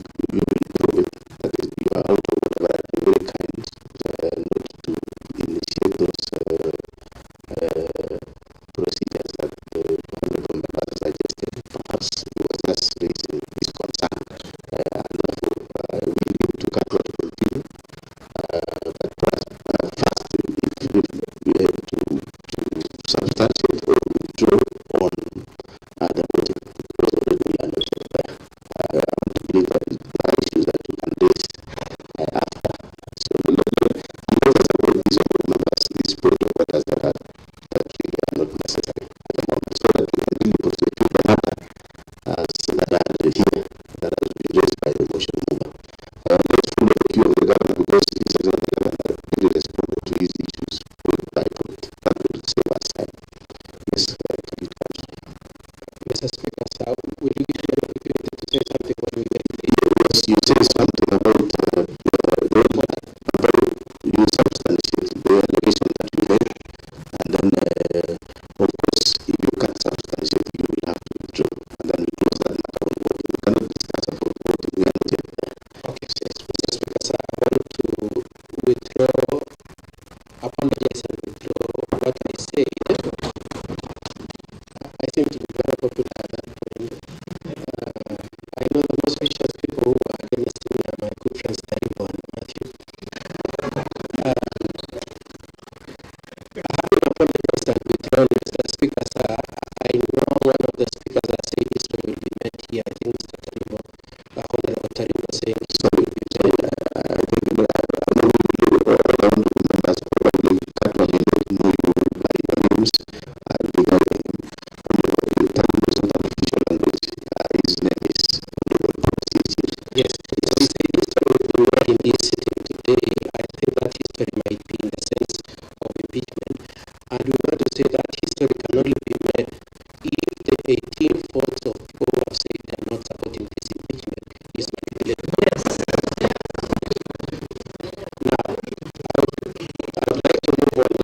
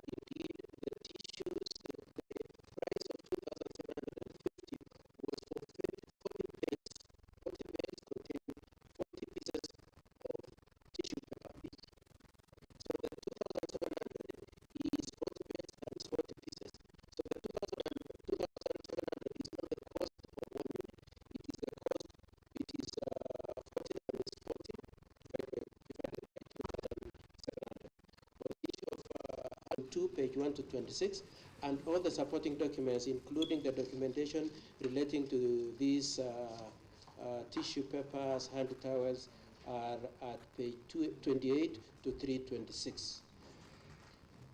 On the issue of works, goods, and services that were allegedly not properly procured, our response is that they were properly procured, and the documents showing the floating of the tenders, the evaluation of the bids, the award of the tenders, and the payments were supplied. All the documents are in the bundle we have supplied, page 28 to 325 of our documents. Now, it is also alleged around the same issue that some contracts were split so that they would escape the criteria of a substantive bidding. The committee was given the procurement plans for each of these items. And if you compare the procurement against the procurement plan, it will be noted that none of the procurements was split. Each of them was done as a block, as had been anticipated and planned for in the procurement plan. On the issue of retention, we also, of course, want to observe that on that issue of alleged split tenders and impropriety in the procurement process, we did our utmost best because we didn't have details of those allegations. They were general allegations. There was no specific case where we were pointed to a specific bid or a specific tender.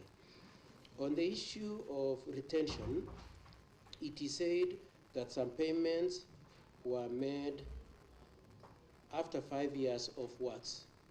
And we want to say made within the period of 6 years is a valid claim on the retention amount. And it is only paid upon satisfaction that any defects that arose have been done. In none of the, other than making the general accusation that payments were made 5 years down the line relating to retention, which we are saying was right, other than making that general statement, it is not specified anywhere in the allegations that indeed there is a specific case where there was a defect and payment was made for retention before the defect had been rectified. And it is the position of the executive that indeed there is no case where there was a defect that had not been rectified by the time of payment. However, as we said, we will be conducting investigations on this. We will apply, the governor will conduct investigations, establish indeed if there are any cases where there was any impropriety in the payment of retention. And at this point, Mr. Speaker, sir, with the greatest respect, you will realize that these are the payments you made 5 years ago, and so we might call you to come and assist us to clarify some of those, if it is actually a substantive issue. On the documentation, it is alleged that they are lacking documents, and some lack IFMIS invoices and stamping. We very categorically say that there is nowhere where documents are missing. I know Honorable Ogony said that one of the challenges they had in the course of the committee hearings is that there were instances when the staff were asked to supply documents and they either took too long or they brought the documents in piecemeal. Our position, from the position of the executive, the office of the governor, is that all the documents are there. They have been supplied in the documents we have supplied in this assembly. But we would like to make additional explanation on the issue of IFMIS to this effect. All payments that were made using the IFMIS system. And so the contention made in one of the allegations that indeed some taxes were avoided cannot be true, because the IFMIS system itself not only secures the guarantee that the payments are made, but it is also interconnected with KRA, and so nobody who has been paid can escape having to pay taxes. And so that allegation that indeed there were instances when parties or contractors escaped having to pay taxes or that they were paid outside, if missed, we deny completely, as we deny the allegation that there are any documentation lacking, and we put anybody saying that the documents are lacking or that taxes were not paid or that payment was made outside IFMIS to strictly prove. In the allegation, that allegation is not specified. There is no specified allegation saying contractor X was paid outside IFMIS or that he escaped paying taxes or that there was an impropriety in terms of that process. And so I would like to raise that contention there.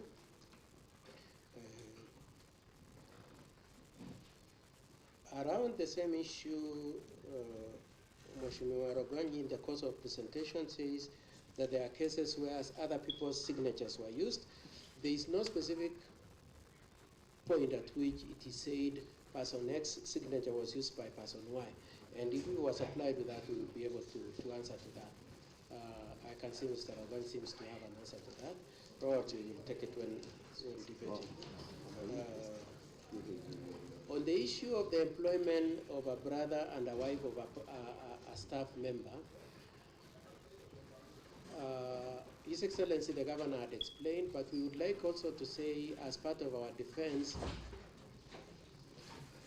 that the wife of the staff member and the brother of the governor, if it were to turn out that they were employed by Public Service Commission, I know that has already been said, but we want to say very emphatically also that that contention can only be legitimate if it was being said that those people were not qualified to hold those offices.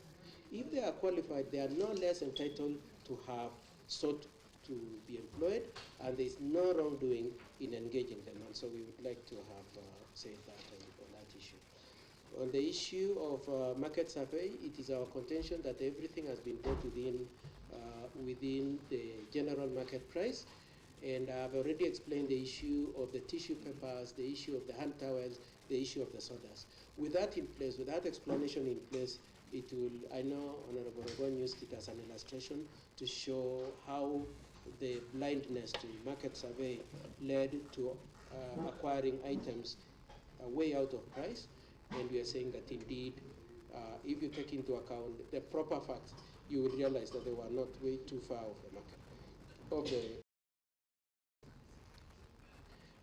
We are unaware of the allegations of the governor having been given irregular advances or having walked into bank CDP and FLOCA together. Now, the two projects, of course, as we all know, are World Bank projects. My instructions are that FLOCA projects do not allow for the alleged misappropriation. And the allegation that there were any misappropriations in these projects are completely false from where we sit. We also come from the position that it is very unfortunate to flag out a project as good projects as this as part of the impeachment, and it can only be intended to drive out the donors who are supporting these projects when there is no justification. All these projects are managed by donors, and they are governed by donor controlled regulations. They provide the regulations, and they also provide very rigorous audits.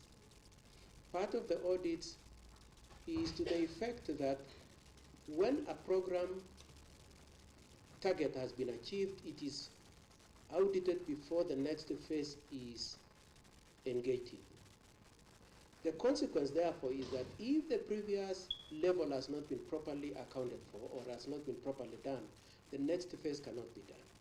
And so that those checks and balances by the donors are foolproof against any manipulation and abuse. We want to emphasize also that other than the complaints raised for purposes of this impeachment, none of the donors has raised any complaint on these projects. And equally very important is to say the auditors who audit these donor projects are not the county staff. It is donor auditors. And so if there was any impropriety, those auditors would have picked that up. And I want to additionally say all those projects are activity-based. They have project fund utilization guidelines. They have annual work plans, and they have budgets assigned to each phase, and so it's not possible. It's not true that there was any money taken away, lost. It is not possible to have taken away any money from those projects without the donors themselves raising complaints, and so our position is that that is a complete red herring, and it is very unfortunate that it is being brought for the purposes of impeachment when it has the collateral effect of driving away these donors from supporting and assisting the residents of Kericho. On the issue of SACCOs, we want to say it is alleged that 19 out of 30 SACCOs were found to have become eligible for various supports as at the time the committee went on the ground, and that it is also said in the allegations that 7 of them are the only ones who have received support. It is also alleged that some of them cannot account for receipt of items supplied to them, or that some of the supplies were substandard. I would like to answer all those questions on behalf of the governor to this effect. The first one is to say, yes, it is true that 19 out of 30 had qualified. And the reason and explanation is that each of those SACCOs needed to meet some criteria set by both the donor, the national government, and the county government for them to qualify to be incorporated in that project. And so it is only those ones who had qualified that were incorporated. And so the reason why it is 19 rather than 30 is not because anybody was discriminative, it is because of the rigorous criteria processes that are required for them to qualify. Mr. Speaker, sir, in the presentation we've brought here, we've shown that as a result of the efforts of the county executive, the donors, and the national government, the remainder 11 SACCOs have now qualified as we speak now. I'll give you extra 10 minutes because we started at 2. It's 3:40 now. I was kind enough because there was some point of orders here and there. So how many minutes did you say, Mr. Speaker? 10 minutes. Could I beg for 15, Mr. Speaker? All right. 15 only. I'll give you 15. Thank you very much, Mr. Speaker, sir, for that grace. And so our explanation is that the 19 were the ones who had qualified, and as we speak today, all the wards are represented. The other 11 have, as a result of efforts and enterprise of the executive of the county, the executive of the county, the national government, and the donors have qualified, are in the process of being onboarded. Now, the issues of procurement, these are donor-funded projects. The standards set by the donors is such that they can only procure some of those, including those laptops being said that they have been refurbished and so on. That is completely false. The standards are set by the donors, including the furniture. And so there is no case where it is possible, and we wish somebody could come with any of those alleged refurbished laptops or any of those broken seats. And of course, if the seats have been used for a while, they will break. But the point I just want to emphasize is that the standard set by the donors is such that it is not possible to have a case where the standard of the items delivered is less. As a rider to that also, my instructions are that it is upon the SACCO itself to requisition for what they want. If they want a table, if they want a chair, if they want a walking stick, it is them to say, we are requesting that you supply us with this. If they want an office, it is them to requisition for that. And so it is only supplied to the extent to which they have requested. So it's not like you wake up one morning and you say you want to distribute pens like it was done this morning in this hall, or that you wake up one morning and you say you want to distribute shorts. It is per need. It is based on the need of the SACCO, the requisition for it, it is applied, and they acknowledge it. And the position we have is that each of them has records of the receipt of what was applied to them. Mr. Speaker, sir, in view of the time you've given me, I would like to raise the arguments on those 2 projects. That's FLOCA and NAFCDB at that point. The issue of the projects which are said to be skewed in favor of the areas where His Excellency the Governor comes from, and probably where my good friend Honorable Anita comes from, it would seem like even before Honorable Okon could let the bird fly, people have already shown that it is not true. It is not true that they are skewed, it is true that they have been spread out. But more to the point and more seriously is that my instructions is that this is a 3-year project. 2024-2025 financial year, 25-26 financial year, and 26-27 financial year. And by close of the year 2027, every ward will have been supplied with this, will have enjoyed the benefits of these projects. And so the contention that Chemosot is being preferred is not true. It is also not true that 21 million was spent. It is actually, the truth is that it is only 16 million that has been spent.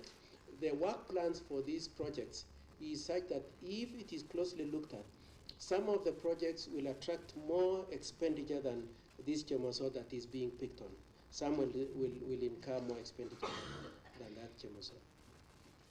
And there is also reference to some other projects, Toroy Tanya, I think, and and Chemamun. And my instructions that the executive wishes that there was audience for the people from those areas. They would come and say they are very happy.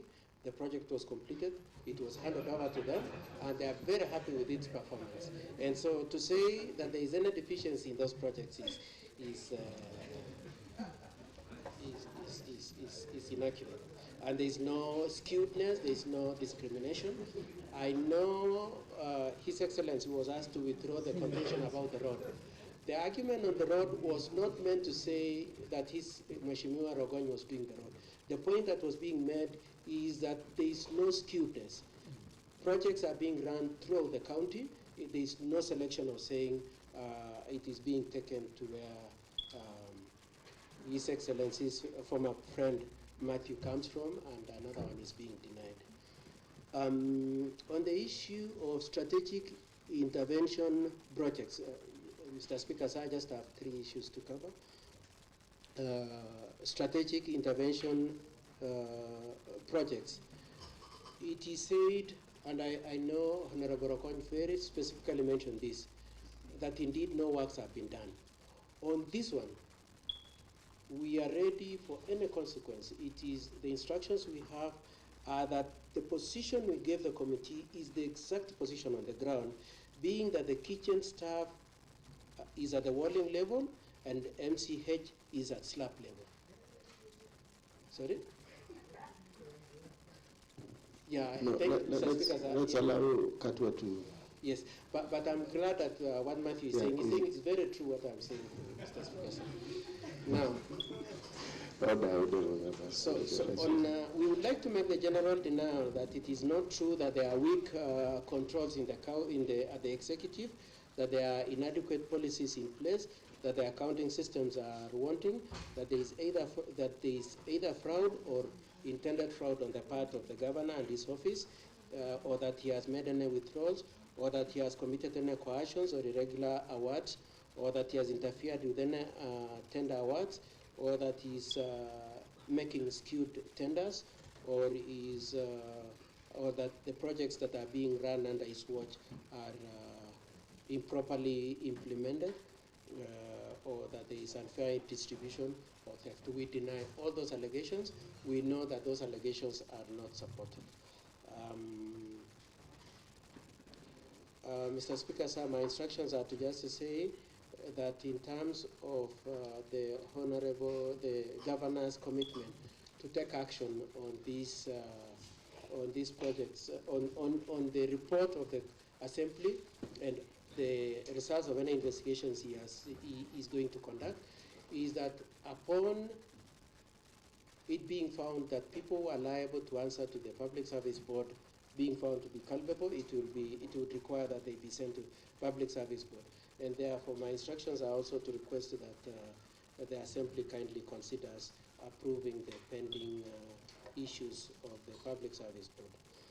In terms of taking action, because I know there was multiple reference to action not having been taken on Londiani, on Kasumitani, and so on and so forth, we would like to indicate that Between now and the time that the Assembly made their report, EACC were given documents relating to some of these projects. So it's not correct to say nothing has been done. It is a fact. I hope, Mr. Speaker, that you will not ask me to substantiate. Anyway, I can substantiate, but that's a fact. It is a fact that indeed EACC have already been to the county and has already handed over some of the documents for EACC to look at. And so if you have more information, you're welcome to help the governor to redress these issues. And His Excellency requires about 28 days to complete that. Mr. Speaker, sir, I would think that is all I wanted to say in response to all those issues. And I would like to rest my submissions there. I thank you very much for the audience you've given me. Mr. Speaker, sir, you had asked me to substantiate what I said about the history, and that that history cannot happen because there are 18 members. If the 18 members can just stand so that we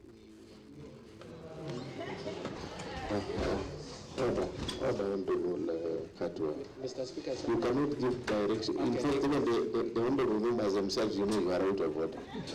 I cannot even expect you to take directives from honorable Katwa. You are out of order. You are out of order. Katwa, you are out of order. Okay. Mr. Speaker, sir, I want to thank you for the courtesy you've shown us, the time you've extended for me. I really appreciate it. I thank all the honorable members. All arguments were made about me being part of this assembly. All the honorable members. I accept your adoption of me as member of this assembly. That's all I want to say. Thank you so much for the courtesy, for the audience, and Mr. Speaker, sir, and others. Yes, thank you very much. Okay, thank you so much, Katwa. Honorable members, I think we gave governor's team, that's like 2 hours, I think 1 hour 50 minutes, but we all agree that there was a lot of point of orders. So the floor now is open for debate and contribution, and thereafter, of course, I will also guide on the other process. Honorable members, the floor is open for debate and contribution. The leader of majority, the leader of majority.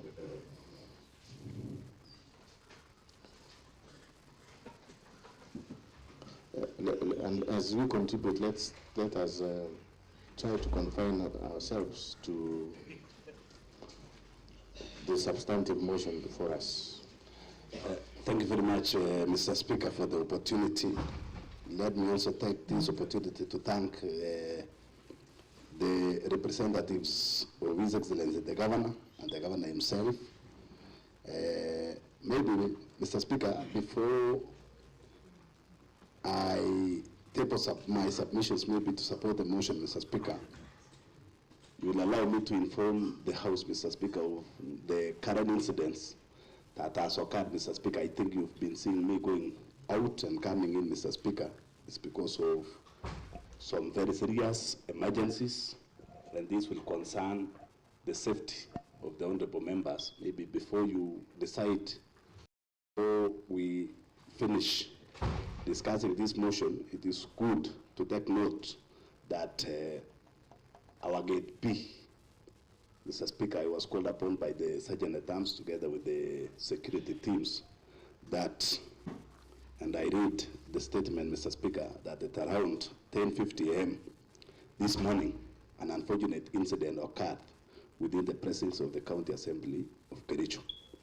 A vehicle registration number KAH075Y, a county government vehicle, boarded and accompanied by close to 50 goods, Mr. Speaker, driven by non-driver, because it's a government vehicle, Mr. Speaker, rammed into Gate B of the Assembly. The vehicle is mounted with public address system, which is always used by the governor's press team. Mr. Speaker, Assembly officers manning and other working in the kitchen were almost injured, Mr. Speaker, as they scampered for safety. over 10 police officers who witnessed firsthand the incident.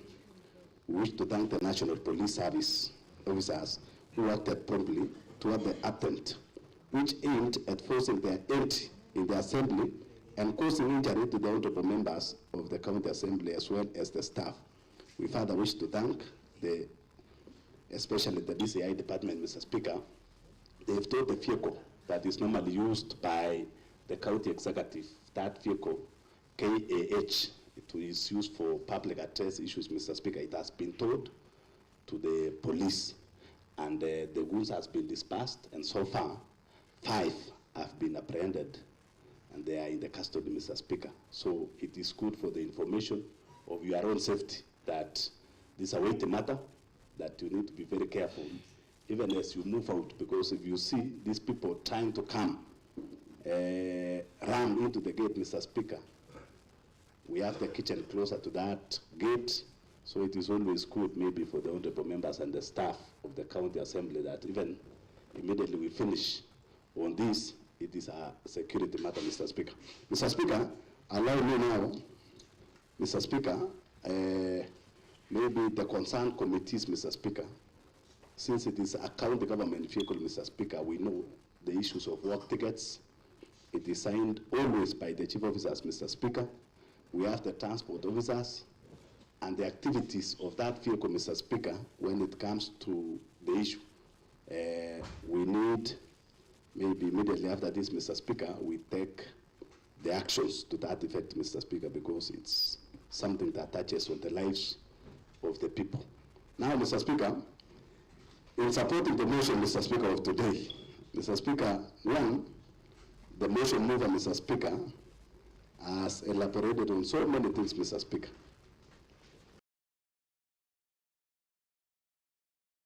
The key reason why we are here today, Mr. Speaker, I want to decline or oppose what is exactly. We have the rights to information, Mr. Speaker, to address and the likes. If the whistleblower is against the corruption, other agencies to come when he or she has seen, Mr. Speaker, that there is a very serious corruption in our county. Mr. Speaker, I'm in the budget committee. Small figure, a small amount, Mr. Speaker, to take to our people. When you see a total embezzlement, Mr. Speaker, close to 85 million, it's not a small thing, Mr. Speaker. Mr. Speaker, I'm the leader of majority of this county assembly. And in this case, Mr. Speaker, our party leader, who is the president, while in Omabay, Mr. Speaker, pronounced himself on issues of corruption, Mr. Speaker. He talks of coercion and corrupting various committees of different houses, Mr. Speaker, to condone the corruption. And indeed, Mr. Speaker, he distanced himself on these issues of corruption. I'll call all the honorable members, Mr. Speaker. I know each and every individual member of this county assembly that when it comes to a matter of corruption, we were elected or selected to this county assembly to represent the interests of our people and make sure that we do legislation that will take monies to the people, Mr. Speaker. Mr. Speaker, I say by honorable matter, Mr. Speaker, I think it's only the legal departments, Mr. Speaker, that at times you have to do the deposit before you are represented by legal counsels, Mr. Speaker. But when it comes to government procurements, Mr. Speaker, you do the work. The only person that is allowed, Mr. Speaker, the government, Mr. Speaker, in this case, should not pay you before you render services.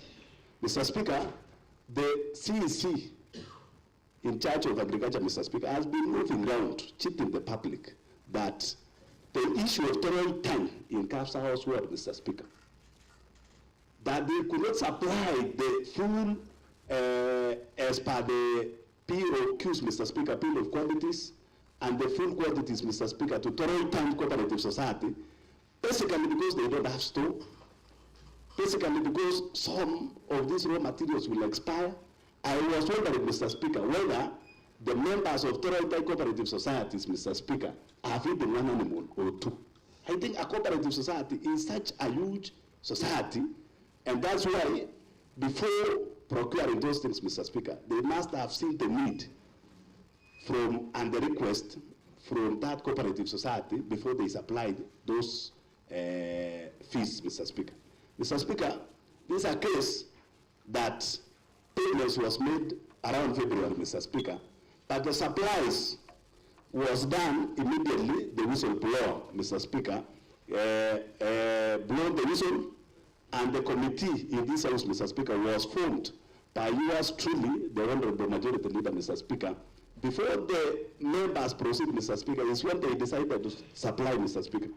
Mr. Speaker, even as we try to defend the issues of corruption, Mr. Speaker, it needs extraneous allowance, Mr. Speaker, for honorable members to defend side things, Mr. Speaker. I want to cite Honorable Paul B, Mr. Speaker. He is the one, Mr. Speaker, we were seated here. He asked me to send the members very well there, Mr. Speaker, including the Flocka project that was constructed amounting to 9 million, Mr. Speaker. Yet the committee report, the ad hoc committee report that was tabled in this house, Mr. Speaker, was adopted unanimously, Mr. Speaker, and I can refer you to the ad hoc committee reports, Mr. Speaker, the approval in this house. All the honorable members of this house approves the report and recognize that actually we had lost money through these dubious methods, Mr. Speaker. Now, Mr. Speaker, I will wait, Mr. Speaker, to see an honorable member who, during the debate, Mr. Speaker, supported the report, and now since the report formed part of this impeachment, Mr. Speaker, I'm waiting, Mr. Speaker. Coercion is there, Mr. Speaker, and that's the reason I've been seeing Honorable Katwa Kigen here, Mr. Speaker, insisting that he wants to see these honorable members, Mr. Speaker. We know corruption can even find its way, Mr. Speaker, to this house. So we will be keen to see the members of this county assembly, Mr. Speaker, voting to support the corruption, Mr. Speaker. Katwa Gigen has got the right, Mr. Speaker. That is his provision, Mr. Speaker. But for a honorable member who represent that Namaboga, Mr. Speaker, who says on the highway, Mr. Speaker, we collect tax, then we take services back to them, Mr. Speaker. When we see people stealing and we support those honorable members, I am waiting for that time, Mr. Speaker, to see these honorable members. That's why yesterday, Mr. Speaker, I said, indeed, and I was quoting, Mr. Speaker, that during the election of the speakers of the county assembly, which you are among them, Mr. Speaker, I remember there is one honorable aspirant of the speaker that time, Mr. Speaker, had locked close to 31 members of this county assembly in Kisumu, Mr. Speaker. But coming to real voting in the house, Mr. Speaker, the speaker got only 12 votes, Mr. Speaker. So I will not be surprised, Mr. Speaker. The reason why these people are insisting on different methods of voting, Mr. Speaker, is because of coercion and corruption that has found roots to this house, Mr. Speaker. Therefore, Mr. Speaker, you will allow me, Mr. Speaker, Mr. Speaker, protect me, I will give you to speak. Order. So this is what we prosecute your point. Everyone members not allowed to tolerate. Mr. Speaker, we have your time. We had a refurbishment of county council houses, Mr. Speaker, that now the county government houses, Mr. Speaker. You know the issues of asbestos, and the mayor Katwa Kigen knows the effects. According to the research, it has been found that the asbestos, Mr. Speaker, that's the reason immediately we removed, Mr. Speaker. We buried them almost 8 feet down the ground, Mr. Speaker, because it infects the human being with the issues of lung cancers, Mr. Speaker. And for that reason, Mr. Speaker, the Department of Lands saw it good, Mr. Speaker, that we refurbished those houses, Mr. Speaker. But to our surprise, Mr. Speaker, people were paid before works were done in Kipkelian town, Mr. Speaker, a sub-county where I come from, Mr. Speaker. Mr. Speaker, when we talk of public participation, we've been doing several public participation, Mr. Speaker. I'm not a member of Lands Committee, Mr. Speaker.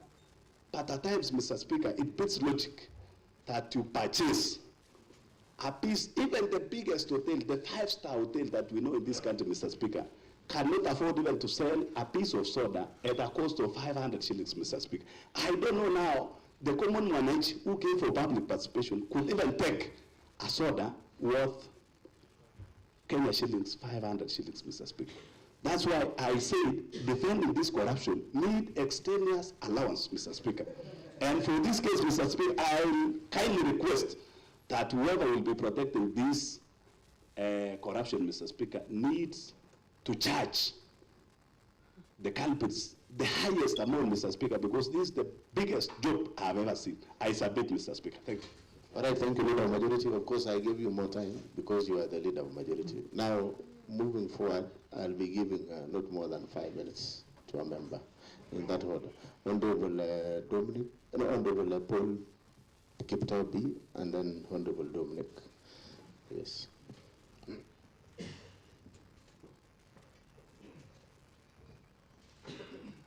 Let us stick to 5 minutes, and you restrain yourself to the matter of the motion. Thank you. Yeah. Thank you very much, Honorable Speaker, for allowing me this chance to speak on behalf of people of Kapsaos. Because I've been adversely mentioned, Honorable Speaker, on the issue, and I'll narrow myself to the issue of Toroy Time. Honorable Speaker, it's shocking to see people talking about Toroy Time. The person standing before you is the initiator of Toroy Time. And I'm the area MCA, and I know what Toroy Time is all about. Yes, indeed, I did actually talk to the majority leader that some people visit Toroy Time. But I didn't say that there was anything lost in Toroy Time.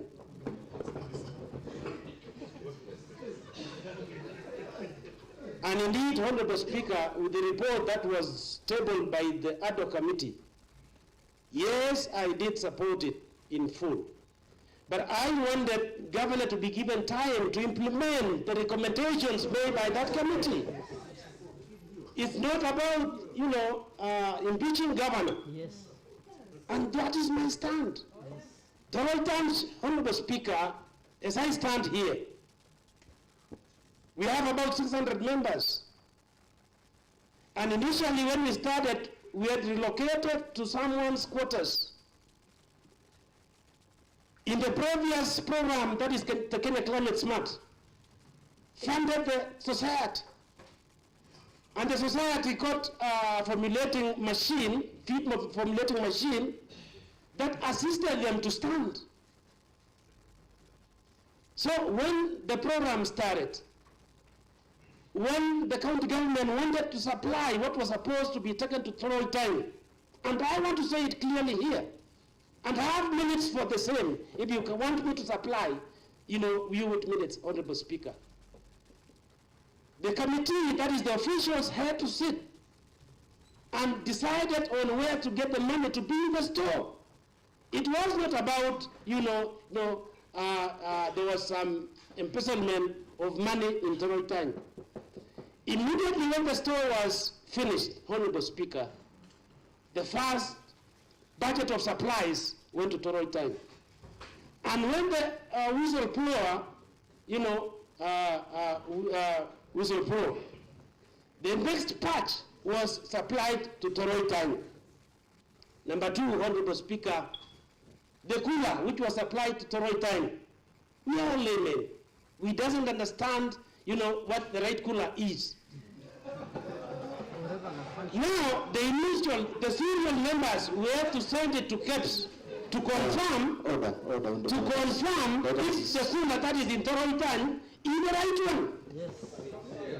And, Honorable Speaker, when the day report fellas visited Toroy Time, and the KCC fellas, they did confirm that the same cooler has been supplied to many places in Pomet. Yes. And that is why we had to accept, and as we speak right now, Honorable Speaker, the cooler is working, and the farmers, have supplied milk to the same cooler, and now KCC are collecting milk from the same society as we speak.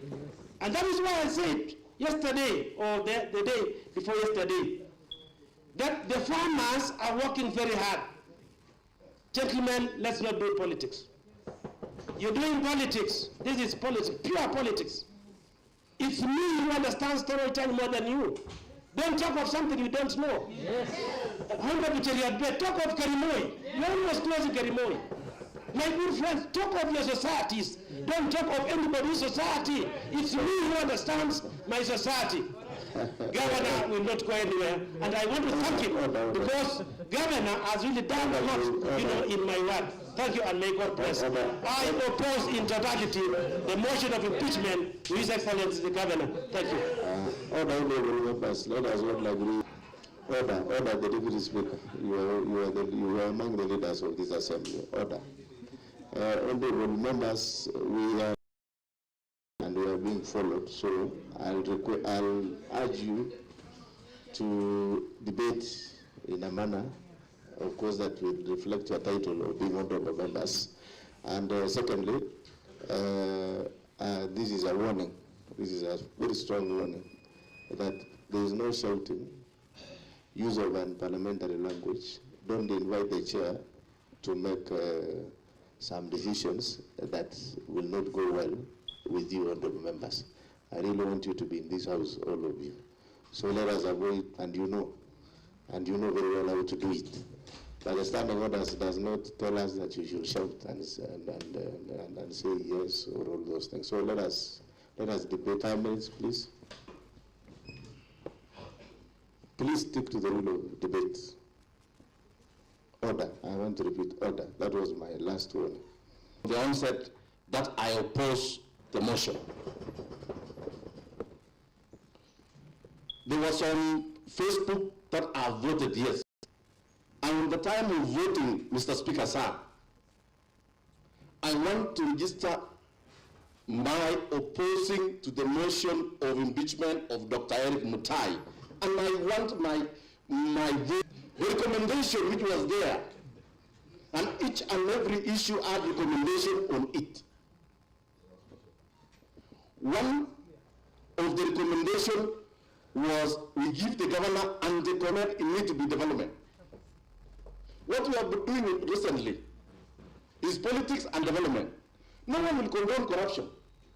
But when you are doing corruption, when you are doing politics and talking about a lot of people issues, we are the one who is doing the budget. The executive are the one who is executing the budget. There is a lot we need to do to our people. We didn't finish on our budget. Mr. Speaker, sir, my good neighbor Agon, he has been talking about my word. Remember, that to leave my word. I know to lobby for my word. I know to become friend to. I can lobby from the national government. Yes. Mr. Speaker, I rise on a point of order, pursuant to Standing Order number 98. That is a statement of facts. One of the projects that we visited as a committee, these solar panels, the Honorable Chair Water can attest to this house. They are not functional. In fact, water is being pumped via, not the Honorable member, Mr. Speaker, is one of those members who never stepped in this house. He is now indicted. Order, Mr. Speaker. Order. On the last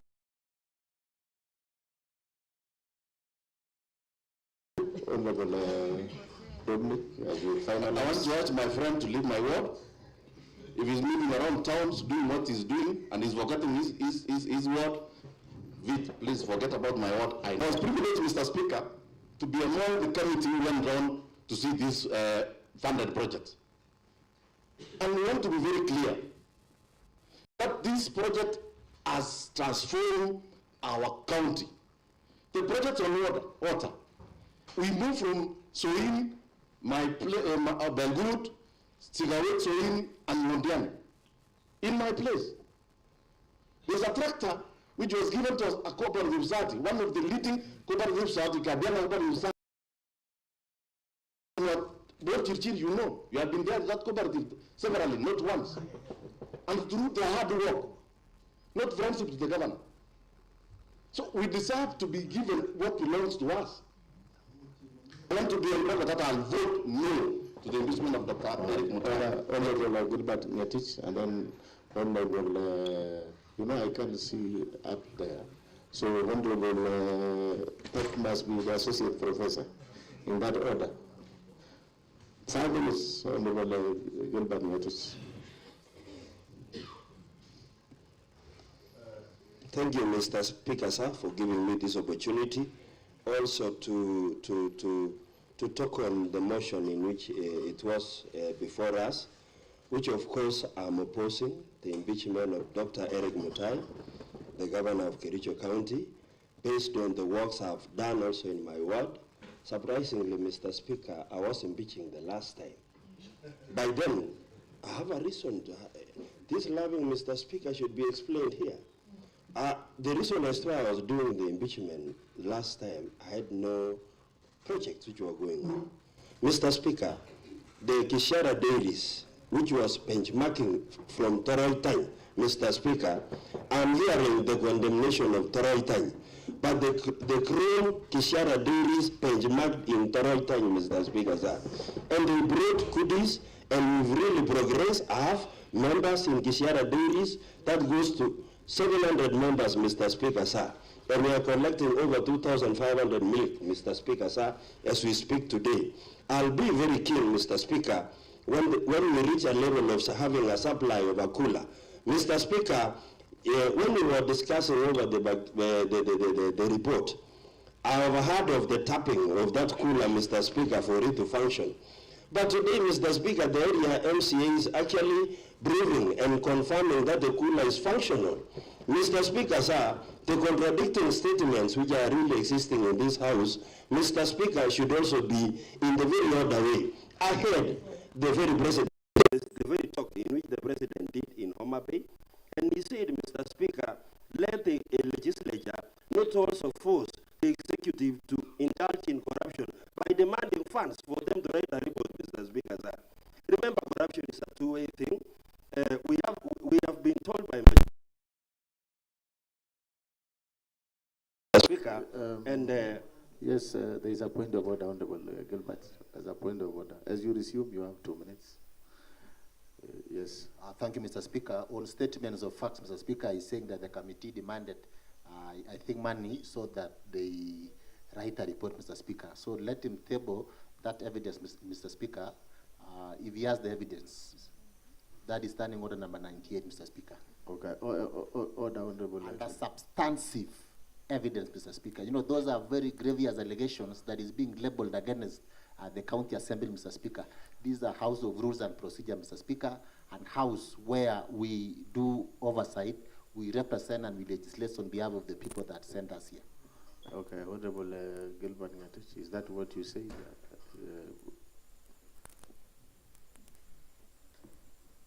Mr. Speaker, what I said is what the President was saying in Homa Bay.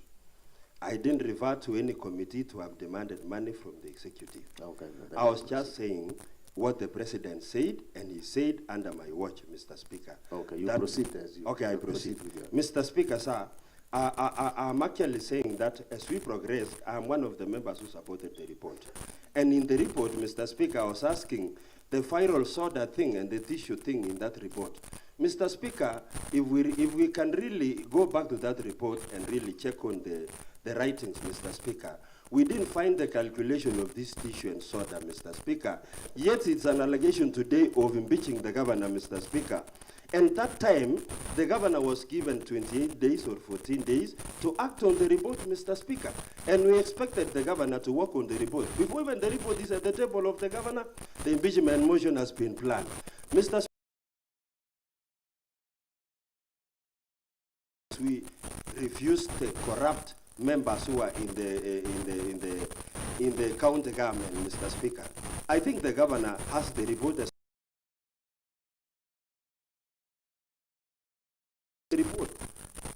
In the actual sense, Mr. Speaker, there is nowhere where the governor went to the bank to really withdraw the money. There is nowhere where the governor really signed a broker. There are some people who really did this work and we have them at the office as we speak. It is high time that we give this governor time to act on the report in which the ADO committee made. Voting, I will also vote no. Thank you, sir. Okay, thank you.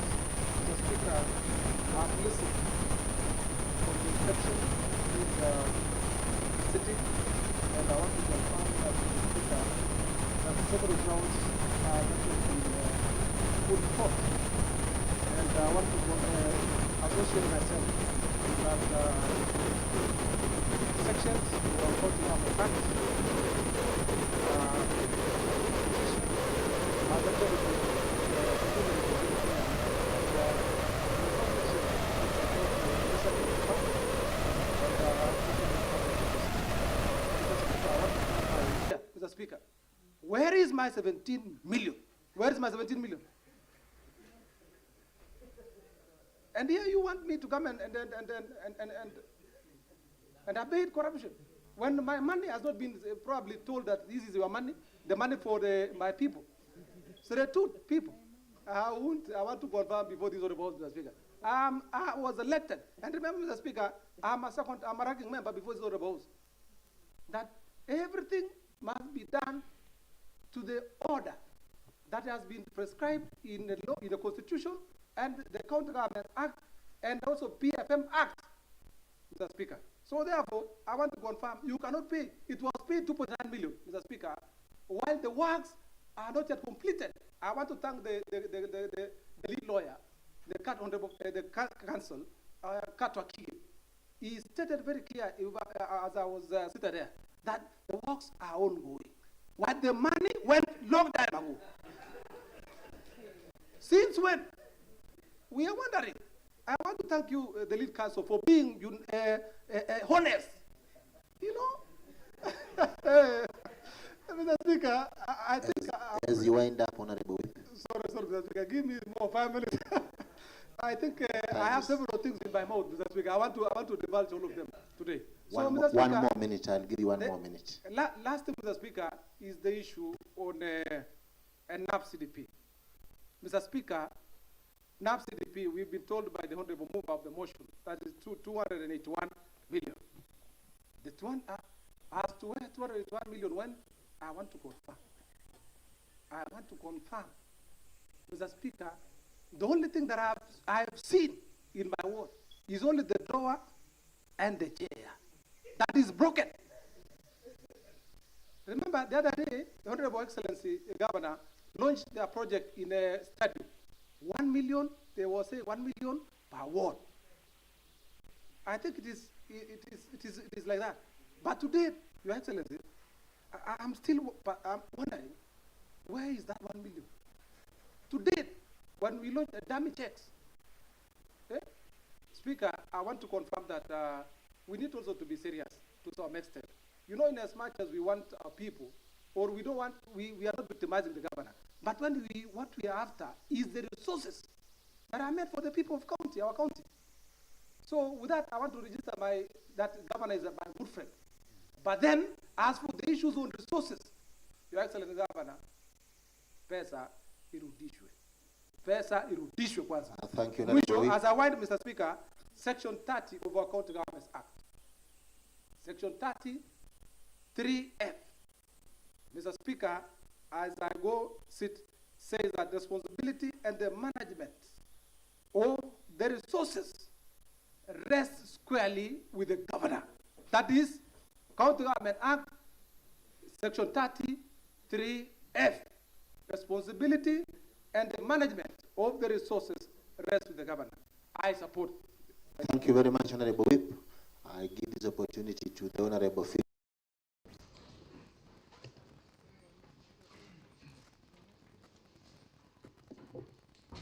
Thank you very much, Mr. Speaker, sir, for giving me this opportunity and on behalf of the great people of Kipchimchim, whom I represent. Mr. Speaker, sir, I just want to start by, I want to say, I started my journey today from my home area, Mr. Speaker, sir. And I was coming from home to this great assembly. A great pastor, friend of mine, who is a voter in Kipchimchim, told me this, quoted a verse in the book of Israel, chapter 10, verse 4. And he told me, rise up, this matter is yours, it's in your hands. We support you, so take it with courage and do it. And I think I'm coming here to execute my mandate that was given by the great people of Kipchimchim. I just want to start by saying to you, Honorable Excellency Governor, when 50% of your household children are saved by the chief that they are thieves, does it mean that the father is not also a thief? So I want to say the great people of Kipchimchim suffered an injustice. I did appropriate 18.6 million to roads, but 10 million were only procured. Where is the 8.6 million, which was meant for the roads to Kipchimchim? 6.2 million roads was lost in the Department of Agriculture. I was supposed to build a tea buying center in Gelda Billiot at JBOs, but I was taken around in cycles with the CEO of Agriculture, and then the money was got lost. Again, I want to rise in all my feet and defend the people of Kipchimchim that in health I lost 3.4 million, which was made for the completion of Gimesuan dispensary. That aside, Mr. Speaker, sir, I am also the chairman for cooperative committee in this great assembly, and I did go around going and inspecting the protests that were funded by NAFCBD. And my take was within the Inamwe sub-county. I started my first visit to Kapsao's ward, and I don't want to go to Toroiga. I went to another cooperative society by the name Captain. I went to another cooperative society by the name Pinyin. I just come all the way to my ward. I have a cooperative society by the name Kipchindai, whom I started as, when I was elected. I went all the way down to Gwelange in Ainamoy ward. I went to Kapsoi, a cooperative society in Kapsoi, Maso, and we come and concluded at Kipchebor ward. All those cabinets that was applied to this cooperative society, SACCOs, they were, the department were purporting that they supplied a fireproof cabinets. Where or not can a light MDF sustain a fire in case of a fire incident? Where or not can a glass sustain fire? And when you ask about the price that were used to procure that cabinet, for the common sense, go to these great supermarkets that we have within our town. The same cabinet that was applied with 40,000 is worth 12,000 in our supermarkets. The chair at the small table that was applied to these circles, when you come also, go around to these supermarkets, it is costing 40,000. But here was applied with 70,000. Where or not can that happen really? Mr. Speaker, sir, I don't want to repeat myself, but I just want to put it on record that how on this country can a service or a work be paid before the work began.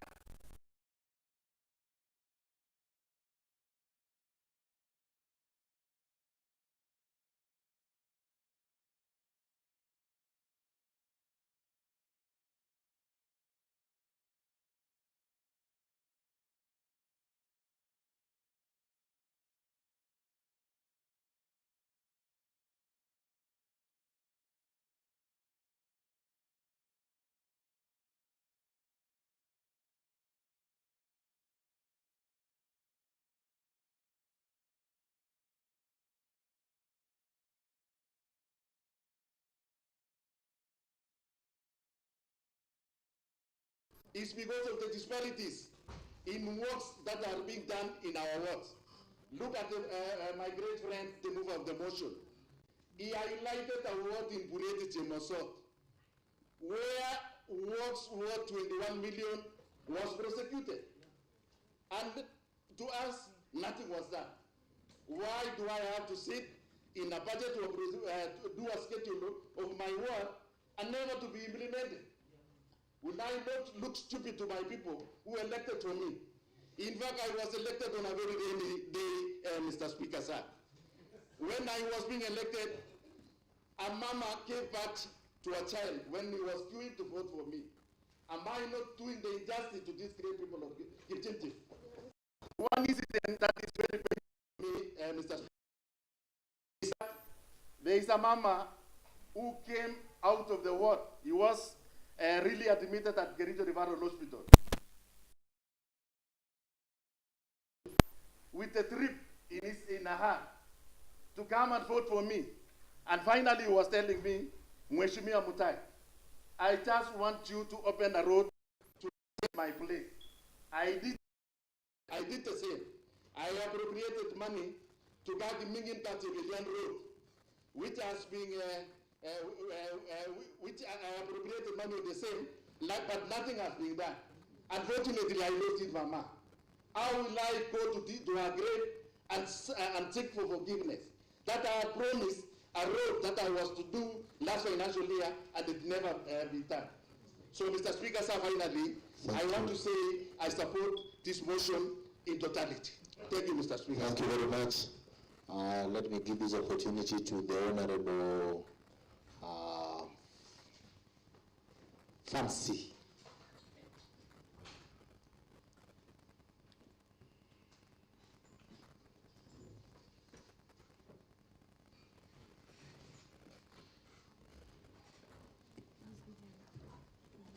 Thank you, Mr. Speaker, sir, for giving me this chance. I'm a nominated member from Shaik, but I belong to Kericho County. I'm saying this because I represent the gender top-up, not impeachment top-up. And I'm saying this because when it comes to impeachment, as nominated, we are held ransom. We are told, come and sign here. But when it comes to resources, Mr. Speaker, sir, we are not there.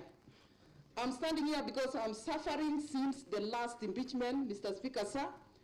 I was robbed of my responsibility. To date, I don't have any responsibility. And again, I take care of myself because I really need to speak here. Because at some point, someone will say, Fancy didn't attend a sitting. So I'm here really defending myself, but since last 1 year, I have not received any salary, Mr. Speaker, sir. So I want to say no to this motion because, yes, I will say no to the motion because I am part of the committee of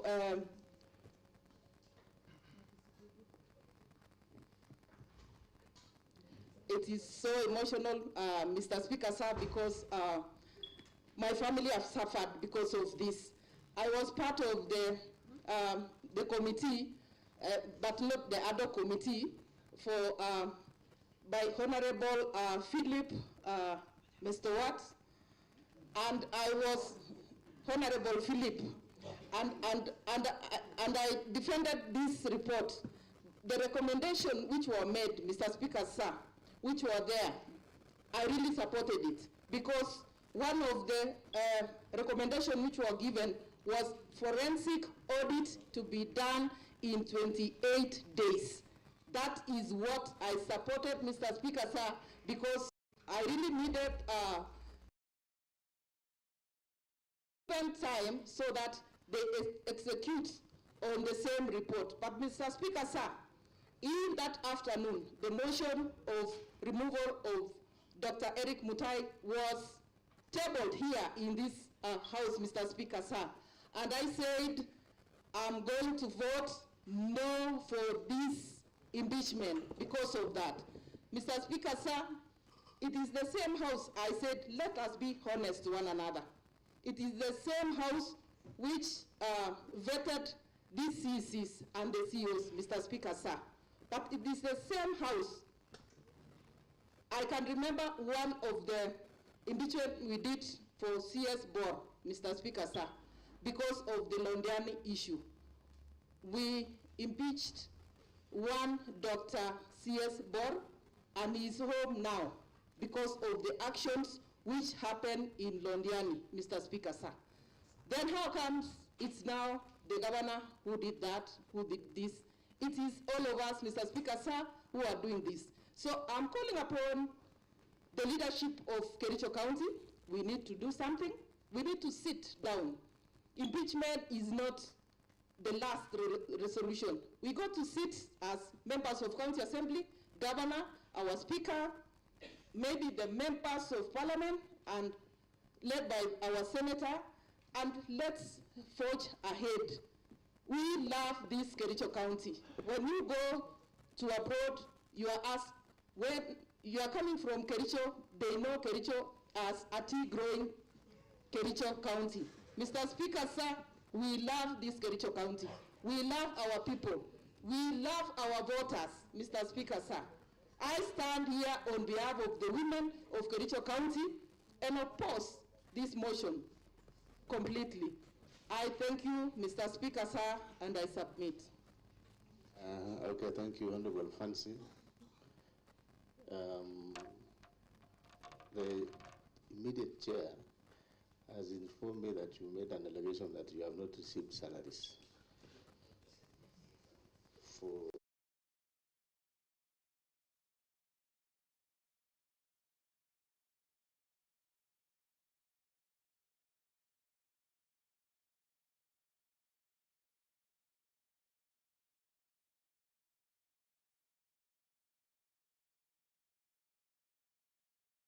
who is the chair.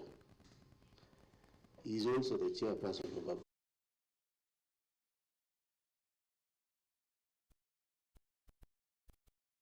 salary.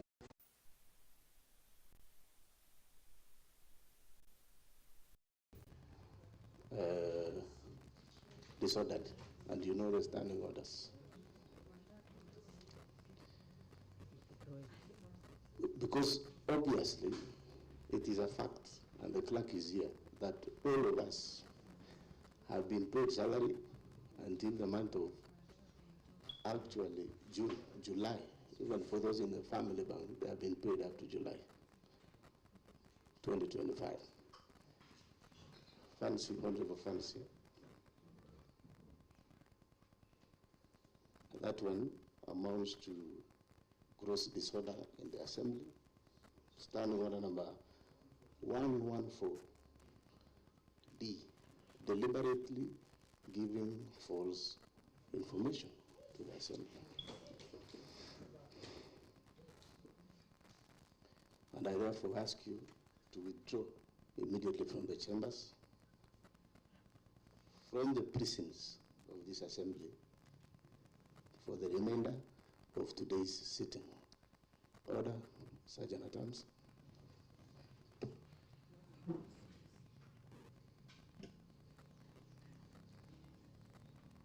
We shall only resume when Honorable Fancy is out of the chamber.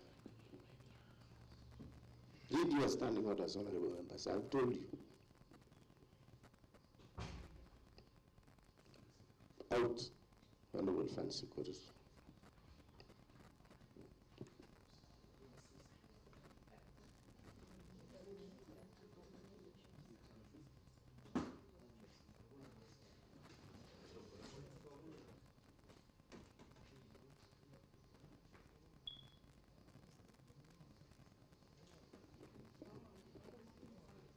Honorable members, we proceed.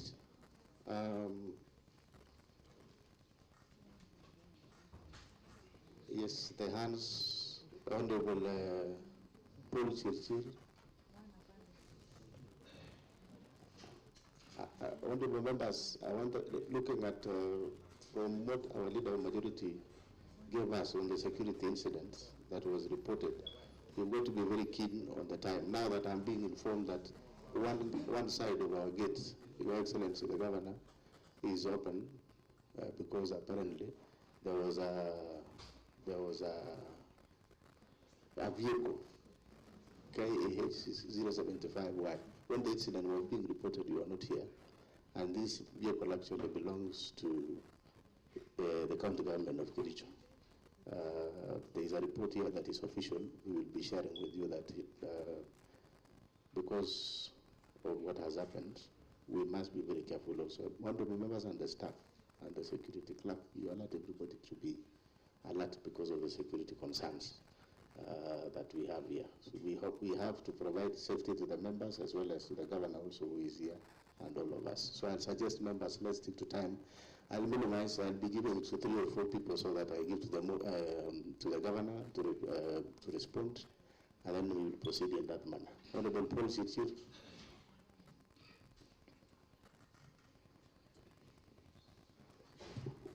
Thank you very much, Mr. Speaker, sir, for giving me an opportunity to speak on behalf of the people of Kapsoit, who they've given me an opportunity to represent them twice. Mr. Speaker, sir, I rise to support the motion for the removal of Governor Kericho, His Excellency Dr. Erick Mutai, who is seated across. Mr. Speaker, sir, why am I saying that? He has been accused of 5. Number 1, gross violation of the Constitution of Kenya. Number 2, gross violation of various national and county laws. Number 3, serious reasons for believing that the governor has committed crimes under national law. Number 4, Mr. Speaker, sir, abuse of office. And number 5, gross misconduct. Mr. Speaker, sir, the governor for Kericho was sworn in on Thursday, the 25th of August 2022, in a ceremony in Kericho Green Stadium. The oath of office was administered by Lady Justice Roslyn Korir. Mr. Speaker, sir, all of us elected and appointed members, whenever we are elected, we sign a code of conduct and integrity declaration form. And in that declaration form, it has all the details. It talks about integrity and honesty. It talks about accountability to the public. It talks about fairness and equity. It talks about conflict of interest. It talks about public trust, political neutrality in administration. And number 7, respect for the law, leadership by example, and confidentiality. And then there, the governor signed, which we all of us signed. I want to draw the attention of number 3, or number 2, accountability to the public. Mr. Speaker, sir, he signed and he said, I shall be accountable to the people of Kericho County and ensure that public resources are used prudently and only for lawful purposes. Number 3, Mr. Speaker, sir, he also said, and he signed, fairness and equity. He said, I shall treat all individuals and groups with fairness, equity, and impartiality, regardless of gender, ethnicity, religion, and political affiliation. Mr. Speaker, sir, the truth has been the opposite. We are here because of a very serious matter touching on loss of public funds. How have we lost the public funds? The governor is the CEO, the chief executive of this county. There are very serious allegations against loss of funds through 5 cooperative societies. And the societies are here, I have listed. They are Kericho, which is in Cheboin Ward. Cheboin Ward is represented by Honorable Francis Terrell. Raw materials in form of soya, maize yam, and a few were purportedly supplied. The member is here. The very few were supplied, but payment was made for the tonnage that would have been supplied. And the Honorable Katwagigen has acknowledged that not all has been supplied. Mr. Speaker, sir, we have Torrance time. The Honorable Paul Kiptor B, he's here. There is a delivery for 10 tons of raw materials, sunflowers, cotton cake, soya, maize jam, wheat bran, a total of 10,560, which is equivalent to 10.5 tons, against 27 tons that was paid for. That is proof that money was lost. We are guided by national laws, PFM Act and the procurement law. There was a breach of both laws, and the governor takes ultimate responsibility. Mr. Speaker, sir, the Honorable Ruskebe is in Nondiani. Ruskebe Cooperative Society is in Nondiani. The Honorable Kedawa Kimugum, the Honorable Sigilai is here. And he confirmed that not all was supplied despite being paid for. Concierge time in Sigaye, the Honorable Rogon is here at the move of the motion. Not all was supplied, but payment was made, which is contrary to the PFM Act and the Procurement Act. Kibagenge in Lite. Mr. Speaker, I wish to draw your attention. This is a society that was closed a few years ago. The Honorable Vincent Kirui is here seated politely in a corner while his people are suffering in Lite, Mr. Speaker, sir. The society was closed. Goods purported supplied. What is that?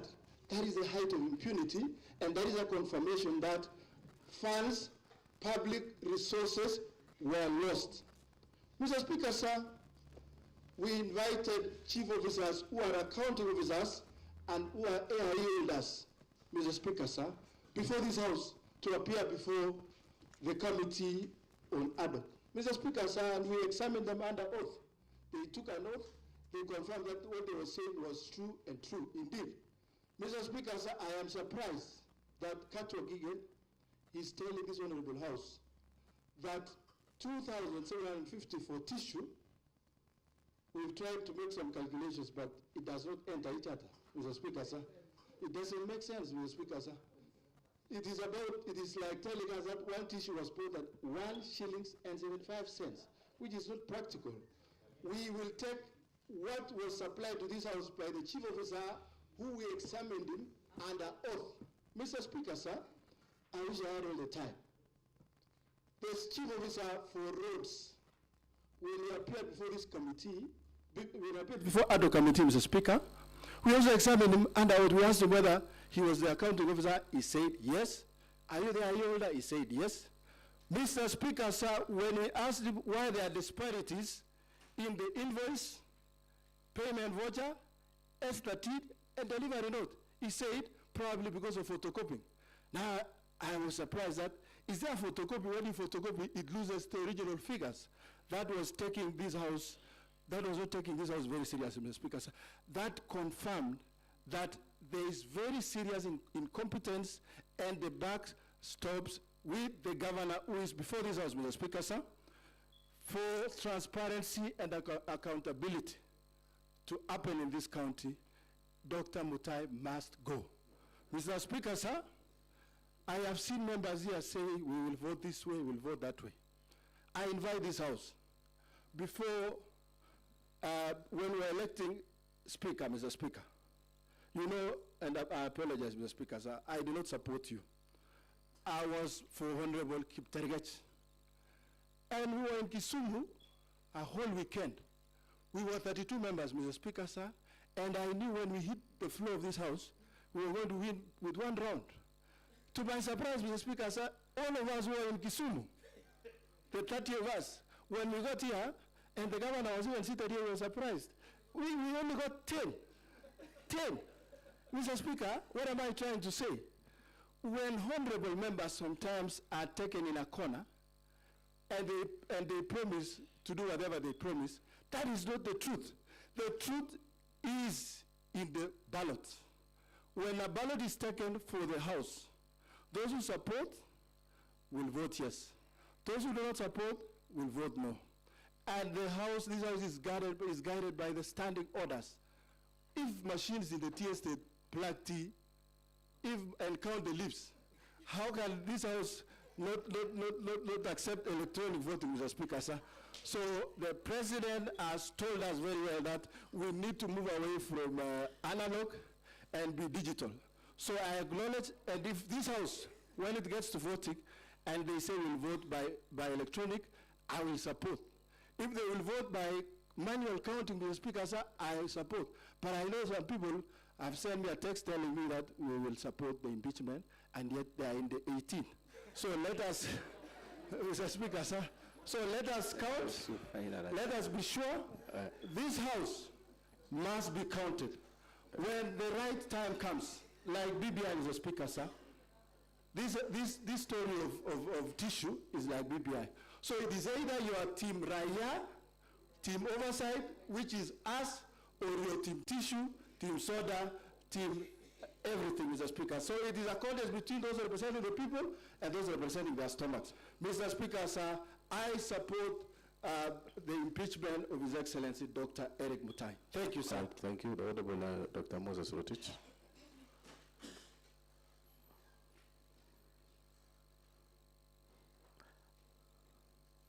I'm picking only 2 more as per my directive, so.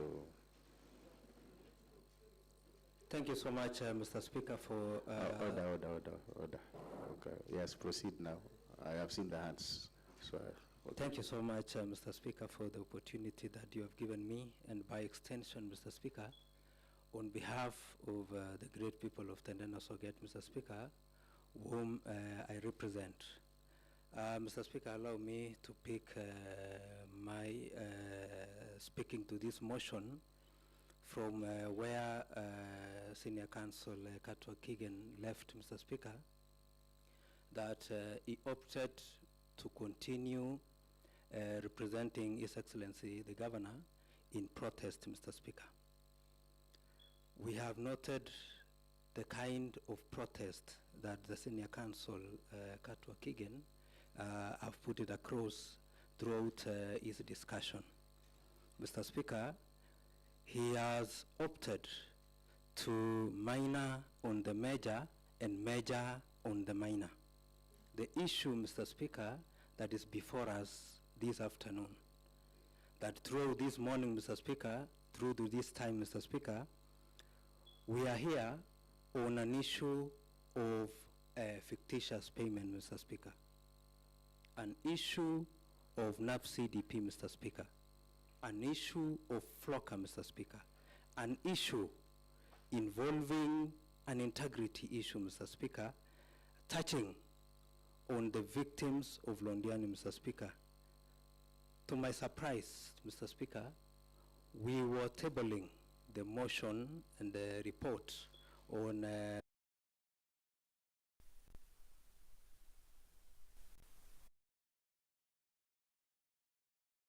day like this, Mr. Speaker. May their souls, Mr. Speaker, rest in eternal peace. Those who succumbed, Mr. Speaker. Mr. Speaker, those who are surviving with injuries, Mr. Speaker, may the grace be sufficient to them, Mr. Speaker. Mr. Speaker, NAP-CDP, FLOCA are donor-funded projects, Mr. Speaker. These projects, Mr. Speaker, the intention from the donor was good. The implementation, Mr. Speaker, is skewed, unfair, unaccounted for, Mr. Speaker, unjustified, Mr. Speaker, and more so, unverified, Mr. Speaker. When the committee visited relevant sectors where this project was implemented, Mr. Speaker, in Tendano Soget, we suffered deficit of supplies, Mr. Speaker. The supplier, by the name Yobra, a company, Mr. Speaker, was supposed to supply under environment, Mr. Speaker, 50,000 seedlings of bamboo, 60, Mr. Speaker. But he chose to supply 3,200, Mr. Speaker. Mr. Speaker,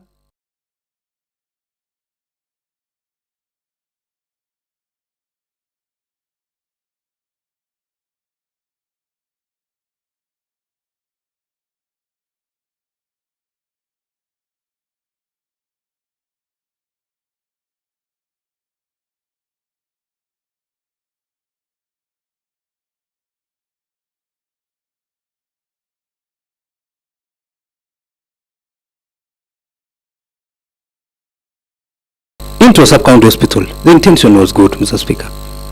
But the way, the maximum of implementation, Mr. Speaker, was characterized by fraud. When we visited the scene, Mr. Speaker, we found the contractor on site with minimal work being done. To my amazing, Mr. Speaker, he told us he was already paid 33 million, Mr. Speaker. SI project that is on the oncology, the referral, Mr. Speaker, the contractor indicated to us, Mr. Speaker, that he has been paid 84 million. But when you visit the place, Mr. Speaker, you could not account for the 84 million that has been paid, Mr. Speaker. What am I trying to say, Mr. Speaker? We need value for money. The interpretation of the payments that were made, Mr. Speaker, indicate that at the time of advertisement, a certificate of payment was issued and payments were made, Mr. Speaker. Isn't that fraud? Mr. Speaker, I stand guided. If in any case, the name or the definition of fraud, Mr. Speaker, have changed.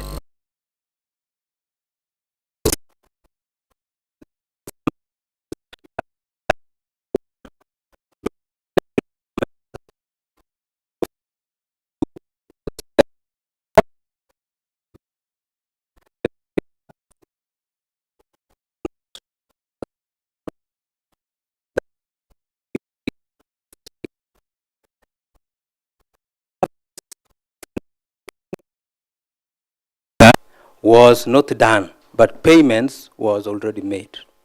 Isn't that fictitious? Mr. Speaker, the opposite of fictitious.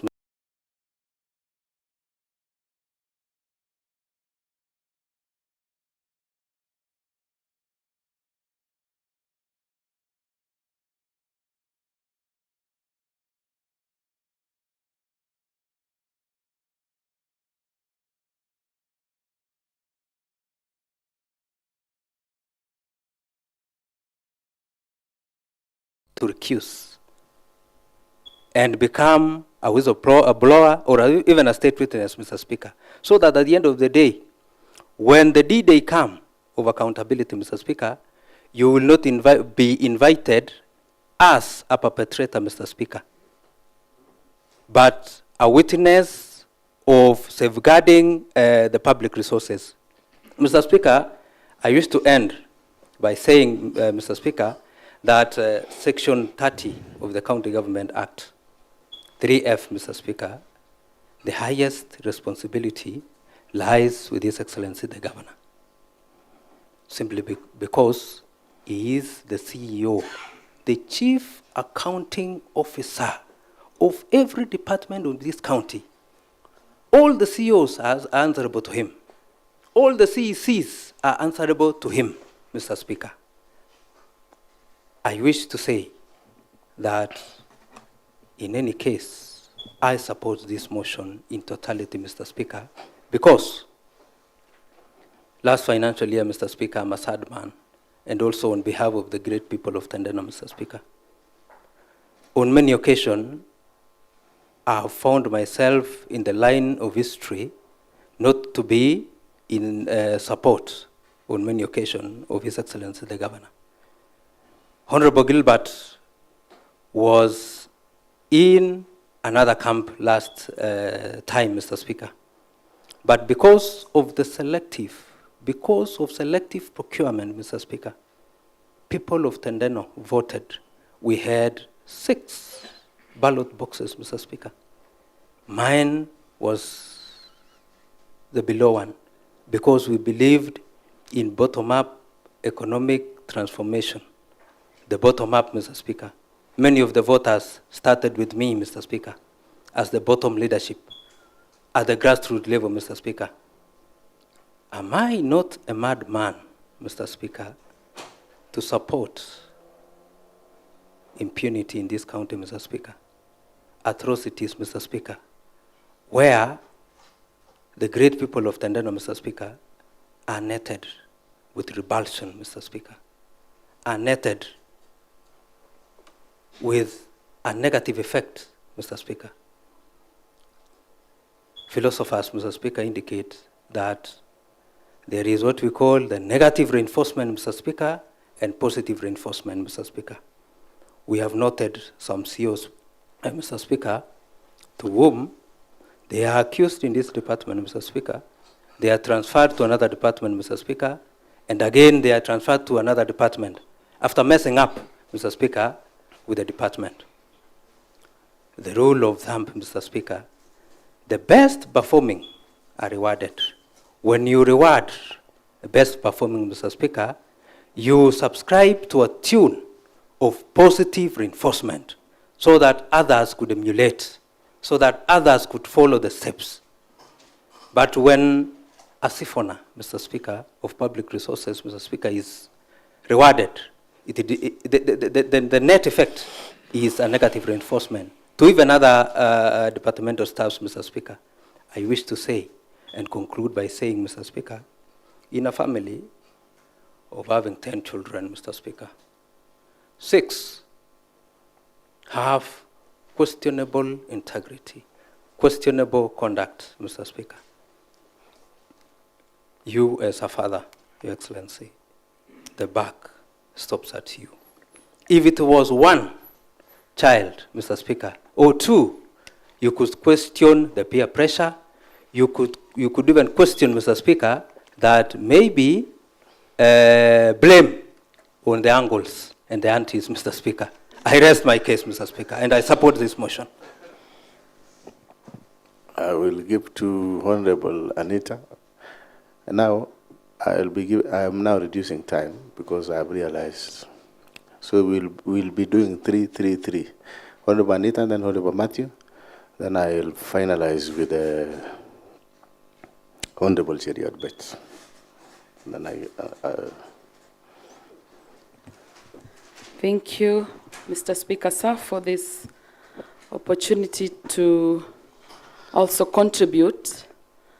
And Mr. Speaker, sir, my ward being one of the wards that has been mentioned adversely in this report, Mr. Speaker, sir, I would like to speak on behalf of the people of Chemosot who saw it fit to elect me to be able to serve them in this time that we are in today, Mr. Speaker, sir.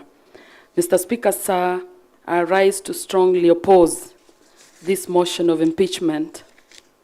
I've heard the allegations against the governor, and while we must take every claim of mismanagement or impropriety seriously, we must also be guided by the principles of due process, justice, and the verifiable truth.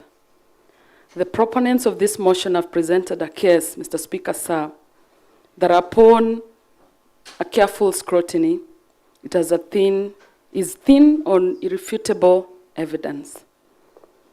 Instead, it appears to be built on foundation of political malice and misunderstanding of our complex challenges facing any county government. Mr. Speaker, sir, to err is human, and perfection is a standard that no one in this chamber, or indeed in any position of leadership, can claim to meet. We must ask ourselves, is this impeachment truly about the welfare of the people of Kericho? Is it a power grab? Is it a genuine effort to hold the executive accountable? Or is it a political motivated witch hunt designed to destabilize our county for personal gain? My considered opinion, Mr. Speaker, sir, is that it is the latter. I want to speak today as a mother and the only woman elected in Kericho County. Let us consider the progress we've made under the Governor Mutai's leadership. In a short period, we have seen tangible strides in our healthcare sector. They have been mentioned here that there are so many developments going on in our different hospitals. We have the new facilities that are being equipped. Our agricultural sector, which is our backbone, also has received an economic boost, as indicated even in the NAFCD projects. We have witnessed renewed focus even on our youth empowerment. We talk about Equalizer program that supported our youths to go through training in different technical or polytechnics in this county. These are not the actions of a leader who is following the people. These are the actions of a leader who is committed to progress. Furthermore, as I finish, Mr. Speaker, sir. I know you are standing orders very well that unless with the permission of the Speaker you can be reading something, a statement. However, let me allow you to summarize as you finish. Thank you, Mr. Speaker. So since today was an electronic, we were told we were going online on everything, I decided not to write on a piece of paper, but to type them on my phone. I'm sorry, Mr. Speaker, sir. As I finish, Mr. Speaker, sir, an impeachment is not a simple matter. It will plunge this county into a period of prolonged political instability and administrative paralysis. Our development projects will stall, investors' confidence will plummet, and the very fabric of our society will be constrained. Do we want to sacrifice these gains as we have made an altar of political expediency? The alleged issues, Mr. Speaker, sir, could be addressed through other forums. We have constructive ways of doing this. We have the anti-corruptions. We have the oversight committees that we have. We have some robust legal systems that could address this. Mr. Speaker, sir, as I end this, impeachment should have been the last resort, not the first line of attack. It is not the end of all this that we're going through today, Mr. Speaker, sir. I urge my fellow members to vote with conscience, to vote with stability, to vote for progress, and to vote against this motion. Let us send a clear message to the people of Kericho that this assembly is a beacon of reason, not a theater of political opportunism. I say in no uncertain terms, no to this impeachment of Dr. Erick Mutai. Thank you. Thank you, Honorable Matthew Korir. I hope your 3 minutes will not be 8 like the one for Honorable Anita. Thank you, Mr. Speaker, sir. Giving me 3 minutes. If I'll ask for extra, you will just consider my request, Mr. Speaker. Mr. Speaker, I've been following the proceedings here, Mr. Speaker, and I've confirmed with a lot of concern that we are still need to do a lot, Mr. Speaker, to be where other counties are. Mr. Speaker, we are discussing a matter that public resources that has been taken by a number of companies, a number of contractors, and a number of staff from county executive. And I'm happy because Katwa Kigen now is knowing that having the 18 who are standing, they cannot even defend what they were taught to come and defend. Mr. Speaker, when the governor was given an opportunity, Your Excellency, I was waiting and I was eager to listen that the governor is explaining where's 85 million, where's 34 million for Social Health Center, where a contractor is being paid without doing anything. Honorable Paul P. from Kapsaus, we were in your ward because we were given the mandate to come and visit the cooperative society. We are very sorry if we managed to identify a problem where you are seeing it is correct. Mr. Speaker, in the same cooperative society, where an honorable member coming here just praising the same cooperative society, the farmers are crying. They are really crying, Mr. Speaker. In fact, the chairman of the cooperative society, when we went there, Mr. Speaker, he asked me why these suppliers are coming to supply items that was paid 6 months down the line, and they are coming during the night. Is it that they have been trained to supply these items during the night? We must also respect families, despite that we want to steal the public resources. I know it is nice to steal at night, but we must also respect the families. Mr. Speaker, when Katwa Gigan was given time to defend His Excellency, at some point, Mr. Speaker, when Katwa Gigan used to prosecute matters in court, I was saying, when I grow up, I want to become a lawyer. Your Excellency, it's happened that I raised the concern about Kasim Tan. I have recommendation. I have the report. Nothing has been done. 1 year, 4 months. You are just being given some stories with the 18 members that we will go discuss about the 28 days. Why do you want us to discuss 28 days, Your Excellency? The money was paid in February. The deliveries were done in August. Who is a thief? The one who was paid before he supplied, or the one who is coming here to tell us the document was full and everything was paid after supplied? First witness to appear before the committee, CC in charge of finance. and head of treasury. The first question from the chairman, can you confirm to this committee whether these all companies have been paid by the county government? Your Excellency, do you know the answer? All companies have been paid. All companies have been paid at a tune of 85 million. And then when we went further, because we wanted to get the crocodile relaxing, because the alligator was so much mad on us, Mr. Speaker, Your Excellency, when we went to the second step, to go through the documents of finance, everything was stories. The second day was another day of comedy. Your Excellency, Mr. Speaker. Yes, there is a point of order. But Your Excellency, you know the standard practice, he needs to state the standing order number. Yes, order, Honorable Matthew. Yes, Honorable Paul B. Thank you very much, Honorable Speaker. Under Standing Order number 98, a member shall be responsible for the accuracy of any facts. Honorable Speaker, I've known that I'm a man.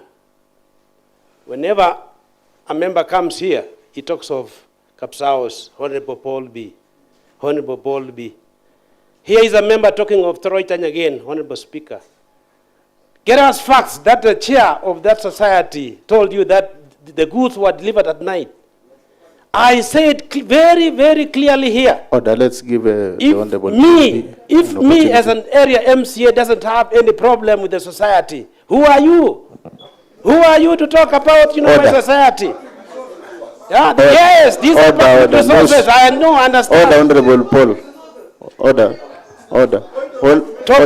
Talk of what you know. Don't talk of other people's words. Order, honorable members. Order, honorable. Before you take the mic, Honorable Matthew, Honorable Paul Chirchir, and Honorable Paul B. Wait first. Let us reduce this to a shouting match. A point of order will suffice with a show of hand. So let us maintain order.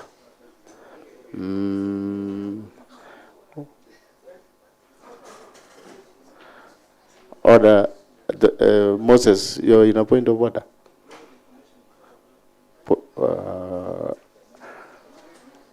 Honorable Paul Chirchir, what is your point of order?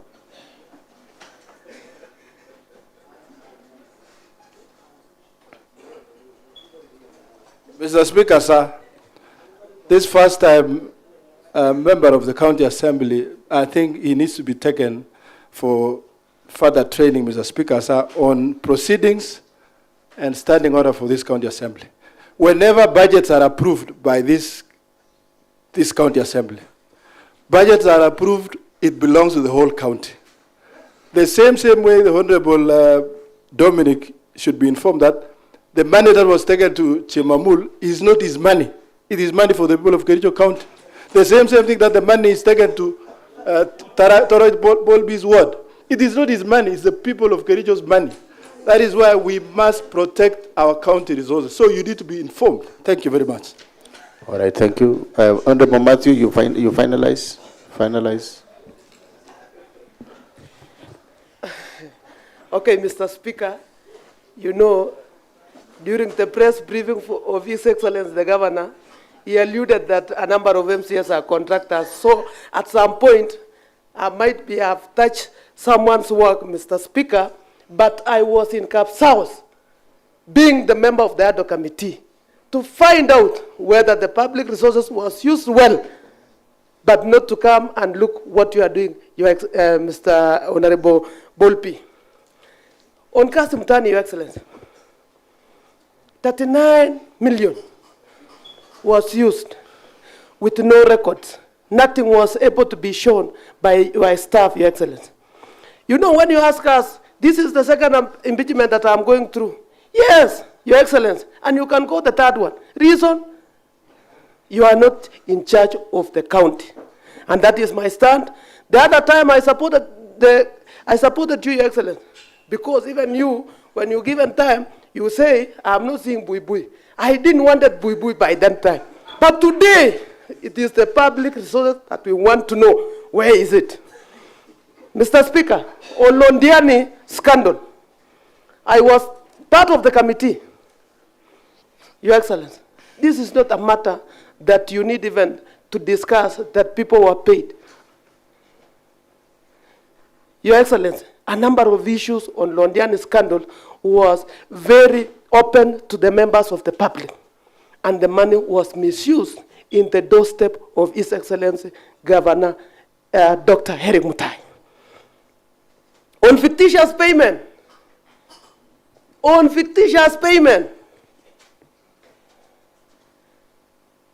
Katwa Kigen confirmed that though that the money was paid to a contractor, but there is work that is going on.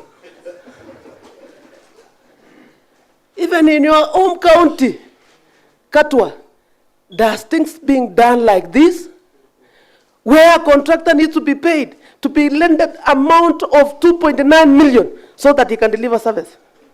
That one will not happen in an era where I am an MCA representing great people of Chaik Ward.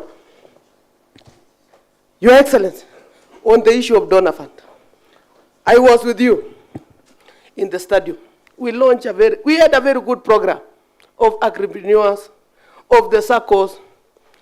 Your Excellency, when you are responding to what we have contributed today, kindly tell this House whether that the 30 SACCOs, they have received 1 million that you launched with a dump check.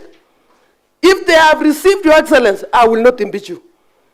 But I want to give you an example of my word. They have not received. Why do I need to massage your ego? I will impeach you because I have not received the money.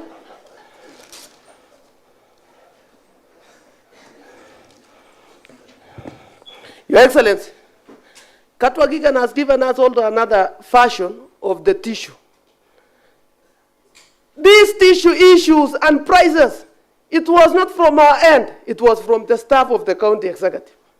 When we pose a question to the CEO, water, he say, I'm sorry, it is 2750, but because I will go and check, because we have done photocopy from the original. Is it our role to understand that original, when you do photocopy, some figures disappear? It is not our role. Our role is to protect and to ensure that the public resources is taken care of. As you finalize. Thank you, Mr. Speaker, for that. So, Katwa, when you go to do calculation, you have said that 40 bales of tissue times 40 pieces, it is 1,600. When you divide by, it is 58 cents. One tissue. So, this thing, in fact, everyone will become confused until the time you will tell us where is 85 million. This thing will take some of members, even a senior council, to become confused. What? And I know when the PAD will be taking the stand, he also become confused. 58 cents.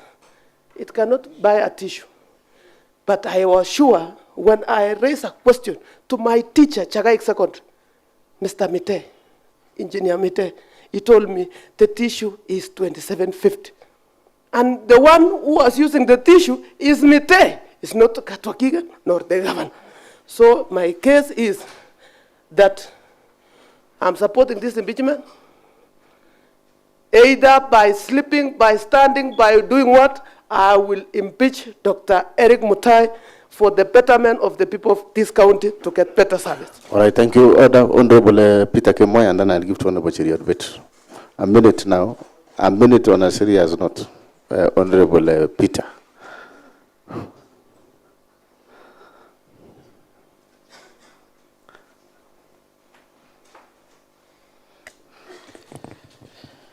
Thank you, Mr. Speaker, sir, for the opportunity you have granted to me. We are here to support this motion of impeachment because of the reasons that most of our honorable members have shared. And I I want to urge honorable member, let us reason together. As I urge also the senior counsel, Mr. Katwa Kigen, that this is Kericho. And we are crying for the resources of Kericho. I know you have come to throw your allowances, but also in human grounds, let us reason together and see if justice is being done to our people. As you reasoned, as you do your calculation, it is good that you defend what is right to our people we are representing. Honorable His Excellency Dr. Erick Mutai was elected equally the way I was elected. He is representing people. But when we see funds are being misappropriated, misused, doesn't sound good to our people. As much as we defend this, let us come to our sense and reason together. Are we articulating the right thing to this Kericho County? Mr. Speaker, sir, it is good that some of our members point out the calculation of the tissue. And I wanted to ask you, maybe you know much on mathematics than the CEO, Mite, gave us. Because when you say 40 by 40, it gives us 1,600 pieces. When you divide 1,600 by 2750, it will give you 1 point something. On which world can you buy a tissue with 1 shilling point something? Mr. Speaker, sir, we are raising concern, not because we are representing, and when we are making some legislation here, I'm not making a legislation that govern Kapsuser ward.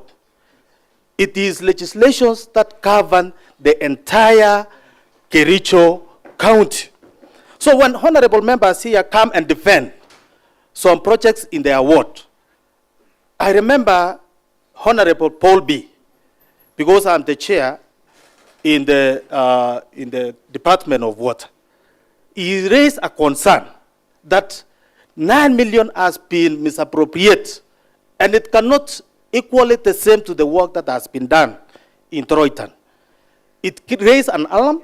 We had to plan, we had to visit the site, and we give out the report as per his request. When he comes here now to condemn us, I don't see the logic. It is good to be realistic and tell ourselves the real truth. Mr. Speaker, sir, we have visited some of the projects. Our concern here, Mr. Katwa Kigen, our concern here is not about anything else. Even in your county, there is procedure of giving out works. You will not pay a contractor for a contractor to give out services. So you should tell us and defend for us if it is right.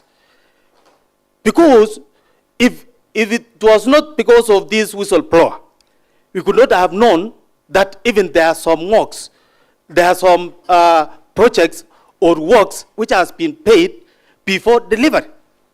So it is a concern. Mr. Speaker, sir, allow me to talk about Lelaitich Water Project, which is in Soin. The project manager who came here say that when there is 0 point something works which has not been completed, it is counted as 100% complete. Does that make sense? And they went ahead and pay the contractor. So we have incompetent staffs in this county. Mr. Speaker, sir, honorable members talk about Kamwingi, Kivuno. They were supposed to give us seedlings, 50,000 as per the quotes, but in papers, it was 60,000. Only surprising that we found on the ground Mr. Katwakiken, I'm requesting and I'm urging you, do not rely on the theory.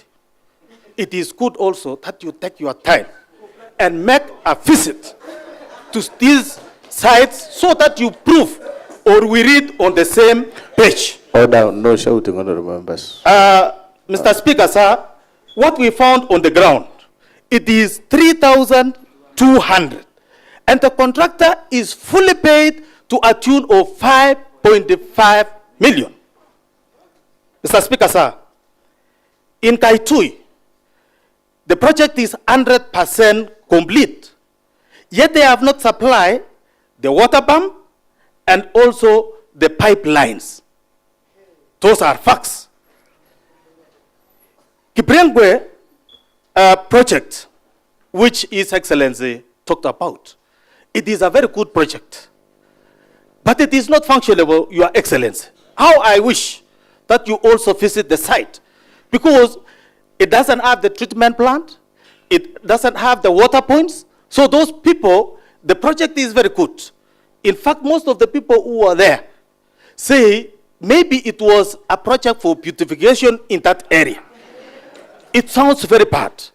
Your Excellency, I'm urging you that you visit the site, you witness for yourselves, so that when we are talking about these things, we shall be reading on the same page.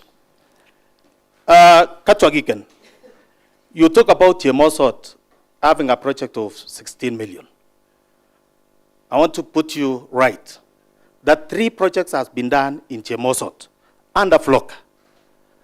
And all these 3 projects come to a tune of 21 million. As the chair, and I want to confirm to you, the leading ward under the funding of the Flock is this ward called Chemosot. Mr. Speaker, sir, I want to come to NAV CDB. Your Excellency, it is you who called our people to Kibrugut Stadium and launch. It is a very good program that can assist and improve the economy of our county. But up to date, the whistleblowers are these people or the committees who are running these NAV CDBs in wards that they have not received money up to date. Mr. Speaker, sir, it is good that we do as per our wards. Mr. Katwakiken, thank you, Mr. Speaker, sir.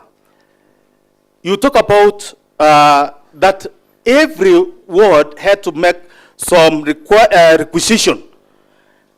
I want to ask you that you provide to this house the documentation from each and every ward as per their request, because that is what comes from your mouth. Every ward, every circle had to make a requisition. You talk about either wheelchair or the walking stick or what. It is good that you provide for us with evidence, the documents on each and every ward as per their requisition.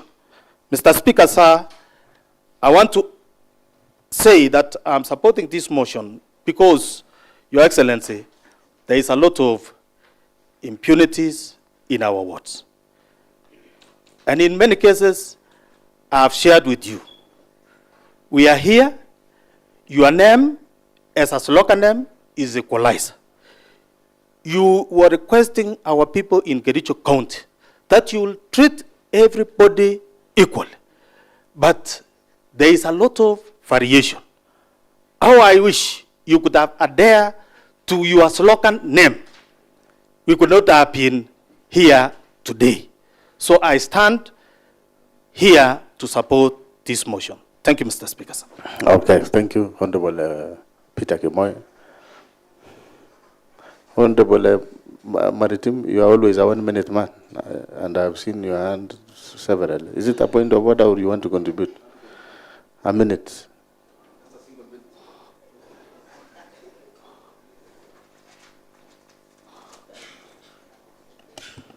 Thank you, Mr. Speaker, sir, for giving me this 1 minute to just contribute. Mr. Speaker, sir, it is unfortunate today that we are roasting our governor here. and crucifying for the mistakes he never did. Mr. Speaker, even Jesus Christ didn't make a sin, but he was sacrificed for the sin of others. But I sympathize with you, Mr. Speaker. Mr. Speaker, in my ward, I happen to benefit from program, Mr. You know we are unanswered. You sympathize with the Speaker? Or? Well, no, with the governor. Oh. He's being roasted because of the governor is Jesus. done by others. Oh. Okay, proceed. Okay, Mr. Speaker, sir, my ward benefited from the Flocker funds for the supply of coffee, Mr. Speaker. It was supposed to be 50,000, but the supply was 35.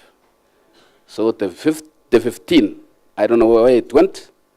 I don't know where it is. Again, Mr. Honorable Speaker, there was also a supply of solar dryer with a cost of 4.9 million, Mr. Speaker.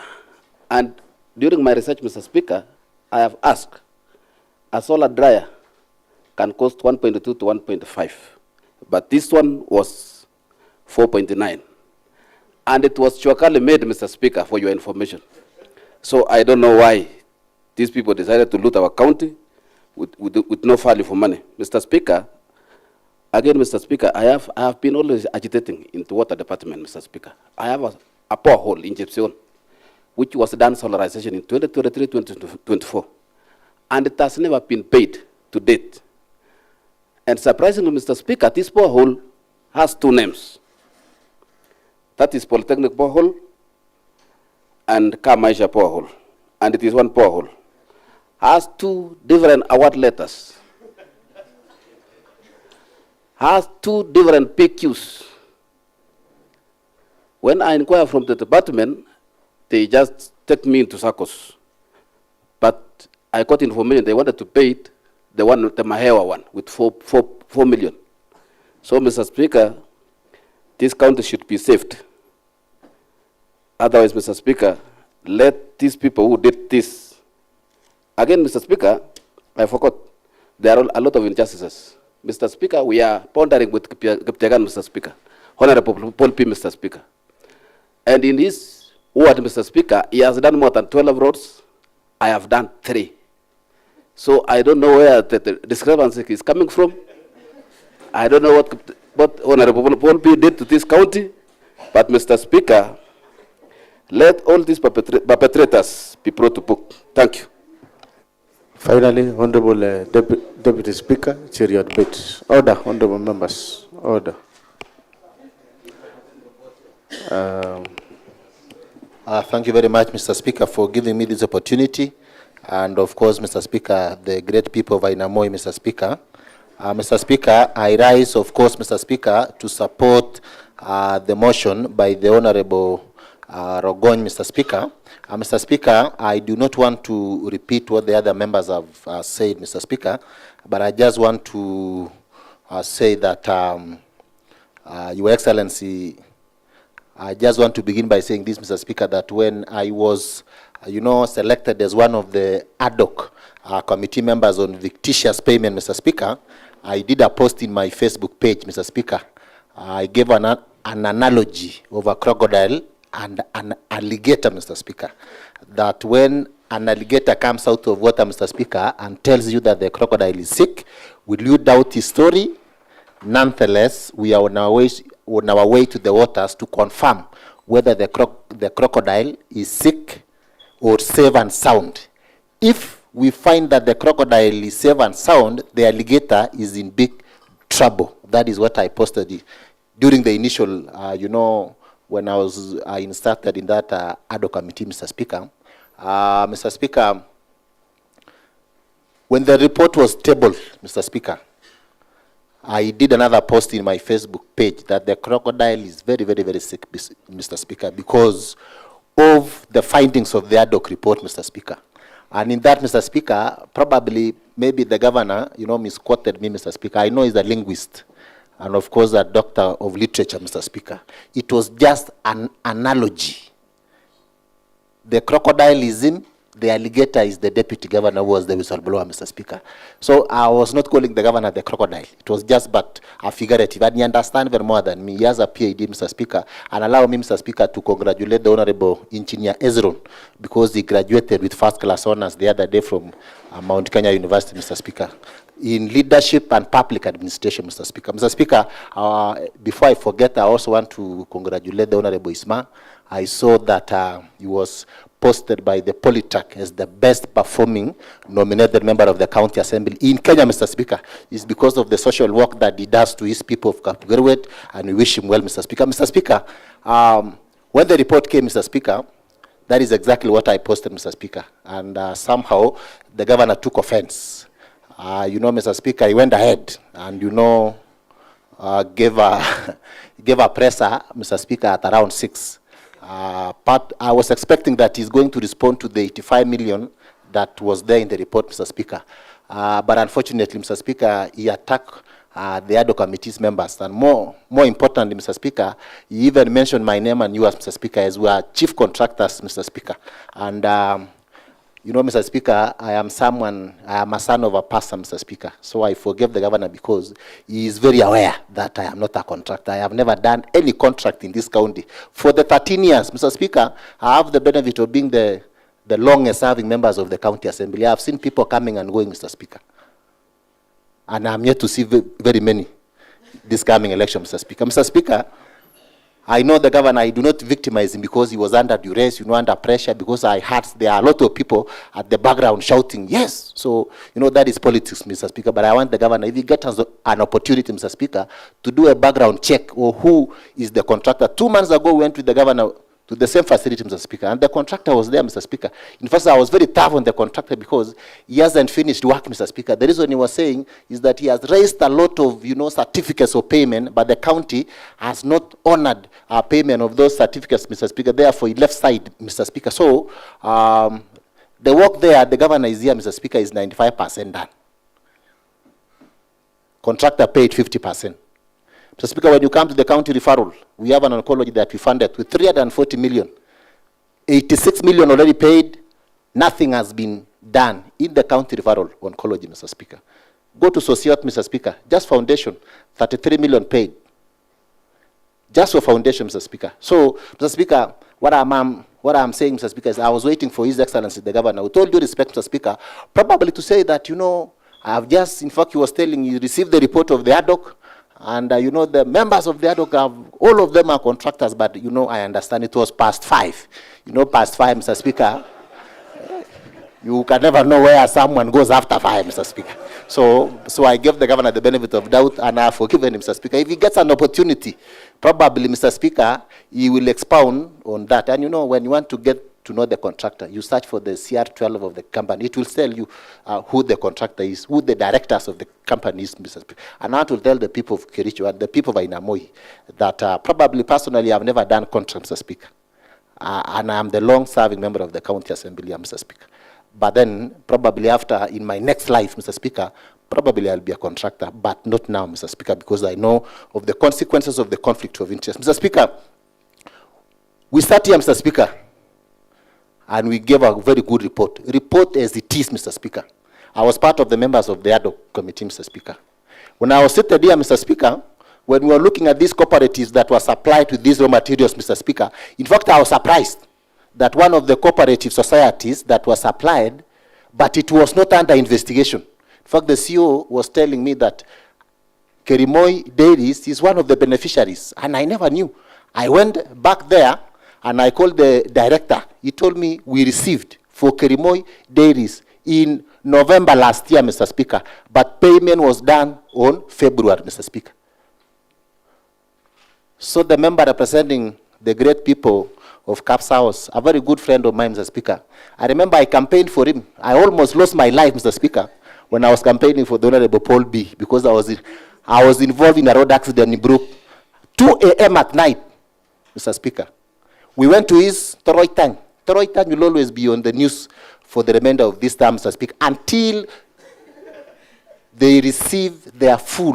Mr. Speaker, someone is writing to me. In fact, they are showing me pictures of the same society. I didn't go to Caps House because I'm a member of the county assembly. I just went there because I was a member of the ADOC. And I wanted to assist the people of Inamoi. Mr. Speaker, if the Honorable Paul B fails, Mr. Speaker, even the people of Capsa House will ask me, where were you? And you campaigned seriously. In fact, my vehicle was towed at Capsa House Center, Mr. Speaker, trying to save the Honorable Member, Mr. Speaker. But I'm very happy because he's now here, Mr. Speaker. He will defend himself probably in the next election. But, Mr. Speaker, I went there. One, I was a member of the ADO committee. What we found there, Mr. Speaker, I think Toroy time, Mr. Speaker, is a crime scene.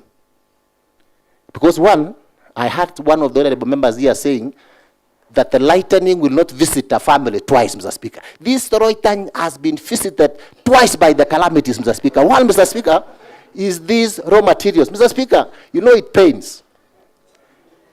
They did payment on 4th February. 4th February.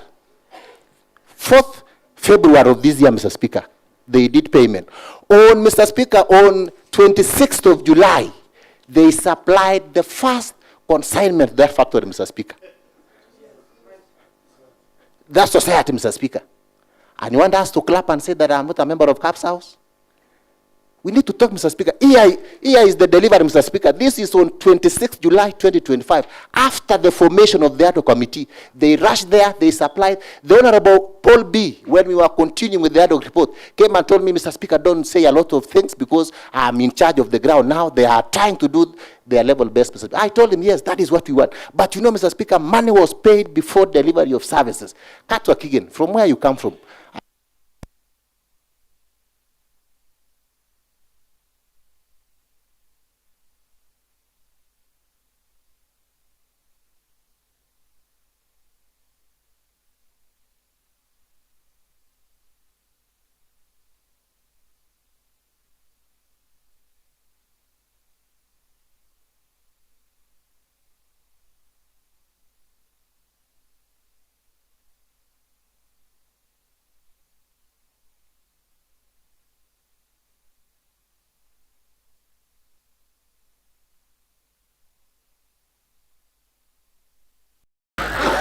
Mr. Speaker, I know that I must believe it's just order. What I'm saying, Mr. Speaker, is that order. We need to sanitize some of these things, Mr. Speaker. And we need to work very, very hard, Mr. Speaker. A tissue has always been explained here, Mr. Speaker. And you know, Katwa, it is very difficult to defend, especially. These are facts. We start here, Katwa. If you get an opportunity during your free time, just follow the proceedings of the County Assembly ADO Committee. You will get a lot of facts from there. That probably will assist you. If the governor, you know, if the governor does not make it here, it will assist you to defend him in Senate. How I wish that, you know, if it doesn't make it here, because we are going to vote, I don't know the outcome of the vote. I don't want to preempt. But then, these are money that, when we talk of some of these things, we visited most of these societies.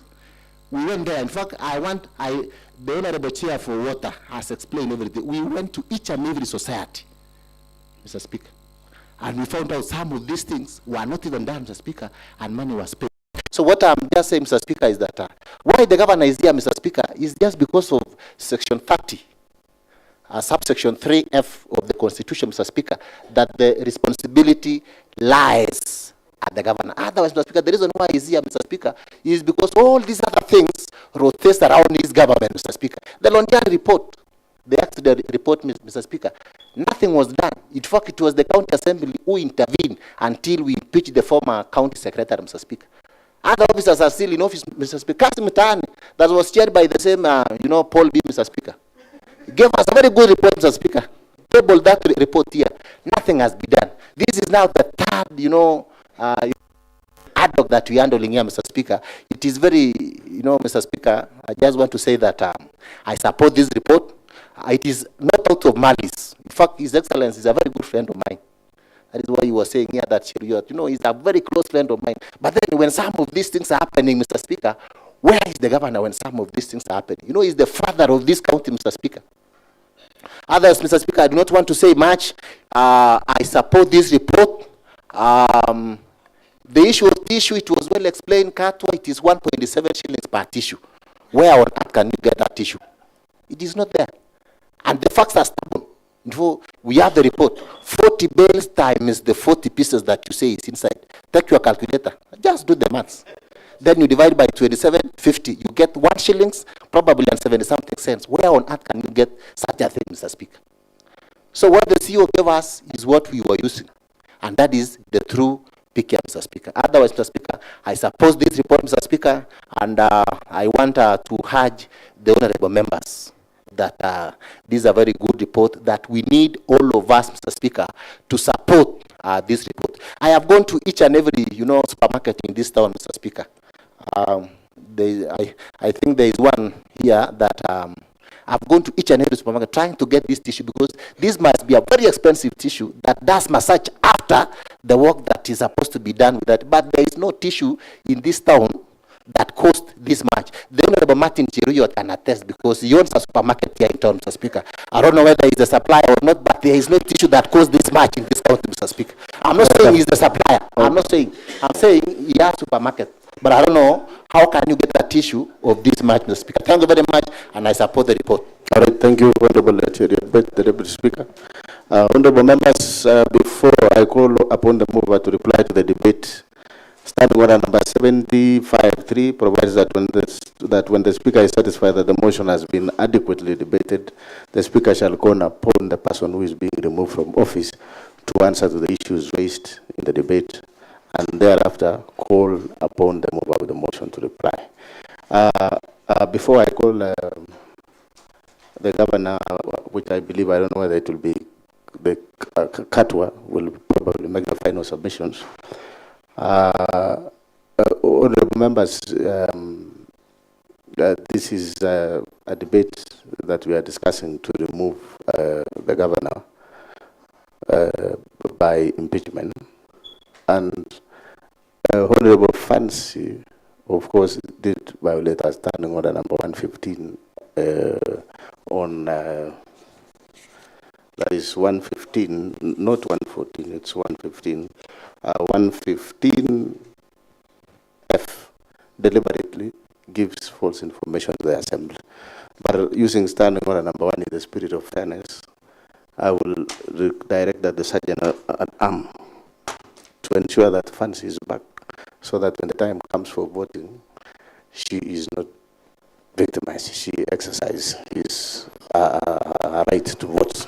Secondly, that matter will now be handled by the Powers and Privileges Committee. So, Clerk, please note that, so that to be in order. So, honorable members, I therefore call upon the governor, that is through Katwa, to make final submissions. As the Sergeant at Arm, ensure that Honorable Fancy is back to the House.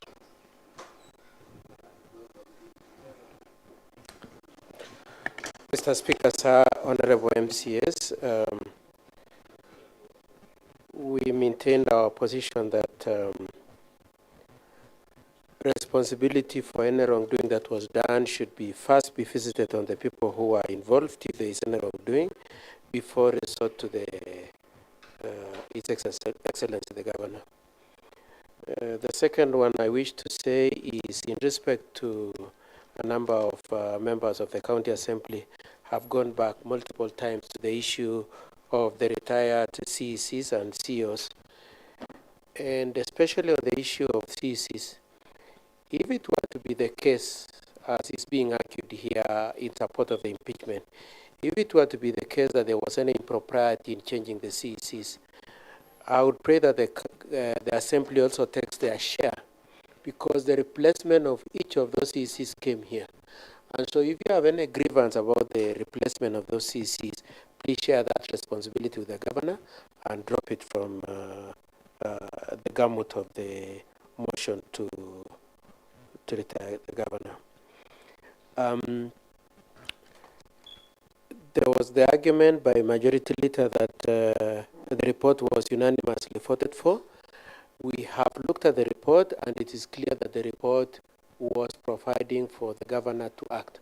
And so I think nothing turns on the point that indeed the report was voted for unanimously. The unanimity was in giving the governor an opportunity to act. Many waheshimiwas have made reference to Kasim Mtaani and Londiani. It remains our position that having been canvassed in the previous impeachment of September 2024, it is not a proper subject for consideration in this impeachment. However, Mr. Speaker, sir, if it were to be the case that you really must entertain it as part of these proceedings, which we protest to, if it must be, we pray that you see our submissions on it. We have relied on the previous statements and documents that we had relied on in the previous defense we did. And again, we reiterate our objection to the reintroduction of the same. I am surprised that amongst the people who are supporting the reintroduction of Kasim Mtaani and Londiani is Honorable Matthew, who had found it to have no merit in the previous impeachment proceedings.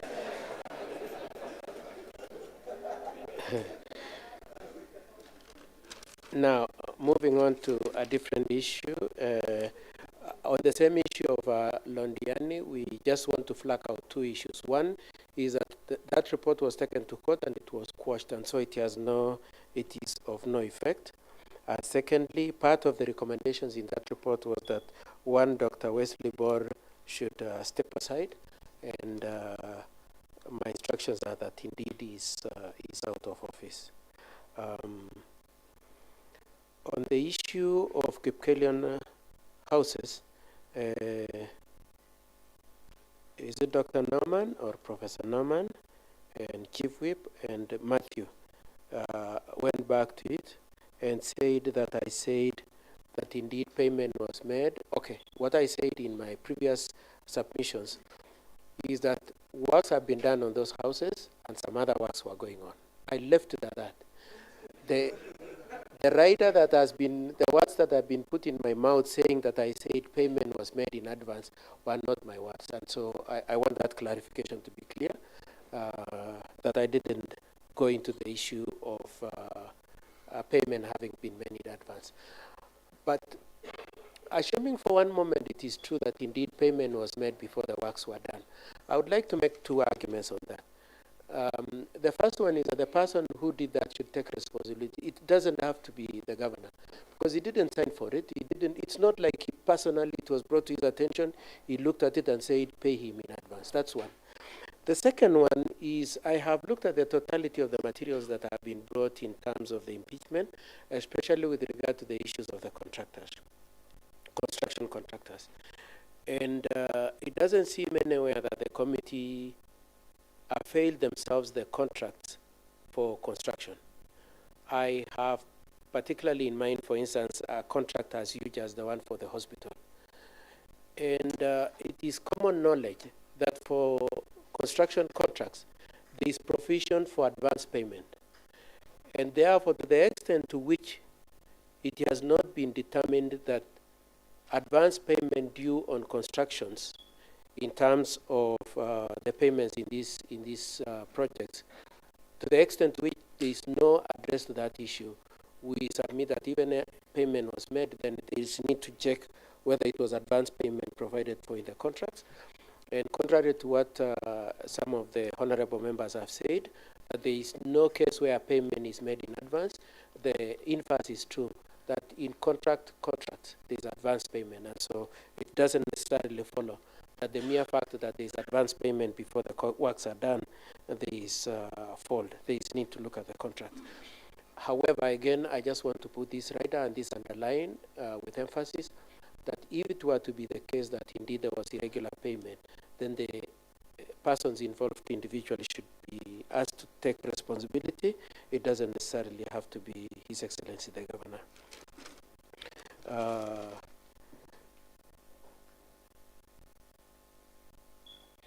On the issue of the circles, I just want to emphasize that my point is this, that the nature of the donor funding requirements are two in respect to this issue of the SACCO funding.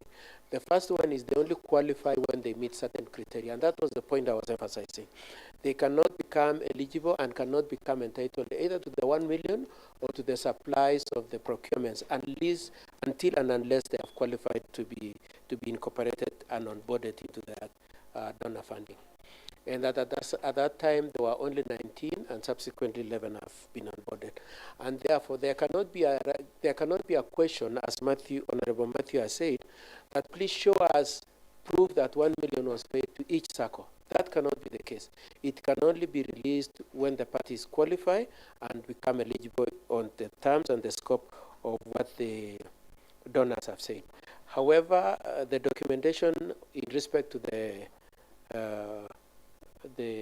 dealings with the SACCOs, Honorable Matthew asked me to answer that directly, are provided in our bundle at page 36, where we've listed some of the issues that we have addressed, being that you only qualify to do the procurement, to get the 1 million, and to be supported when you meet certain criteria. On the issue of the supply of soya, cotton, and maize, our point is this, that the documents we have are to the effect that the payments were made after delivery. Now, of course, I can see the point, the scornful point that is being made by Waheshimiwa being that is a mistaken position. Now, from where His Excellency the Governor sits, if it were to turn out that indeed the payments were made before delivery, then that will result in a disciplinary and possible other sanctions. And so until that issue is determined, until His Excellency has been afforded an opportunity to act, to investigate, to determine that, it cannot be blamed on His Excellency the Governor that he was blind-spotted in terms of any impropriety that is there. We are not necessarily saying that impropriety may not be there. We are saying we need an opportunity to look at them, and where we sit, we start off looking at the documents and the face of the material. We also were putting the emphasis on the point that these items are consumable. So you don't put them there and they stay there for 3 months or 4 months or so. They come and they go. And so the mere fact that you found 10 tons doesn't mean that more tonnage was not delivered.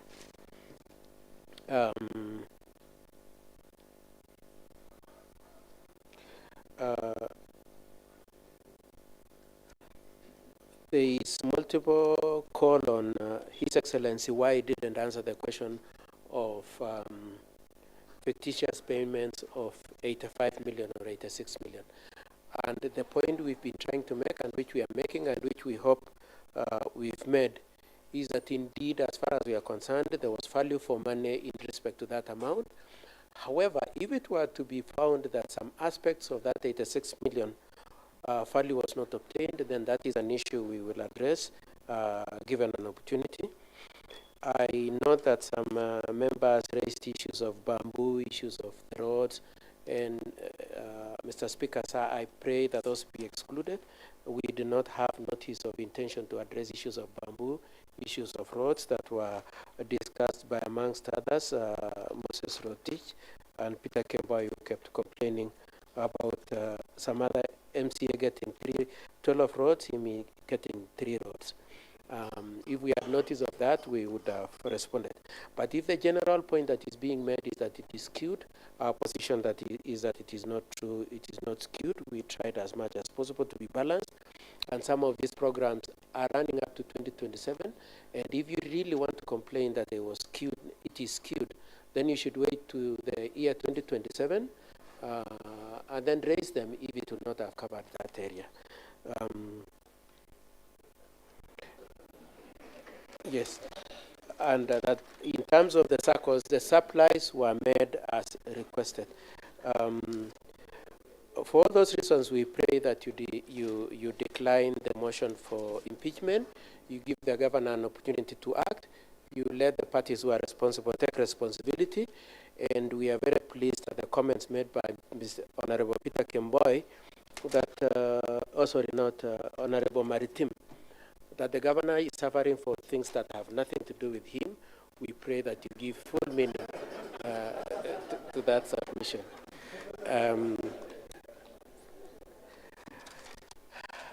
Mr. Speaker, sir, I would like to leave it there after saying one point. I trust that I have used about 15 minutes, so I would like to spare 1 or 2 minutes for His Excellency to say something. Honorable members, order. We want to. Before we go there, Mr. Speaker, I just wanted to make one point. Mheshimiwa, my friend Tarimbo, I keep missing his name. Honorable Paul Chirchir. Paul Chirchir said that he has received messages from the 18 that they will vote in support of the impeachment. As far as we are concerned, none of them has sent any message like that. Is the apostle of the proposition that somebody must give supporting material to that. He has not shown us who, he has not shown us any material. However, if it were to be, if that point is to be made to, that point is to be taken to its full meaning, it is our argument that he is part of the scheme to manipulate the vote that is coming. That's all I wish to say. All right, thank you, Katwa. Your point has been made. Honorable His Excellency the Governor, kindly 5 minutes, please.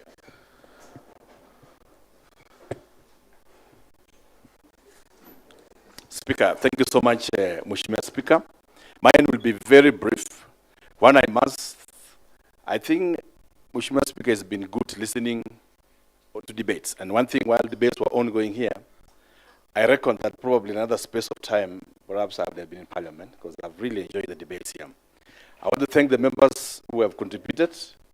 The insights that they have shared with us are valuable to us as government. We really want to appreciate those deep thoughts.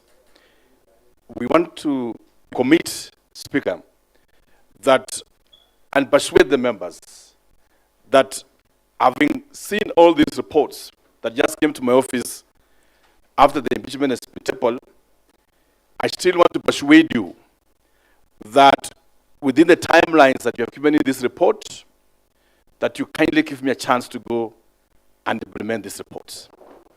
It is possible, it's doable, and we can do it together as a team and as leaders of this county. Lastly, Speaker, I am reminded this afternoon of the great words of Raskolnikov in Crime and Punishment. Before he murdered Alyona, an old pawn driven by passion and the excitement of killing for killing's sake, and the passion of murder.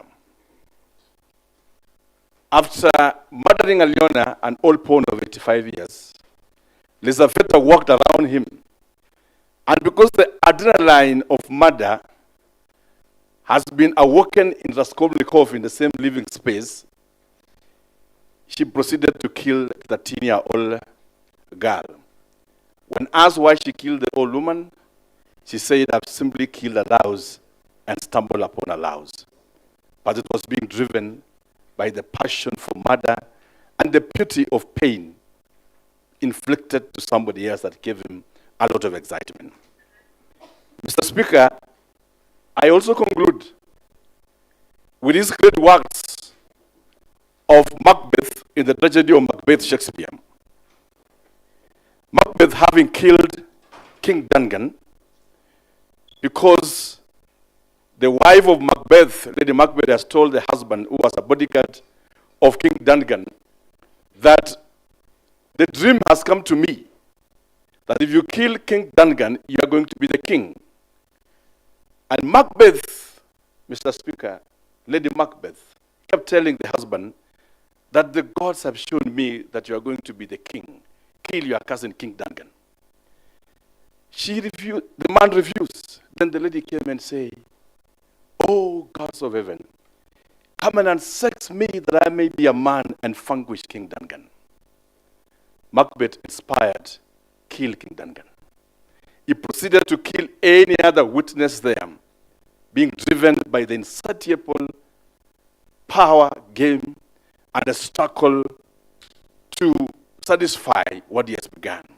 And when guilt came and consumed him, Mr. Speaker, he said that he saw the blood that he has the blood that he has shed, the many that he has killed along the way, and killed because every human being has killed at some point of time.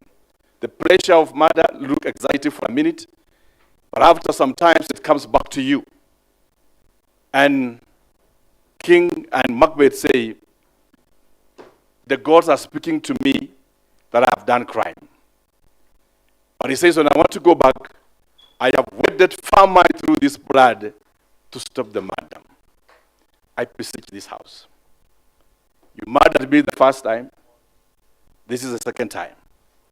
There's been a lot of agony all over, both in my own personal life and even within all those that are close to us.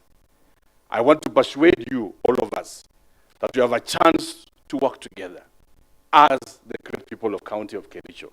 We have a chance to still make amends and sit together, implement these reports, and push the dream of Kericho County to be fulfilled in your individual words.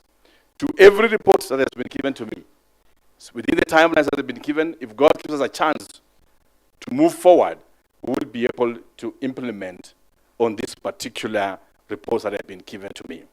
Speaker, you've been graceful to us. I've enjoyed sitting in your house, and I want to appreciate all the time you have given us with our team, and we commit that God will see us through. And I had asked in the morning that under your feet,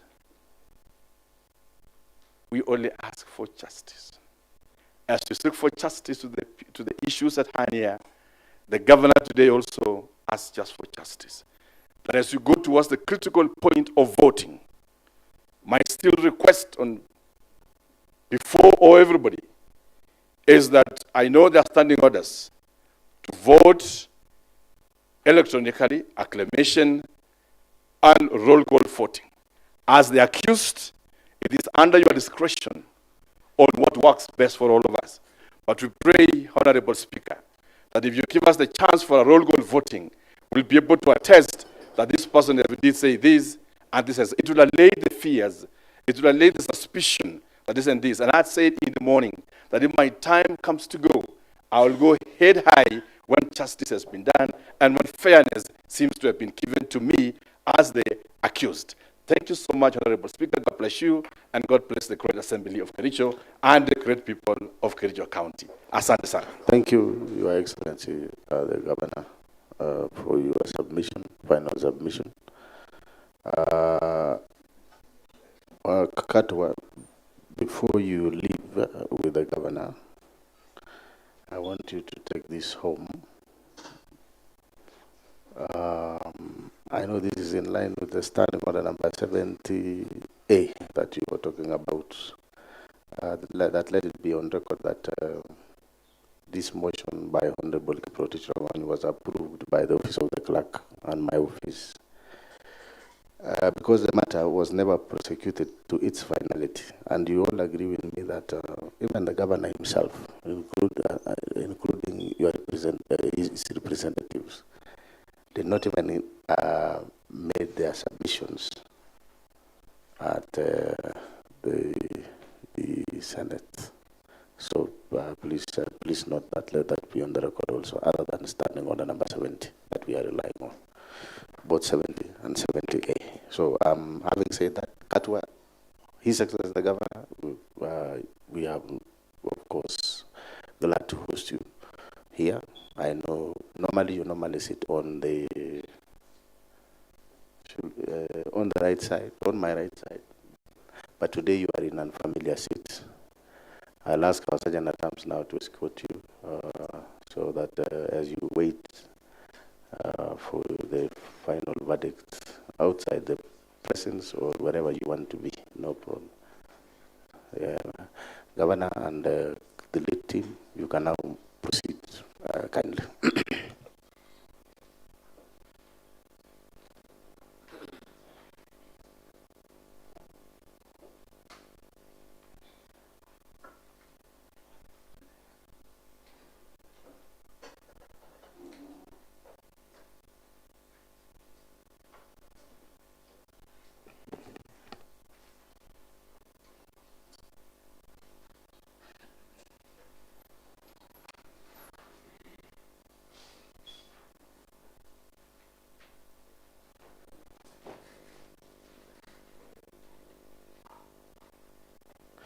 you ensure that you collect all your files.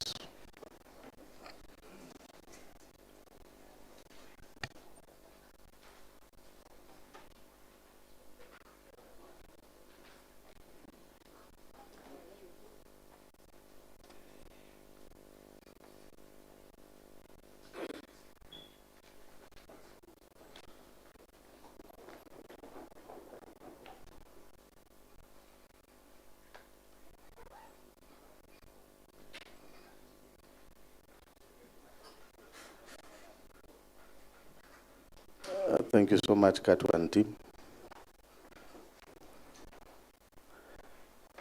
Thank you.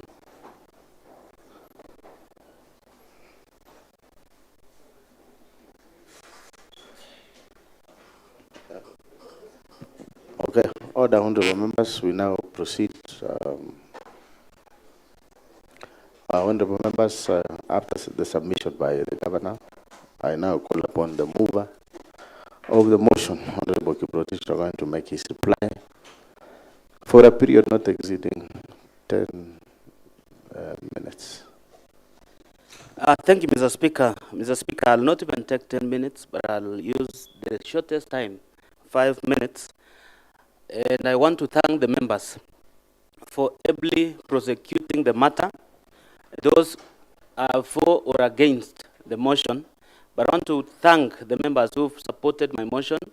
Mr. Speaker, how I wish I made this before the governor left the chambers, but Mr. Speaker, it is very clear when the governor rose to defend himself, he could not even talk about the fictitious payments. That was even the height of impunity that was overseen just the other day. Mr. Speaker, it is definite. We have so many reports here, Mr. Speaker, pending bills report that showed skewed development in the entire county. Mr. Speaker, a number of projects that members have raised, it is true, and I'm happy because the members who visited some of these projects have been able to identify the defects. And unfortunately, Mr. Speaker, all the amount of money was paid. Mr. Speaker, I want to talk about the CECs who were sacked. Mr. Speaker, the governor sacked the 6 CECs using standing order number 40, which was repealed by the Senate.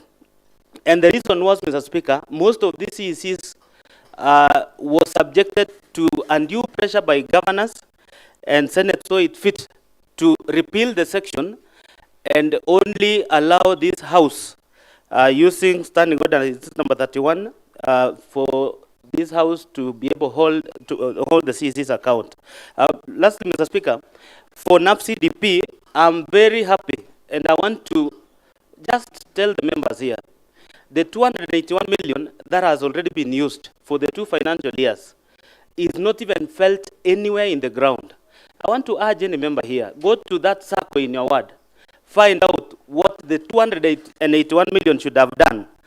The agripreneurs, Mr. Speaker, who were the people to set up the infrastructure in the entire county, no longer get any salary through the program. Mr. Speaker, these are the people who, when they were hired, signed a contract where they were supposed to get a stipend of 15,000. These people paid only the first month, and the rest of the months they never paid. Most of those agripreneurs, actually all of them, ceased going to work. Mr. Speaker, this project in this financial year is supposed to recruit additional personnel, the animal health officers. But where agripreneurs no longer work, I don't know whether we will get these animal health experts. 7 per ward will be recruited, and I don't know what they are going to do. Mr. Speaker, it seemed the governor and his legal team came here not prepared because they thought, because of a purported court order, the proceedings of this impeachment was not going to happen. But I thank God, Mr. Speaker, because there is already an established jurisprudence where any court of law in this republic cannot injunct a process initiated by this House. The decisions by this House, any verdict rendered by this House is equivalent to what the High Court can render. So, Mr. Speaker, it is important that the governor should have learned from the previous suit that the courts have no place in all the matters that we are doing in this house. Lastly, Mr. Speaker, because I don't want to take time, I'm happy. I want to clarify one thing, Mr. Speaker. FLOCA was begun in 2023-24 financial year. And then we have 24-25 financial year. The last, and I wish the governor and this legal team can present in writing whether FLOCA will still continue for 3 more years. The last financial year, where we are getting 321 million, is this financial year. If a ward like Kipchebor did not get any single project, then expect to get only 1 project out of the FLOCA. So the members who are very lucky to get more than 4 projects, I want to believe this time round, you'll not be able to get anything because already you've benefited from the project. Personally, in my ward, I was given 5,936 avocado seedlings worth 2.2 million. What I'm expecting this financial year is a water project. And now I wish I get a water project amounting to 20 million because it will sort out the issues of water in my ward. Mr. Speaker, in the replying affidavits of the governor, he admitted, because the Committee on Fictitious Payments, one of the recommendations was that the county government of Kericho has weak control in terms of the management of finances. And one of the things that the governor admitted in replying affidavits is that he acknowledged that we have weak control with regard to internal controls. So the governor already agrees to the issues raised by the ad hoc committee members in its finding through the report on the fictitious payments. Mr. Speaker, I know there was a member here who was claiming that if we impeach successfully the governor, which I want to press on the members, let us impeach now, and Senate will not save this guy. Mr. Speaker, if we successfully impeach this governor, county government exists in perpetuity. The deputy governor will take over as the governor. And I want to believe the infrastructure is already there. We will continue rolling out works. All the contractors currently doing works will be paid. And for us to sort out this mess, I want to implore new members, let us vote to impeach this governor. We've gone through a lot in terms of projects, in terms of, I know of a CEC who, when he was sacked, is going through hard times. Somebody is about to hang himself. And some of the members here are telling us that we excuse the governor to continue sacking more CECs. Let us impeach this guy so that we have a new system set up and any employee in this county will not suffer the untold suffering that those others have gone through. Lastly, Mr. Speaker, I want to, I know the CEOs who were just released the other day. One of them is Geoffrey Bett, a PWD. The governor was so inhuman that he cannot even consider such an individual. Mr. Speaker, I remember there was a CEC who you gave him a vehicle when we approved here as a house. The fellow, the governor sensationally told the public that he promoted a hustler to be a CEC. 1 year down the line, the fellow was sacked without reason. And you tell us here that we sit and wait and see him continue to render so many others jobless. He fires at will. Members, I want to request that when the time comes to vote, let us vote to impeach. With this, Mr. Speaker, I was going to request the council for the governor, Katwa. We wanted them to produce even a single ETIMS receipt to prove whether those payments were paid in a very procedural way. Mr. Speaker, these payments were made illegally. If it is through the IFMI system, why have they not supplied, even in their replying affidavits, the ETIMS? Mr. Speaker, we will prove in the Senate, because I want to believe there are members here who conned the governor. They stayed in Kisumu, but they are voting to impeach the governor this afternoon. With this, Mr. Speaker, I beg to move the motion that we impeach this governor this afternoon. Thank you, Mr. Speaker. Order, honorable members. We shall now proceed, honorable members, and it will be a bit lengthy again, because because I have to read the motion verbatim. And honorable members,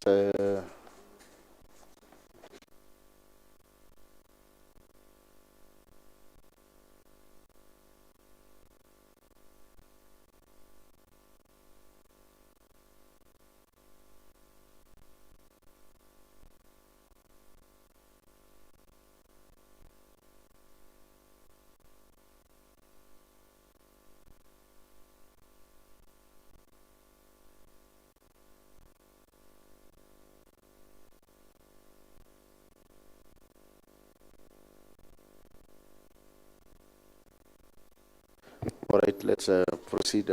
Honorable members, I was saying that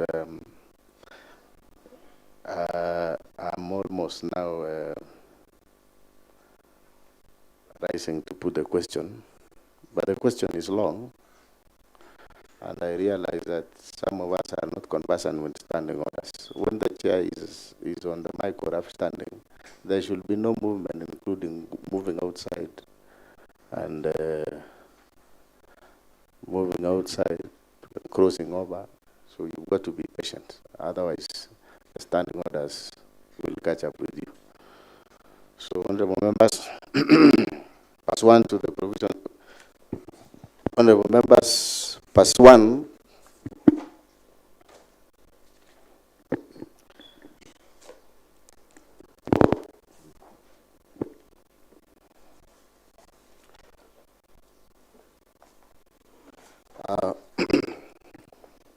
Honorable members, pass one to the provisions of Standing Order number 61-2.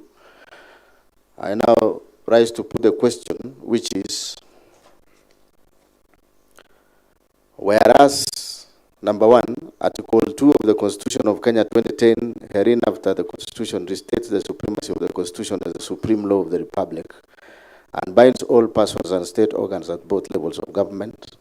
Article 10 of the Constitution, Section 3 and 16 of the Leadership and Integrity Act 2012, and Section 9, 10, and 12 of the Public Officer Ethics Act 2003, establish, among others, the rule of law, democracy, human dignity, courtesy, respect, social justice, inclusiveness, equality, human rights, probity, professionalism, non-discrimination, protection of the marginalized, good governance, transparency and accountability as part of the national values and principles of governance. Number 3, Articles 10, 73, and 75 of the Constitution require state officers at all times, whether in public or private, to behave in a manner that entirely brings honor to the nation and dignity of the office of the state officer holds and portrays selfless service, based solely on the public interest demonstrated in the execution of public duties and declaration of any personal interest that may conflict with public interest,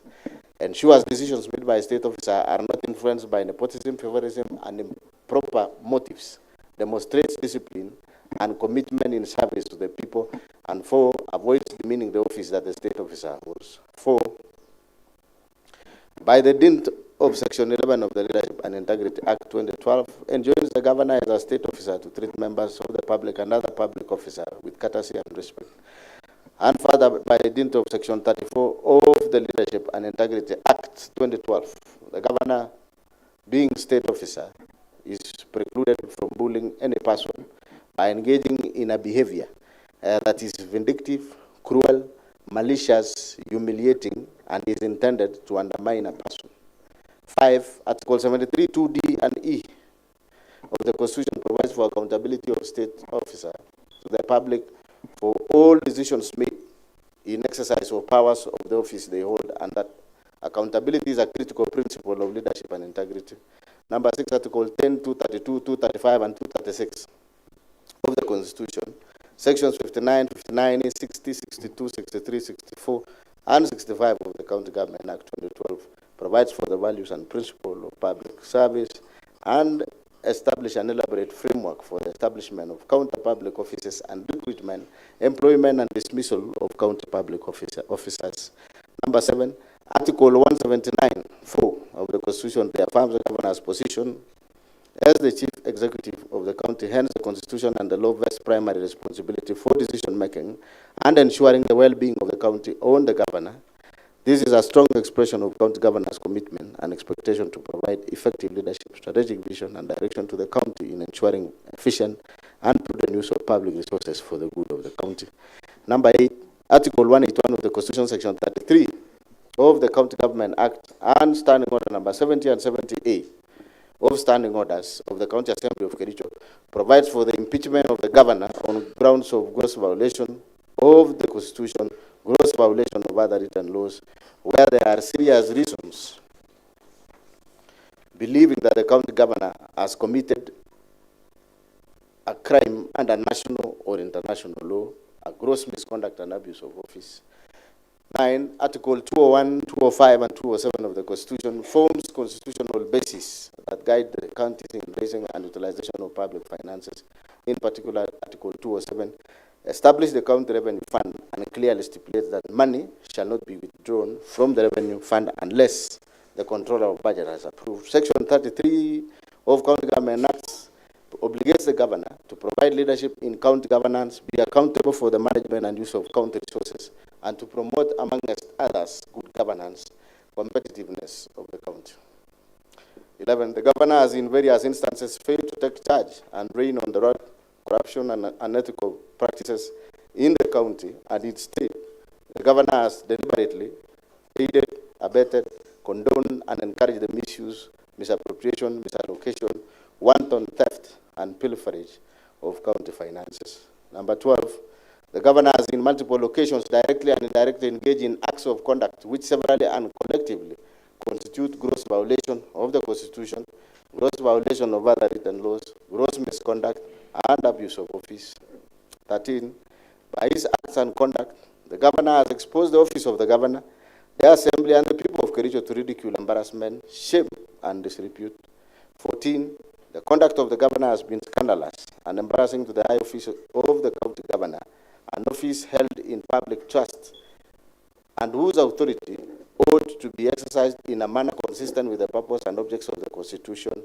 15, the conduct of the governor has made it impossible for the county to be governed as it ought to be, compromised service delivery, and jeopardized the functions of both the arms of county government of Kericho.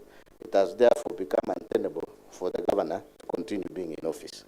Number 16, the governor has variously committed constitutional wrongs that subvert the structure of government and undermine the integrity of office and even the Constitution itself.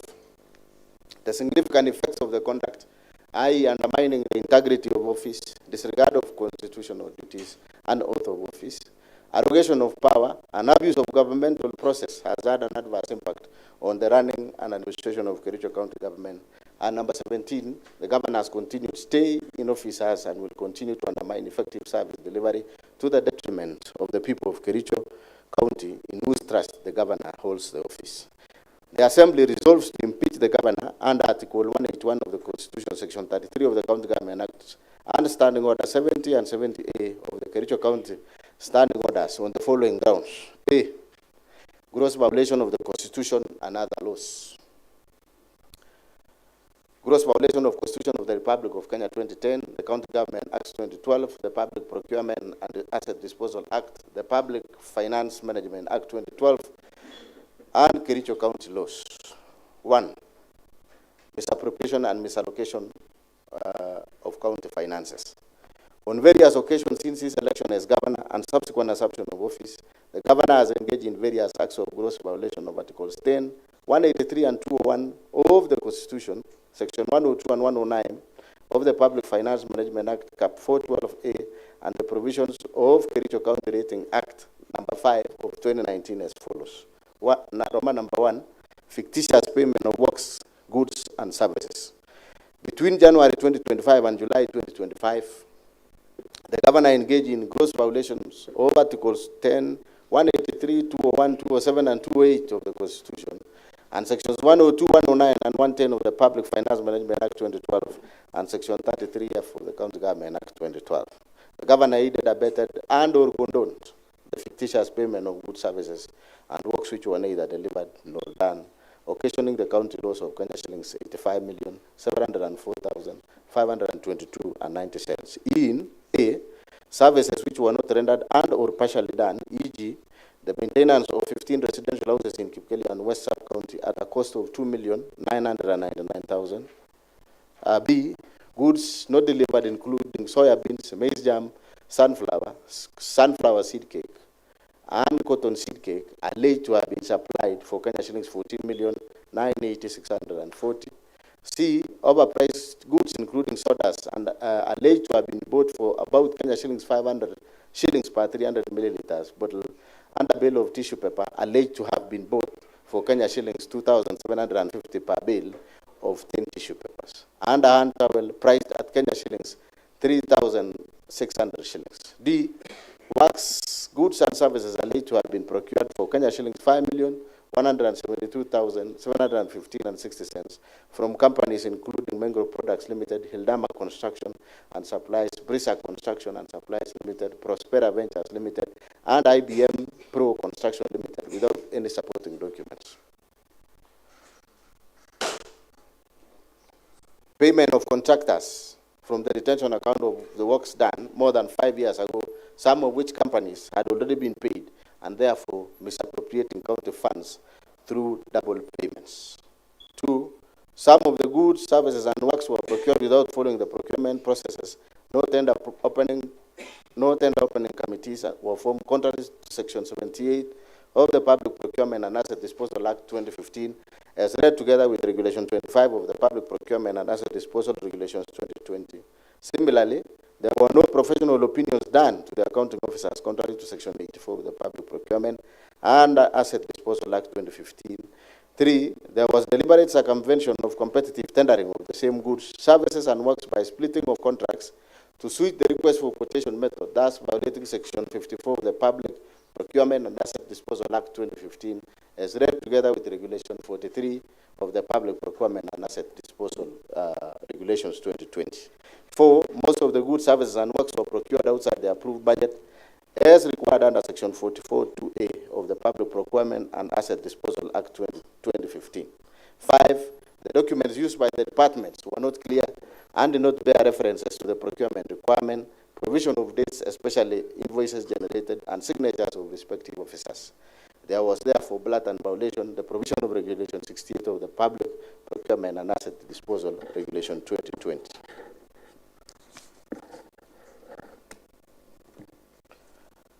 6, no market survey was conducted as required under Regulation 43(4) of the Public Procurement and Asset Disposal Regulations 2020.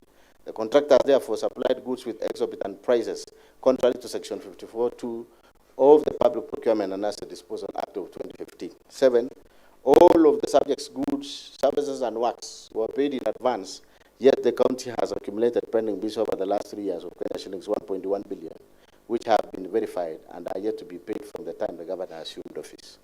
8, the report of the ad hoc committee on the alleged fictitious payments, tabled before Assembly on 5th August 2025, made pertinent and damning findings and recommendations that point to deliberate failure to act, neglect of duty, and even conspiracy on the part of the governor. To wit, A, the documents shared with the ad hoc committee by the departmental heads called to testify were not accompanied by the E-team's invoice. This lends credence to suspicion that the documents may have been prepared to cover up for the theft after the whistle was blown. B, the payments were made in advance before goods, service, and works were delivered or done, and as at the date of tabling of the report, some of the goods, services, and works remain undelivered to date. C, documents that were used to process payments bore the signatures that could not be authenticated. Subsequently, certain officers whose signatures appear in the said documents have denounced the documents. D, the gaps highlighted in the report point to serious governance issues, concerns, and weak internal controls in Kericho County that the appointing authority, i.e. the governor, policymakers, county officers, and indeed all officers entrusted to deliver services to the county have failed to do so as required. E, there was an intention to defraud the county and violations of the Constitution 2010, the Public Finance Management Act 2012, County Government Act 2012, the Leadership and Integrity Act, and the Powers and Privileges County Assemblies, the Public Procurement and Asset Disposal Act 2015. Under Article 179 of the Constitution and Section 33 F of the County Government Act 2012, the governor has the overall responsibility of being accountable for the management and use of resources. 10, it is a matter of public notoriety that when the whistle was blown on these fictitious payments, the governor on 26 July 2025, while attending a function at Kamolok village in Cheboin ward, rubbished the claims and called for stern action against the whistleblower. This shows someone who is either unaware of the happenings in the county or was deeply involved in the scandal. Roman number 2, misappropriation of national agricultural value chain development NAFCDP funds. 11, on various dates between the year 2023 and 2025, the governor has violated the provisions of Article 10, 183, 21, 207, and 28 of the Constitution, and Section 48 and 159 of the Public Finance Management Act 2012, and Section 33F of the County Government Act 2012 by aiding, abetting, condoning, and or overseeing the massive looting, pilferage, misappropriation, and misallocation of NAFCDP funds, amounting to over Kenya shillings 351 million as at 10 June 2025.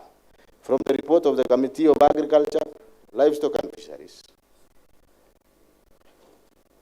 Tourism and Wildlife on the implementation of status of the National Agriculture Value Chain Development NAFCDP in Kericho County, tabled in the County Assembly on 6 August 2025, the County Assembly noted the following discrepancies in the use of the fund. A, the expenditure was used for farmers,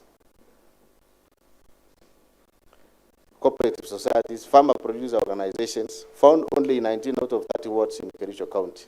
This implies that the funds that were meant for agripreneurs, whose role was to enumerate farmers and organize them into SACCOs, was not adequately utilized. B, each ward SACCO was meant to get Kenya shillings 1 million, yet a committee found out that of the 19 SACCOs under the program, only 7 have ever received financial support since the inception of the funds. C, it is further indicated in the report that some SACCO received nominal support in kind, form of office furniture, and some farm inputs, while others have never received any support.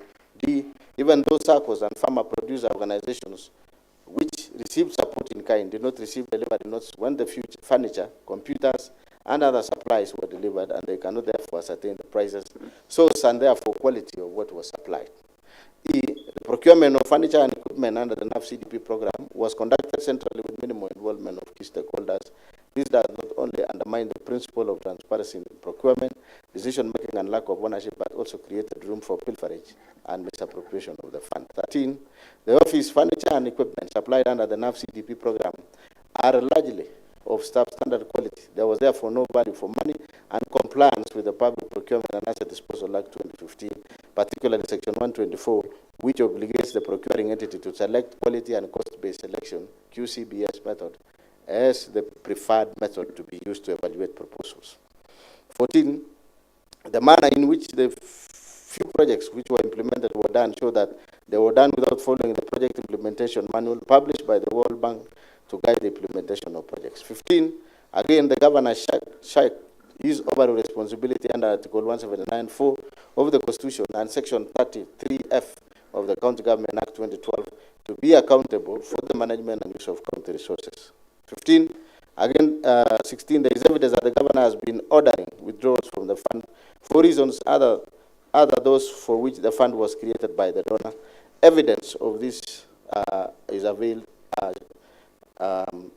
Evidence of this shall be availed at the hearing and consideration of the motion. The mover will as well be asking the Assembly to issue an order under Article 195(2)(b) of the Constitution and Section 27(1)(c) and 2 of the County Assembly's Powers and Privileges Act 2017, compelling relevant banks where the funds were drawn from to furnish this House with a bank statement showing the withdrawal of the funds from 2023 to date, because there was no documents supplied earlier. Number 3, misappropriation of funds and unfair distribution of projects funds under the Financing Locally Led Climate Action FLOC. 17, on various dates between the year 2023 and 2025, the governor has violated the provisions of Article 10, 179, 183, 201, 207, and 208 of the Constitution, and Section 102 and 107 of the Public Finance Management Act 2012, and Section 33F of the County Government Act 2012 by presiding over unfair, skewed, and nepotic distribution of projects under FLOCA funds, imprudent use, misappropriation, and misallocation of FLOCA fund as follows. A, skewed and unfair distribution of projects under the fund with the governor's home ward, namely Chimosot ward, alone getting projects worth Kenya shillings 21,701,590 shillings, while there are many other wards not only in sub-counties but even in Bureti sub-county which have received not a single project under the fund. This nepotically skewed distribution of projects under the fund violates the national values and principle of governance and Article 10 of the Constitution, and in particular the values of equity, non-discrimination, equality, good governance, integrity, transparency, and accountability. The principles of public finance under Chapter 12 of the Constitution, as well as the provision of Section 102 and 107 of the PFM Act, which enjoins the governor to ensure fiscal responsibility and adherence to the values and principles of Constitution in the management of county funds. B, the Joint Committee on Water and Sanitation and Environment, Energy, Forestry, and Natural Resources, in their report on the implementation status of FLOCA programs, noted that some projects under the fund, namely Chemamul Water Project in Kabianga, Water and Environment Projects in Serete, Cheptoro Ward, Toroy Tang Cooperative Society, Milli Cooling Plan in Kapsa House Ward, Soliat Water Tree Nursery Establishment Project in Soliat Ward, Donyomare Bowl Water Project, and Lelaitit Water Project in Soliat Ward are marked as 100% complete, yet there are either defects in the works, incomplete and substandard works. 18. As a result of this unfair distribution of projects, words like Cheblanget, Litin, Chai, Gipchebo, Chilchil, and Kunyak did not get even a single project in all categories under the fund, namely environment, agriculture, and water. 4. Misappropriation of county funds under Equalizer, Kazi Mutaani program. On or about 14 February 2023, the governor engaged in gross violation of Articles 10, 183, 201, and 208 of the Constitution, and Section 102, 109, 110 of the Public Finance Management Act 2012 by launching a program dubbed Equalizer Kazi Mutaani Initiative and drawing county funds towards the initiative without a legislation to anchor the initiative, public participation, prior approval of the county assembly, and the control of budget and prior approval of the budget and appropriation committee approval. 20, under the fund, a total of Kenya shillings 39 million were paid out without proper tendering, local service orders for the services which were not delivered. 21, the county assembly's report on ad hoc committee on Kazi Mutaani project pointed out various violations of the Constitution and the law in rolling out and implementation of the initiative. However, the governor deliberately disregarded the report and it has hitherto not been implemented. 22, the deliberate failure, omission, and unwillingness to implement the report of the County Assembly on Equalizer Kazi Mutaani initiative undermines devolution, the doctrines of separation of powers, and is therefore antithetical to the values and principles of governance and under Article 10 of the Constitution, the objects of devolution, and Article 174 of the Constitution. Number 5, misappropriation of funds under strategic intervention projects, SIPs, in 23, in various dates during the financial year 2024-2025. The governor engaged in gross violation of Article 10, 183, 201, 207, and 208 of the Constitution and Section 102, 109, and 110 of the Public Finance Management Act 2012 by overseeing misappropriation of various projects under the Strategic Intervention Projects SIP Fund. For instance, the project of upgrading Kunyak dispensary to health center, which is a retained project for the construction and renovation of various facilities within the health center by MS Belucha Enterprises, for Kenya shillings 44,756,846, a total of Kenya shillings 8,575,186 has been paid for no works done. Indeed, when the County Assembly's Committee on Implementation visited the site, they found the contractor had only supplied materials, contrary to the Finance Department report to the Assembly that kitchen and staff house was at walling stage while MCH is at slab level. 6, other violations of the Constitution and the law. 25, not 25. The present and former chief executive, the present and former county executive committee members and chief officers have variously reported coercion by the governor to make financial allocation for the governor's own use from the funds allocated to their respective departments, and which funds they were required to remit through the governor's personal assistance. 26, violation of Article 201 ADE of the Constitution of Kenya 2010 on principle of public finance management, and Article 226 has read with Article 227 of the Constitution by presiding over glaring irregularities evidenced by A, irregular award of contracts and evasion of accountability, B, willfully interfering in the procurement process and the award of tenders, skewed tender awards to various contractors at inflated rate, and in collusion with fraudulent contractors and suppliers, D, irregular implementation and unfair distribution of various programs in the county, and E, intentionally and negligently presiding over massive theft of county public resources, county public funds, as evidenced by the Auditor General's report for the preceding financial years, which have raised flags over various projects. 27. On 15 August 2023, the governor compensated the victims of Londian accident from the county emergency fund to cover up for the funds raised by the public and misappropriated by a committee he had formed to steer the fund drive, and without cogent explanation of how the funds publicly raised for the victims had been expended. Evidence of governors' engagement, connivance, and complicity in the aforementioned acts of misappropriation, misallocation, and illegal withdrawings of county revenue and county finances to be found in report of ad hoc committee on alleged fictitious payment, that is KCA Exhibit 01, a bundle of some vouchers payment requisition, delivery notes, LSO CTC, on the payments made, KCA Exhibit 02, Joint Committee Report of the County Assembly on Implementation Status of National Agriculture Value Chain Development Project, NAV-CDP in Kericho, County KCA Exhibit 03, World Bank Project Implementation Manual for NAV-CDP, KCA Exhibit 04, Joint Committee Report on Implementation Status of Local Programs, KCA Exhibit 05, Report on the ad hoc Committee on Erick Mutai Project, KCA Exhibit 06, Committee on Implementation and Report on the Motion of Strategic Intervention Projects, KCA Exhibit 07, a bundle of vouchers for payment of various projects under Strategic Intervention Projects, KCA Exhibit 08, affidavits of Mr. Erick Mutai, KCA Exhibit 09, and video clips marked KAV 01 and KAV 02. 2. Misappropriating and or abetting misappropriation of the funds publicly raised for the victims of Londian accident. On various days between 4 July 2023 and 9 July 2023, the governor grossly violated the provision of Article 10, 23, and 75 of the Constitution and Section 29 and 34 of the Leadership and Integrity Act 2012 by A, overseeing misappropriation of the funds raised for the victims of horrendous Londiani Junction accident tragedy, in which over Kenya shillings 9 million of public raised funds were lost. B, reneging on his undertaking to implement the report of the County Assembly's ad hoc committee formed to probe the misappropriation of funds meant for the victims of the accident.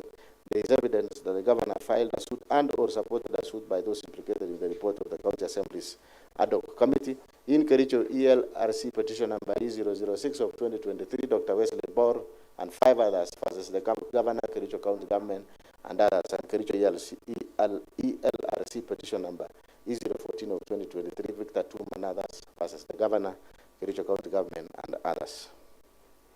C, being personally and directly complicit in the flawed award of direct tenders for service providers during the fundraiser and requiem mass of the victims of the accident. D, the county governor has in this regard committed numerous and various acts in the course of his duties that are contrary to and in violation of the Constitution and the laws of Kenya. These include Roman 1, the authenticity of various payments cannot be confirmed, the fact that the exact amount of money expended from the sum collected during the fundraiser points to impropriety and suggests a clear fraud on those whom the funds ought to have benefited. A total of Kenya shillings 13,682,660 was collected at the fundraiser. A sum of Kenya shillings 423,000 was purportedly expended as pastors' facilitation, transport refund, field preparation, lunches and refreshments, printing, publishing, and radio announcement. Other payments that were approved from the fund for were Kericho County Referral Hospital 2,037,524, Londiani Hospital 1,534,190, Supertix Kenya shillings 2,945,000, Supershine Line Limited Kenya shillings 411,000, Race Hotel Kenya shillings 100,000, County Commissioners Fuel 300,000, etc. 3.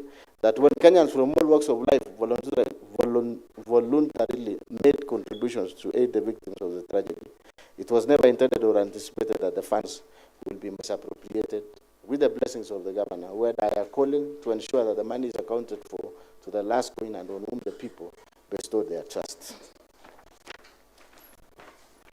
The governor issued contradictory statement in so far as the use of the fund is concerned. The contradictory statements point to his being complicit in the matter. 5.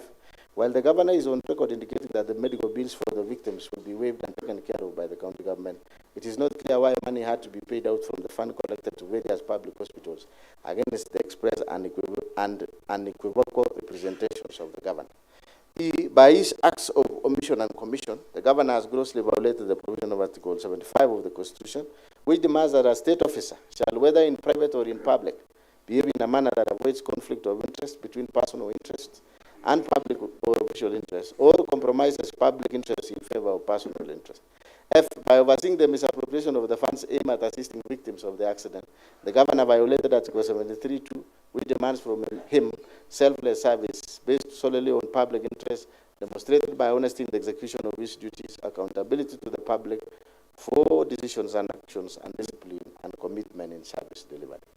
By allowing himself to be a master of double speak in such a grave matter that shook the conscience of the nation, the governor violated Article 73(1)(a), 2, 3 of the Constitution, which demand that he at all times demonstrates respect to the people and brings honor and dignity to the office he holds. By allowing himself and senior officials close to him to benefit from the funds, the governor violated Article 76(2)(b) of the Constitution, which prohibits a state officer from accepting a benefit in circumstances that compromise the integrity of the state officer. I, by failing to ensure that the decision-making in the executive office of the county governor are not influenced by corruption, nepotism, and other callers and improper motives, the governor has failed to exercise objectivity and impartiality, thus violating Article 73(2)(b) of the Constitution of Kenya 2010.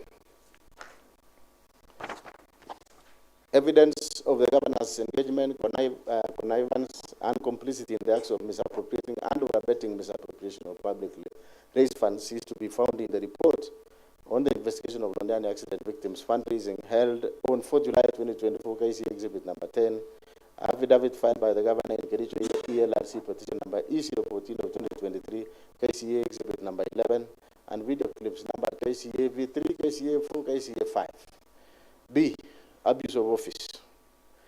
1, illegal appointments and lawful dismissals and transfers and usurpation of the constitutional and statutory functions of the public service.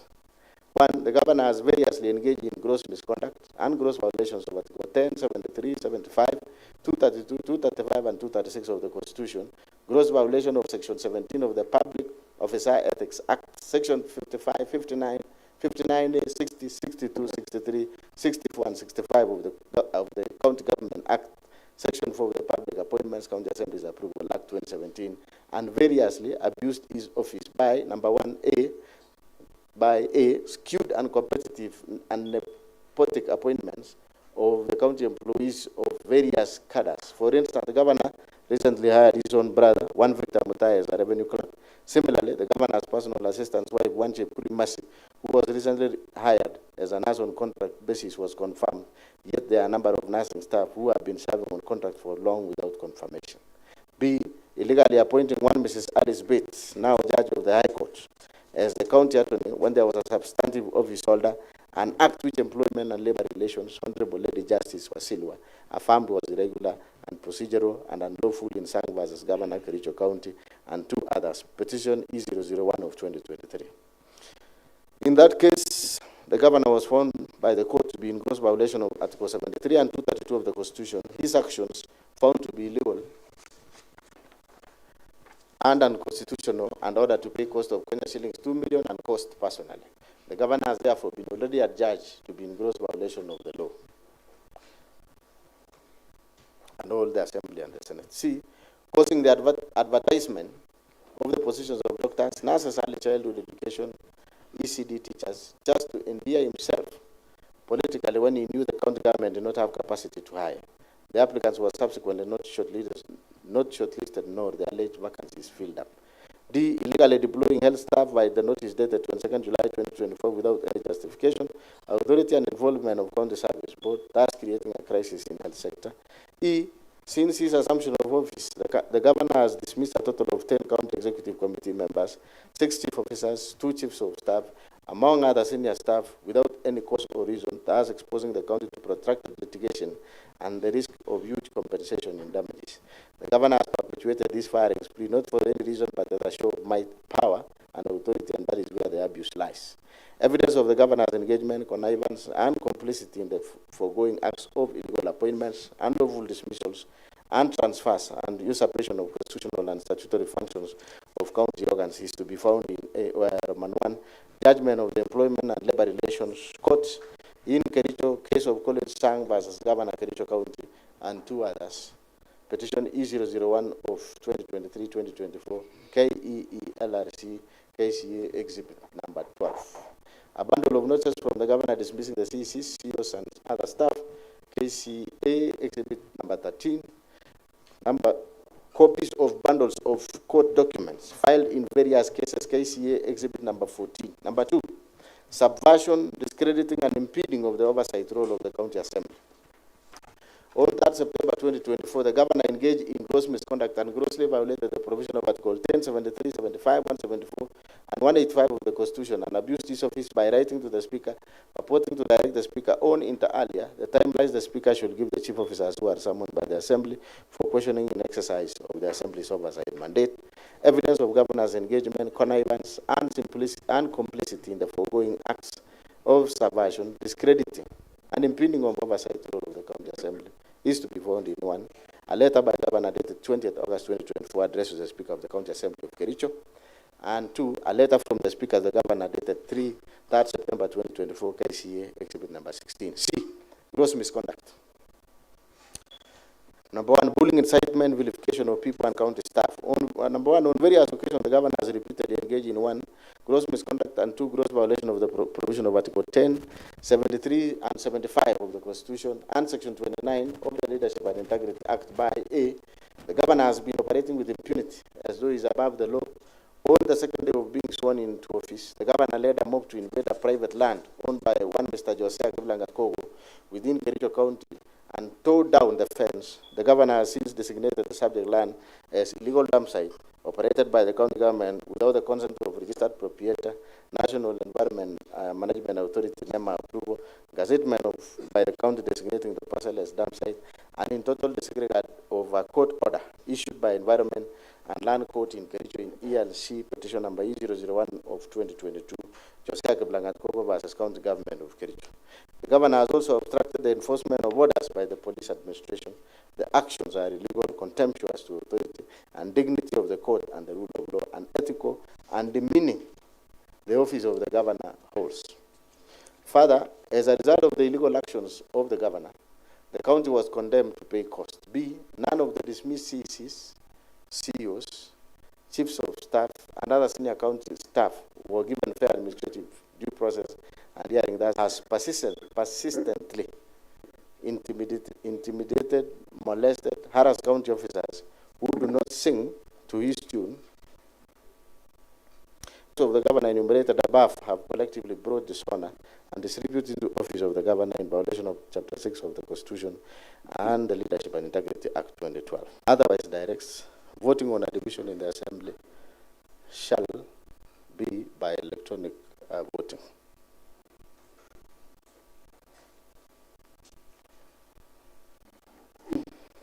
That the expiry of the 5 minutes or such further time as the Speaker may, for the convenience of the Assembly, direct, number 1, during electronic voting, members shall cast their votes by pressing either the yes, no, or abstain button.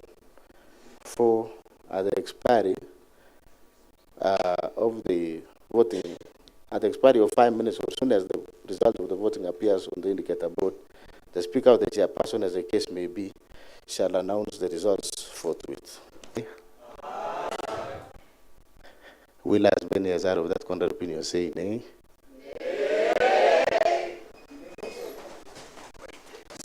Order, honorable members, the voting shall be done by electronic as per standing order number 77. You may take your seats so that we proceed. Honorable members, we will now commence our voting. And clerk, you will facilitate the votes. Let us proceed in that manner. So, honorable members, the voting procedure, because it is in the standing orders, is that the first option is electronic, as you have seen in standing order number 77. And then you will be receiving your credentials either by, you will receive an SMS containing one IPPD number, that is your username. Password is, it should supposed to be your ID number. 2, voting link. A second SMS will follow with a secure link to the voting portal. And 3, you log in and vote. When you log in and vote, you select yes, no, or abstain, and then you submit your vote. When you submit your votes, votes are confidential and can only be submitted once. Don't press it twice. So we have 2 messages. Voting credentials, you'll receive an SMS containing the same, that is IPPD number, which is your username, and then for password, that is what your ID number, and 2, voting link, a second SMS will follow with a secure link to the voting portal, indicating the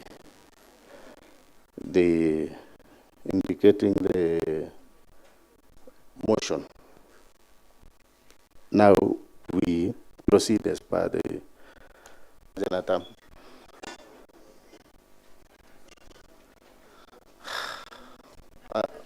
Yes, so we proceed.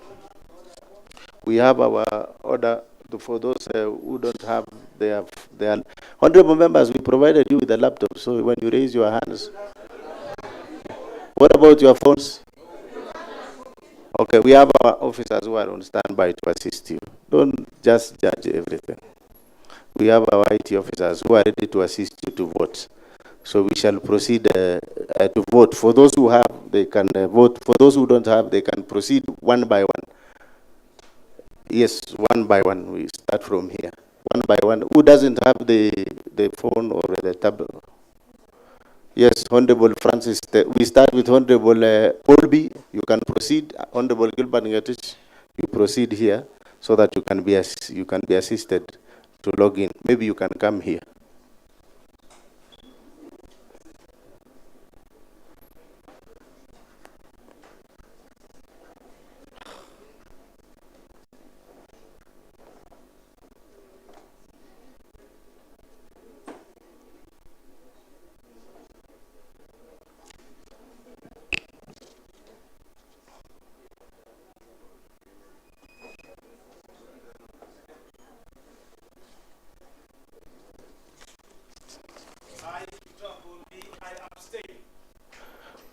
Order, Honorable Paul B.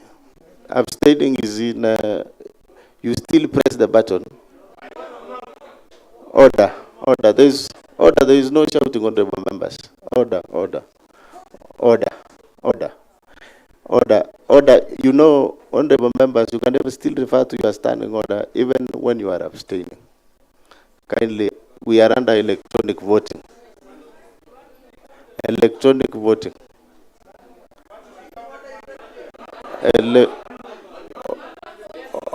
Order, you don't direct this. I've even given you an opportunity to read your standing orders. You just read your standing orders on the number of voting. Order, there is no noise. Order. Yes. Order. Honorable Paul B. and Honorable Gabriela, I don't know what do you want me to do now that you are shouting at me. What is the concern? Our officers are here. Order. There should be no noise. Order.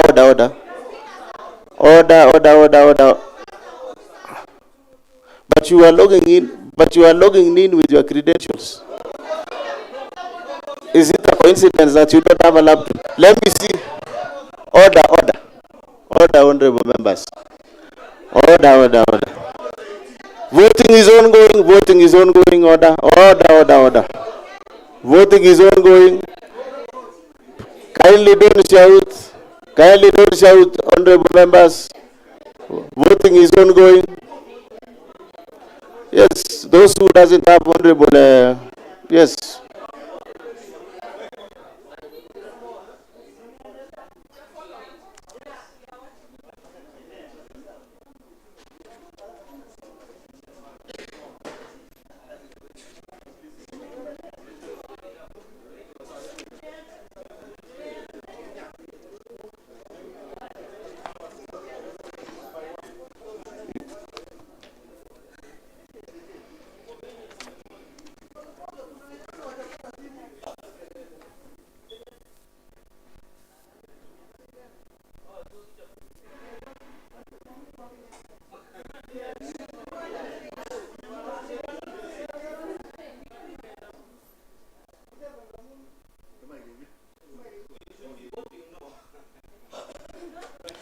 Honorable members, you are just, you have a right to vote yes, no, or abstain.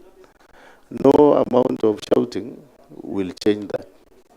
So, and we shall vote as by the standing orders.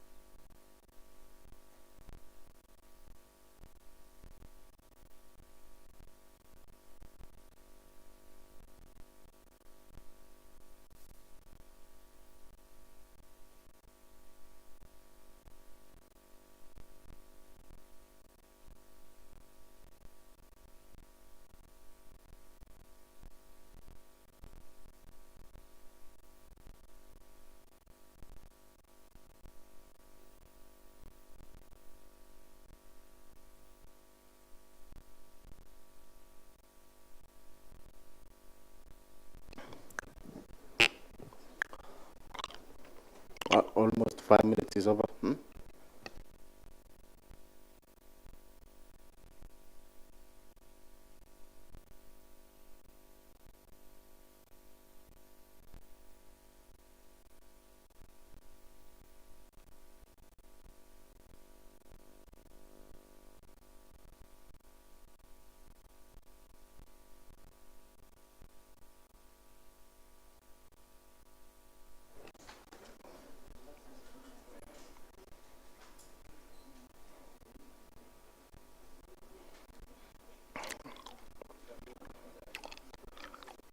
Honorable members, those who have not voted, because we have few minutes, and you are standing order number 115 also reminds you that if you fail to even, maybe I read it for you, standing order number 115, disorderly conducts. 115 J says fail to record abstention in a division. So it also amounts to gross to disorderly conduct as by your standing orders. We need to finalize in the next 5 minutes. Those we check the records.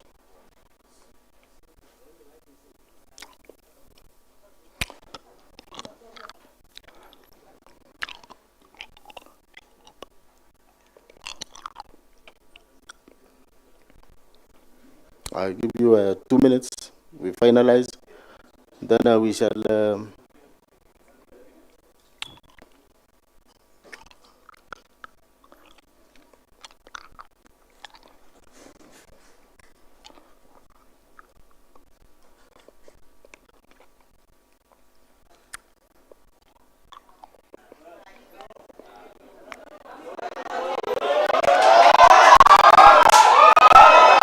Order. Order, honorable members. Order, order. Order, order, order, safety.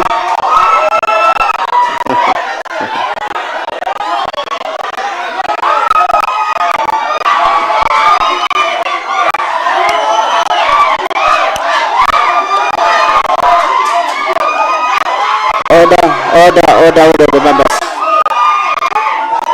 Order, 2 minutes, 1 minute remaining. 1 minute remaining. Order. Order, honorable members. Order. Clock. Order. Honorable members. Clock. Order fast. Order. Listen fast. Order, honorable members. Listen.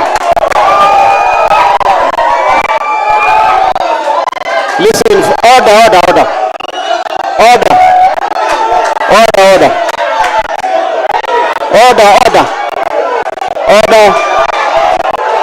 Honorable members. I now declare the results, which is a yes, half 33, nays, no abstaining. And the motion is passed, and the governor stands impeached by the County Assembly of Kericho. Order, honorable members. There being no other order of business, this assembly stands adjourned.